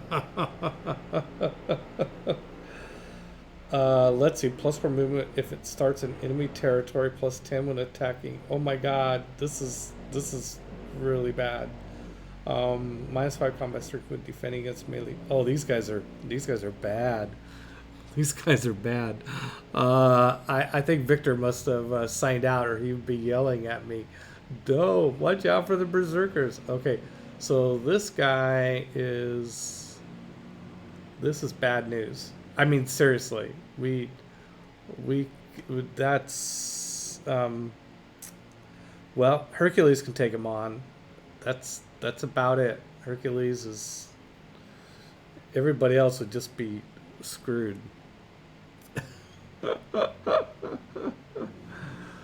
Okay. Okay. This. So if he's in enemy territory, right? That's what it said. If he's in enemy territory. Oh, that berserker right here. Come on.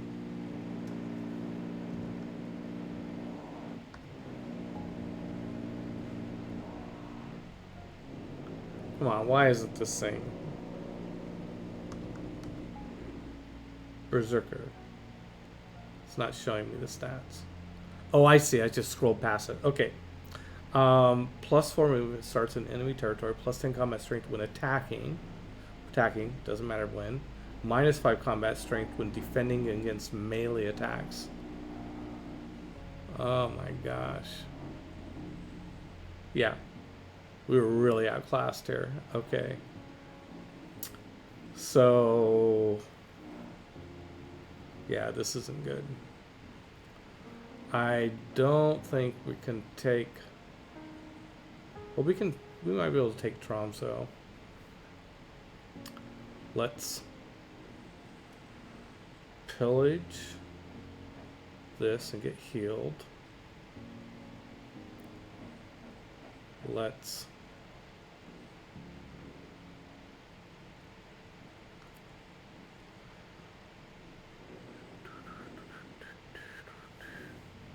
okay. Gilgamesh has... Hercules has a movement of 33. I can go here. This can go up here.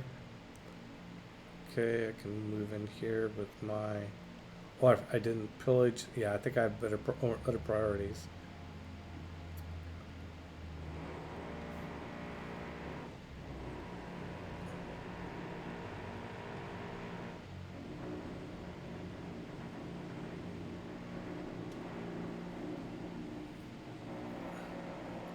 Okay, we took Tromso.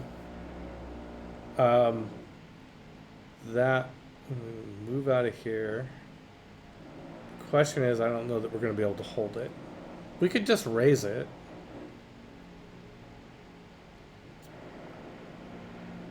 I guess if we don't think we're going to be able to keep it, we should probably raise it.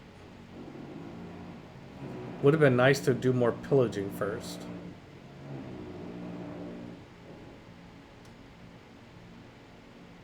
Ah, man. Yeah, I think this was a not a good situation. We keep either way, we're not going to be able to do any pillaging, and we're not going to keep it. We can try and keep it. Well, if we keep it and then lose it because they take it back from us, is that better or worse than raising it? Well, then they take it back and they have it. If they raise it, they got to rebuild it. Or we could try and keep it. I think with Hercules, we got to try and keep it. We got Hercules. Maybe that's enough that we could take on the Berserker. If there's a bunch of other Berserkers, then we're in bad shape. But maybe, who knows? Maybe we'll get lucky. Let's do the... In the meantime, our faith production should go up because we have another holy site.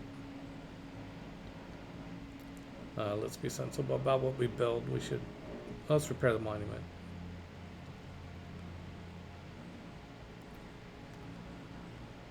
Okay, missionary. Yeah, just stay right there, dude. And now the builder can start repairing things. See?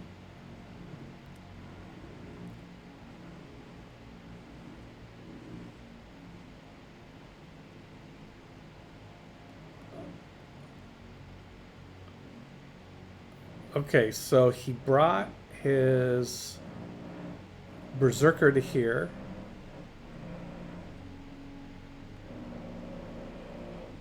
And now, let's see what these archers... Can these archers hurt him? Yeah, the archers can hurt him a little bit. And Hercules can hurt him a little bit. If we can get a little bit here and a little bit there, it'll all start to add up.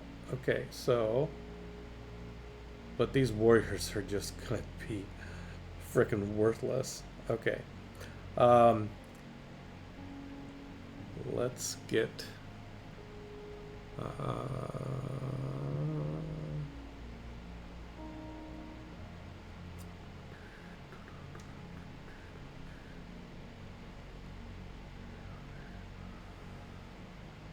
Is this on a hill?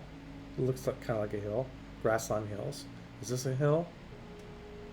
Grassland hills. Okay, so the only place the archers can shoot at him are from here, and we're not going to get there very quickly. Okay.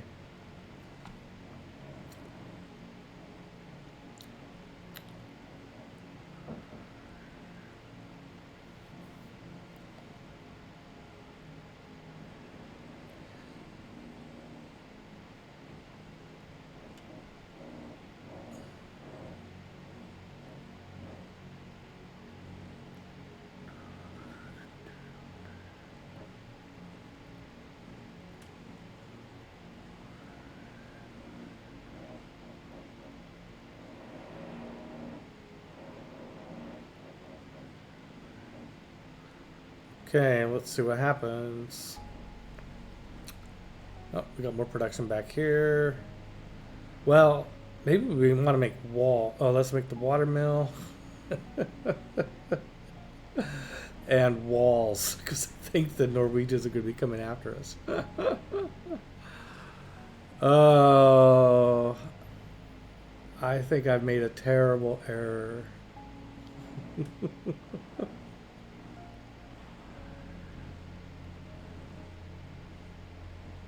Oh, we got the feudalism boost, though. Yeah, I went after, if I was going to go after another Civ, I needed to have done it sooner. Was just, that was just too early. Okay, I've repaired, I think, all the tiles I'm going to. And well, they could stick around their turn.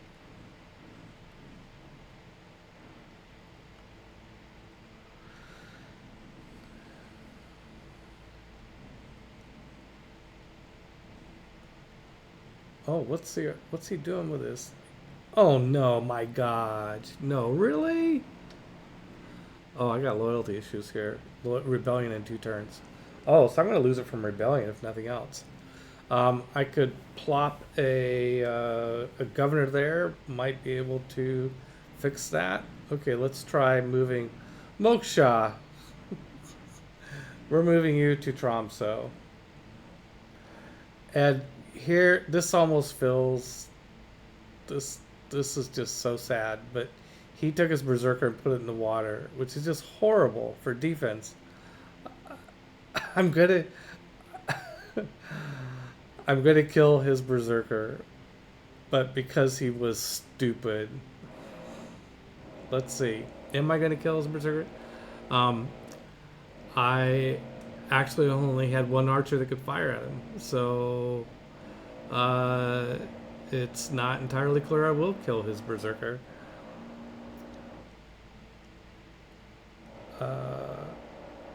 Rebellion in 3 turns. Oh, but Tromso is going to rebel. That's just no ifs, ands, or buts about it. There's nothing I can do to prevent that.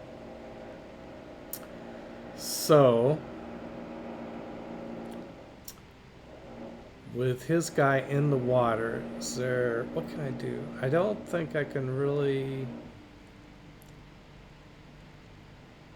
If I cut down the jungle, but I won't have time. Okay, so he's going to come out of the water next turn, and the question is, where is he going to come out of the water? Is he's gonna I fire the archer, so he's probably just going to jump out the archer and kill it. In which case, by these guys around, I can kill it back.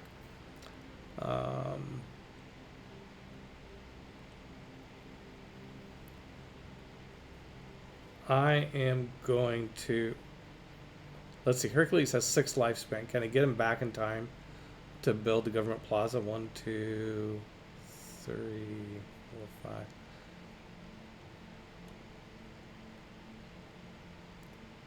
He can get here in.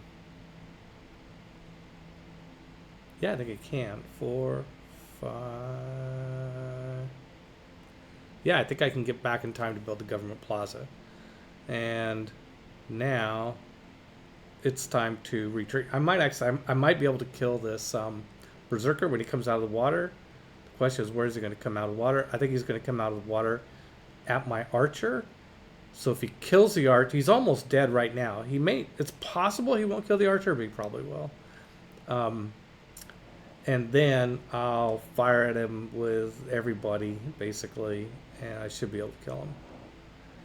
But we're basically going to start retreating out of here because this city is about to rebel. And that won't be good. Let's see. I think I can go to. Oops. Go to here. Fire it there still.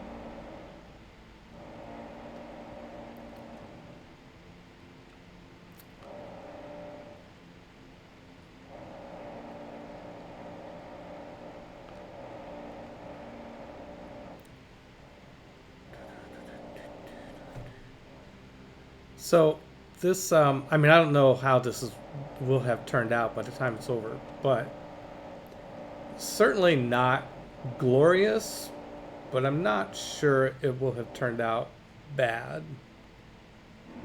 Like, we will have pillaged some gold, and I think we will have. Oh, he ran away with his berserker. He just ran away. Well, he was almost dead. So. And what's that? Oh, he's building an encampment. Good for defense. So his berserker's off over there somewhere, and I am not going to chase it. We're going to get out of here. Yep. We had no business being in here. And the fact that we got away is pretty lucky. I mean, we're not necessarily totally gotten away with it, because he could come after us for sure. And we'll keep the scout here, keep an eye on things. Okay. But you know, we will have caused him to lose a city, which I guess is good.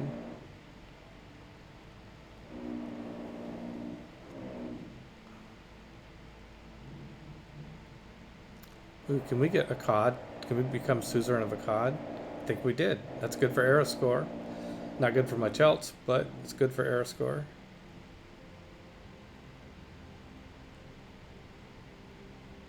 Okay.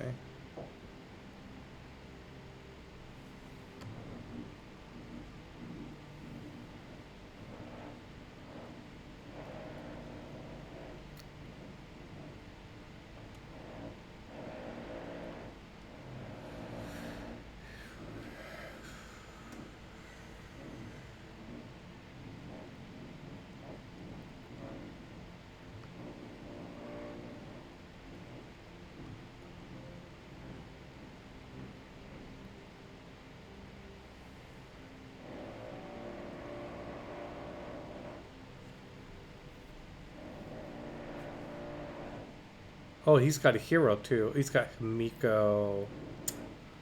Oh. I would have liked Himiko. Himiko's my favorite hero. We have barbarians approaching over here. Oh, hi guys.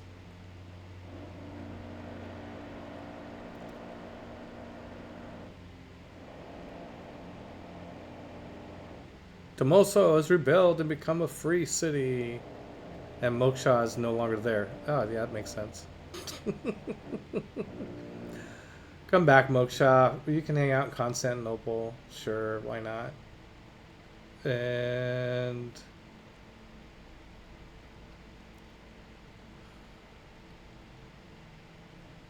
Yep, Tromso is now a free city. And we are running away. We're not running away. It's a strategic withdrawal.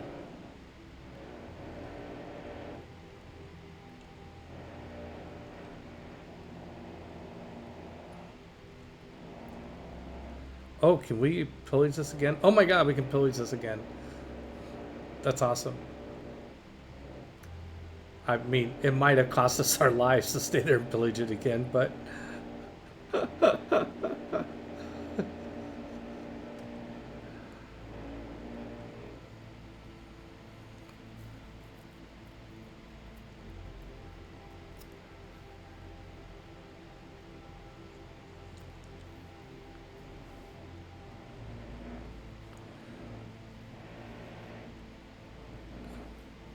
we can't really do anything to Himiko. If we move into her hex, it'll just cause her to go back to another friendly to her city, which would be another Norwegian city. So.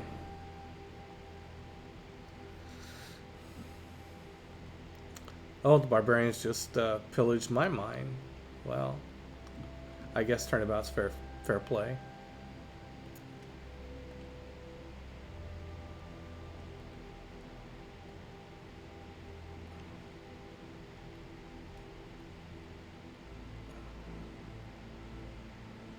I guess I'm...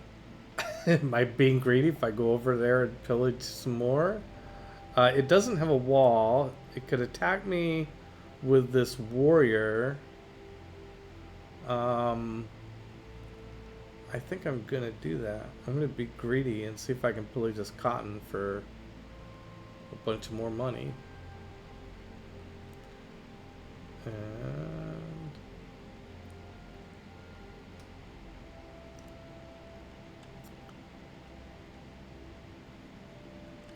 if I go here, it'll tempt this warrior to stay there and fight, which would be good because it would increase the chance my other warrior gets away and pillages.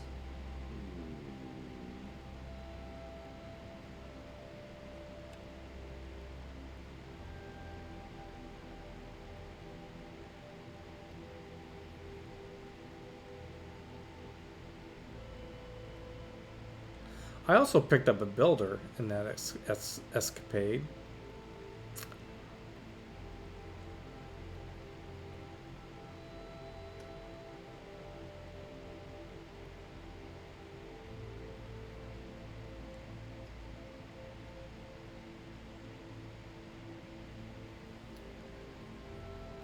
Yep, he did stay there and fight my scout, who will fortify, since my scout didn't do that bad in that fight. Same here. This warrior didn't do that bad in the fight. Oh, the pillaging is for 78 faith.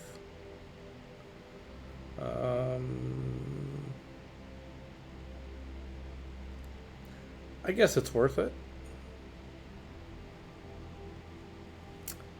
Hi, Seth G. Stewart. Hello, welcome to chat. Welcome to Peter vs. Machine. I am I'm running away after an assault on a Norwegian neighboring town, and only to discover that I was grossly outmatched in terms of military might. And guess what? There's some barbarians over here, so it's probably a good idea that I ran away, because these barbarians are coming up after me over here. So, you know how it goes. It's just another glorious day in the Corps. Day in the Corps is like a day on the farm.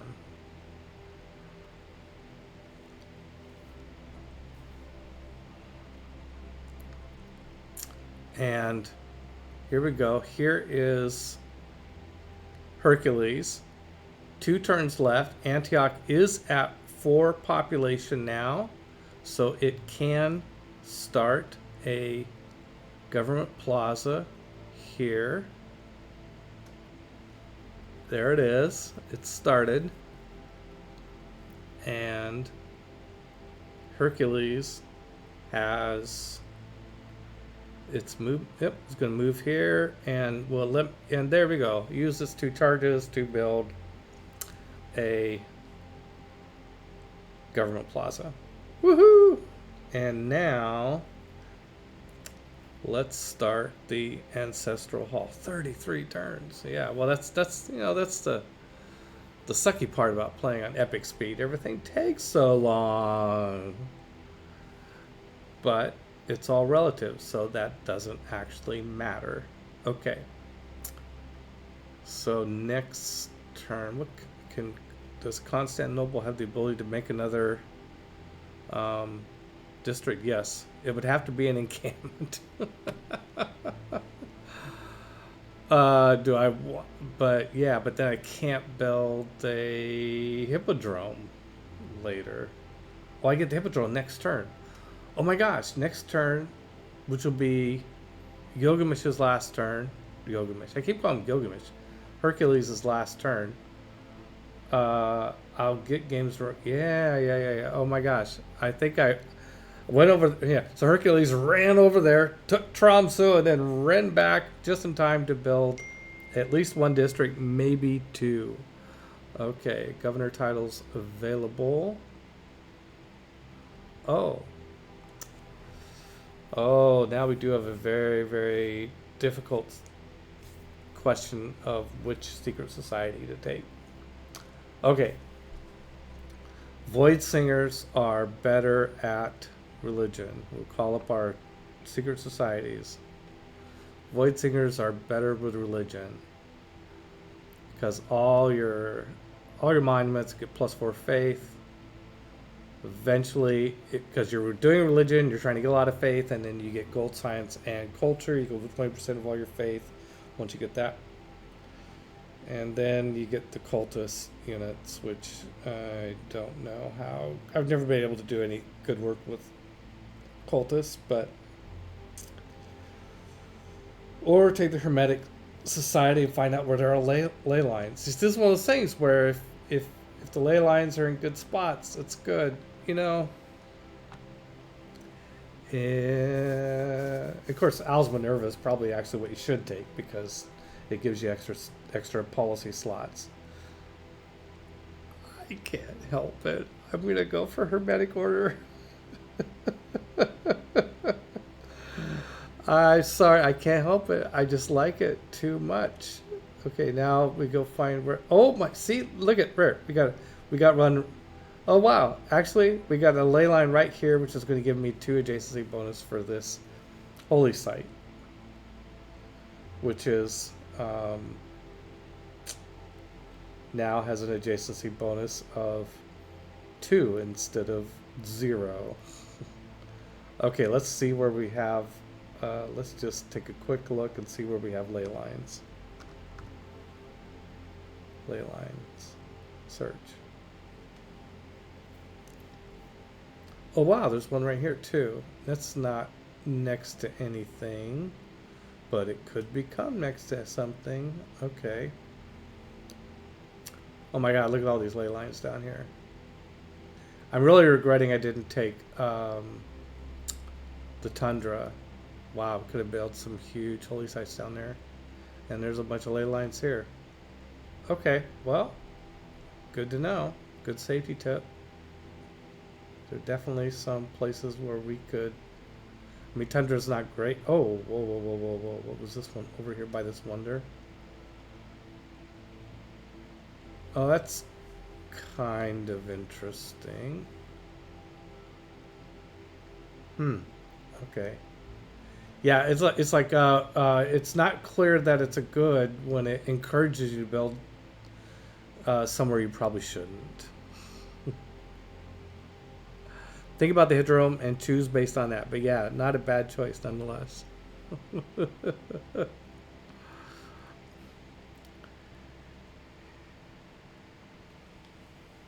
Okay, let's see. Just get this guy down here out of the way. Okay, yeah, whatever. Missionaries. Dude, you guys just gonna chill for a while. And next turn. I think this is gonna be Hercules has lifespan of 2, so he's got at least one more turn for sure. And I'll get Games of Recreation, and then I can build a hippodrome with Hercules. And I got a free war card. Woohoo! Okay, there it is. Let's come back to the policy question. So I need to build a hippodrome somewhere where Hercules can move to this turn and plop it down. I think it's got to be right here where this map tack is. Let's delete that tack. I think this is where. Let's see. What does it care about? Placement. District. You need to Babylon. Blah blah. Cheaper to build. Cannot be built in a city with a water park. Yeah, sure, because it's an entertainment district.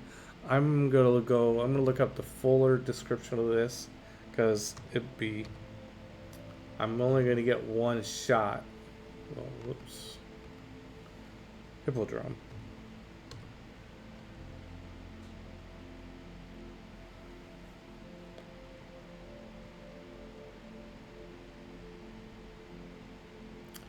Okay, all that says is can't be built in a city with a water park. Production and maintenance costs unlocks buildings. I don't requirements, games and recreation, production costs, maintenance costs. I'm not seeing any like, oh, it can only be built on flat terrain. That sort of thing. So I think that it has to be built in Constantinople. Constantinople is the city that can have another district right now. And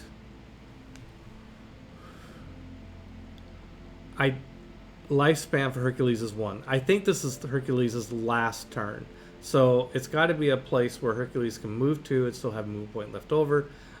This is the obvious choice right here. Okay, so let's make sure, hopefully we have enough money. We do have enough money to buy that spot. Note when border growth will happen. Yeah, but it's not going to happen in time for this. I mean, I've got to get this right now. Okay, so now he's in the right spot. Now we go back here. We queue up the hippodrome for right here. Yep, it's letting us build there. Then we put the hippodrome first in the queue, and then Hercules, last turn, last two charges, builds the hippodrome. We get the era score, and we get a free heavy cavalry unit, which is a heavy chariot, because we don't have knights yet. Woohoo! I can't believe we got the full use out of Hercules. We ran over there, took a city. Right, you can just see Hercules like, I'll be back in time, don't worry. Comes rushing back. Okay, let's get our units out of here. And we still might have a really nasty surprise in the form of a berserker coming after us later, after Hercules has died.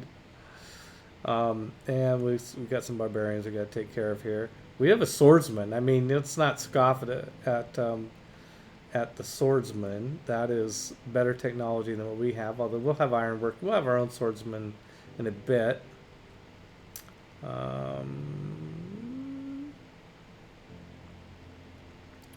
Yeah, we got to go down and take care of that encampment down there. Oh, and let's. Now the great thing also is that these heavy chariots are maintenance free too. All the stuff. Think about the hippodrome. Yeah, let's see. Good usage. Now time for research. Yeah. Now time for research.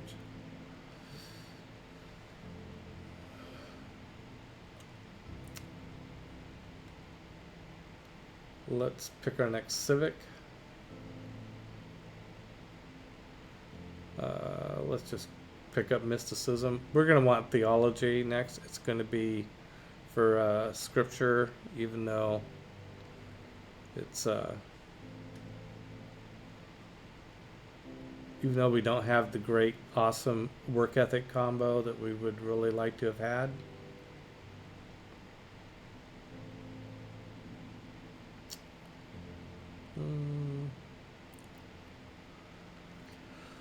Well, I actually think this is a good place to break. I'm already an hour and a half past 1 o'clock, which is my usually sign-off time. But, you know, hey, we're playing on deity, which is a stretch for me, and I'm still alive. We're in let's see, what age are we in? We're in the classical era now. Barely. We've got our first hippodrome, our first heavy cavalry unit. We have a religion. It's been a rocky start. It's not like everything's just been going super smooth. But we're yeah, it's going. I mean, we're in this game still. Oh. All right. Thank you guys. I'm gonna save this game and try and get something else done today. I know I got a lot of Slack messages and stuff. I gotta see what's going on. Thank you for stopping by, and I want to once again remind everybody that we are doing a stream every Saturday from 10 a.m. to 6 p.m., 5 p.m., whenever, celebrating Dungeons & Dragons, 50 years of Dungeons & Dragons. And day before yesterday, we celebrated D&D. The week before that, original D&D. We're going through D&D. Next Saturday, right here on Gen Con TV, 10 a.m. Pacific time, we will have Zeb Cook, the lead designer of 2nd Edition Dungeons & Dragons, along with Alex Kammer from Gamehole Con, Bill Meinhardt, a leading collector of D&D ephemera, John Peterson, who D&D historian, and Wolfgang Bauer, founder of Cobalt Press, and Bruce Cordell, who worked on 2nd edition and 3rd edition and 4th edition. D&D's been around forever. I mean, it's going to be a great lineup. We sit around, we're going to talk about that edition, what made that edition special with people that worked on it, and then we're gonna play second edition. Yeah, we'll play second edition D&D. All right, come and we got lots of other great shows this week. We got Dress to Quest is later today. I think it's at 5 or 6 p.m. Pacific time. Sorry, I can't remember which. And tomorrow we have Indie by Night. And Wednesday night we will have Path of the Brush, Nactaroki. Thursday we got a social deduction game with Blood on the Clock Tower. We have Roll with Rim, and then Friday Table Takes and Sarah's Table. All right, thanks for stopping by, and hopefully I'll see you next week. And hopefully this game we continue it. I mean, I'm going to continue the game. Hopefully we're still playing this game at the end of Peter versus Machine next week. All right, take care. So raid, raid. I would raid. I don't know how to raid. I don't know how to do that. I can figure it out. Sorry, you busted me. I really should learn how to do that. All right. See you guys. I gotta go.